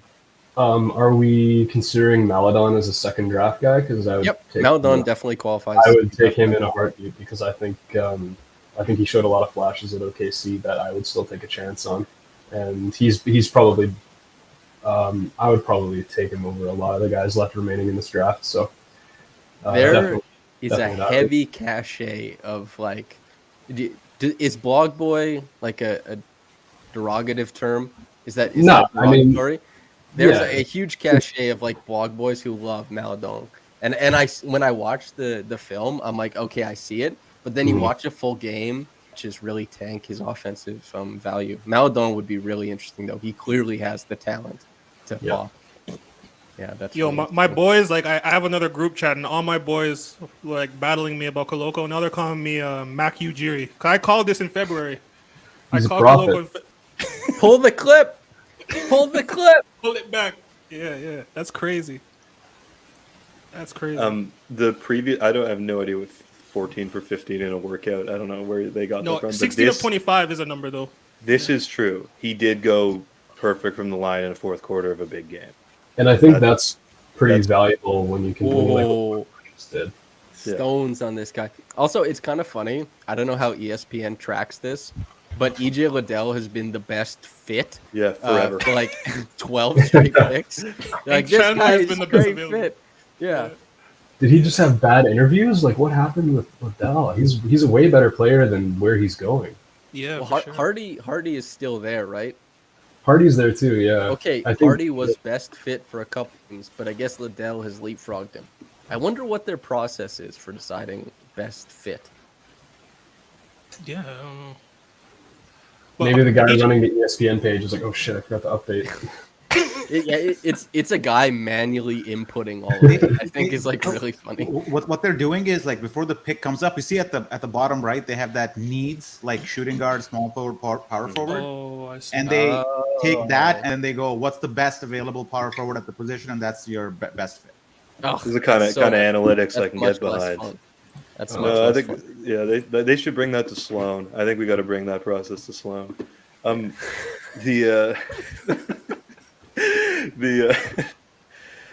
will say, like, I don't know how long you guys want to stay on. I might head out soon. We should probably talk, I guess, about Liddell when he goes. But if you had to speculate why he didn't get picked, because on the Ringers draft board, on a lot of people's draft boards, he seemed destined to go. Why not? What's wrong with the dude? So Brendan, I'll go first. Yeah, sure. Anyway. Obviously, the powers that be, there's some sort of mystical presence is making it so that the Raptors sign him as an undrafted free agent to fulfill Zerar's wish. That's what I'm thinking. Okay. My Brendan, how about you? my answer is going to be I think front offices are dumb.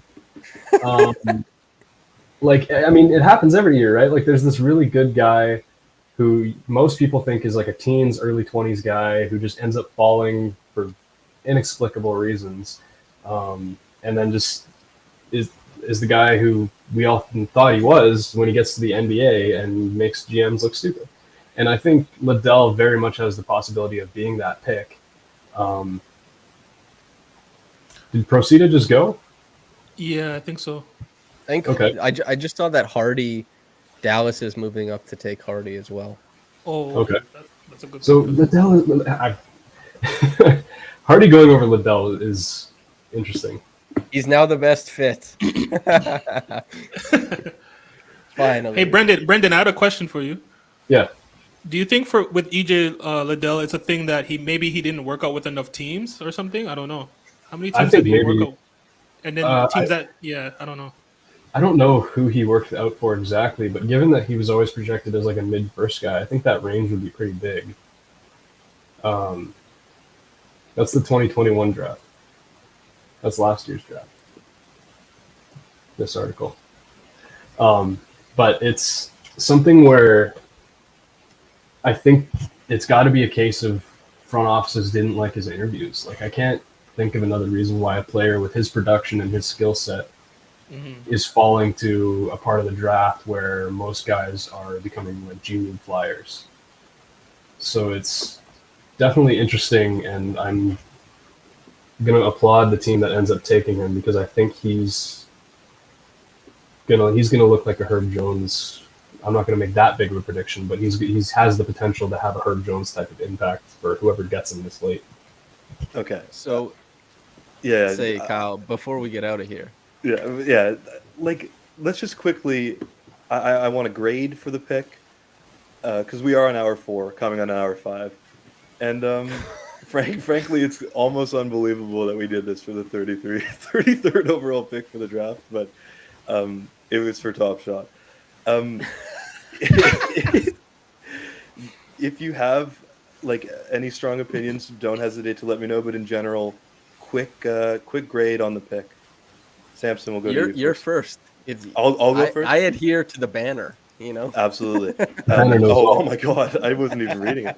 I'm gonna go B. I'm gonna go B plus. I think I would have rather more of a shooter, but if it seems like he has potential to be a shooter, and also like there's nothing wrong with having a role play like that. He seems like the type of player, like a roll and cut big guy who can rebound, who will be with your team for like 7-8 years and like at a minimum be a contributor. So I'm cool with that from the 33rd overall pick. Like get 8 years of decent production. I'm fine with that. Yeah, so I think this pick would pop a lot more if the Raptors had a guy like, honestly, I would say probably Kyle Lowry, because even though Capella is the rolling big everyone gets compared to, Lucas Nogueira is probably a much better comp for guys who are trying to break into the league and mostly profile as guys who will go up and get it and maybe give you a little bit of pop defensively. And Baby Nogueira like had a wonderful synergy with Kyle, and that's the tough part about KOLOKO is Fred is not giving anybody these rim running attempts. Fred is not going to make it easy for a roll man. That's like, Fred is great, deserved an all-star, and can improve, of course. But if one thing is not going to happen, it's him providing rim runners with really easy looks. I'm really interested to see how Scotty and Pascal progress as ball handlers and work with KOLOKO in the role, because by the looks of it, KOLOKO will be the best higher usage roller that the Raptors have had since Jonas Valanciunas. That's super meaningful. Rolling bigs are something that the Raptors have undervalued, to my eye, for quite some time. So the upside, I mean, considering that they don't have somebody to weaponize that role super well, I won't give it an A, but I'll go same as Kyle with a B plus. I think I like it, and Max sold me on it, and Max my guy, so I got to trust him on this. Look at that reverse pivot dunk we just saw. That's special right there. Yeah, like with KOLOKO, we came into the offseason knowing that we had 3 major needs, and he fills one of them. And that's all we wanted from this draft, to fill one of our major needs. and I think he fits it to the T. I give it an A. I'm gonna do a very, very, very, very detailed analysis of it Hell yeah. later on, and he's my guy. I have like 3 videos about him. You guys know how much I wanted him. He's on our team. A. I'm gonna go. I'm a little lower than you guys just because I've given my reasons why I prefer someone like Jalen Williams if we were going for a big. I think the need for some scoring would have been nice. Going for I obviously preferred EJ Liddell, but I think this pick is perfectly average, and for that I'm giving it a B minus. And he's gonna fit in on defense right away. He's switchable. I'm not too sold on the offense, but right away, like you guys were talking about, he's going to be needing to be set up, and he's going to be getting putbacks, lobs. That's going to be his main form of offense. I know everybody loved Biombo, right? And I think that KOLOKO is going to be able to provide a lot of more fun hustle, jumping above the rim, grabbing rebounds, hitting blocks. He's going to give those kind of fun moments in his first year. And I think expectations shouldn't get too high, but he's a solid guy. I think he's going to be a decent rotation piece. And so, yeah, I'm sticking with my B minus. Also, if I can say, just make sure you watch Mac's video when it comes out, of course, but also for the Raptors Republic channel. It should be out tomorrow, but I have a scout. His name is Zach Milner.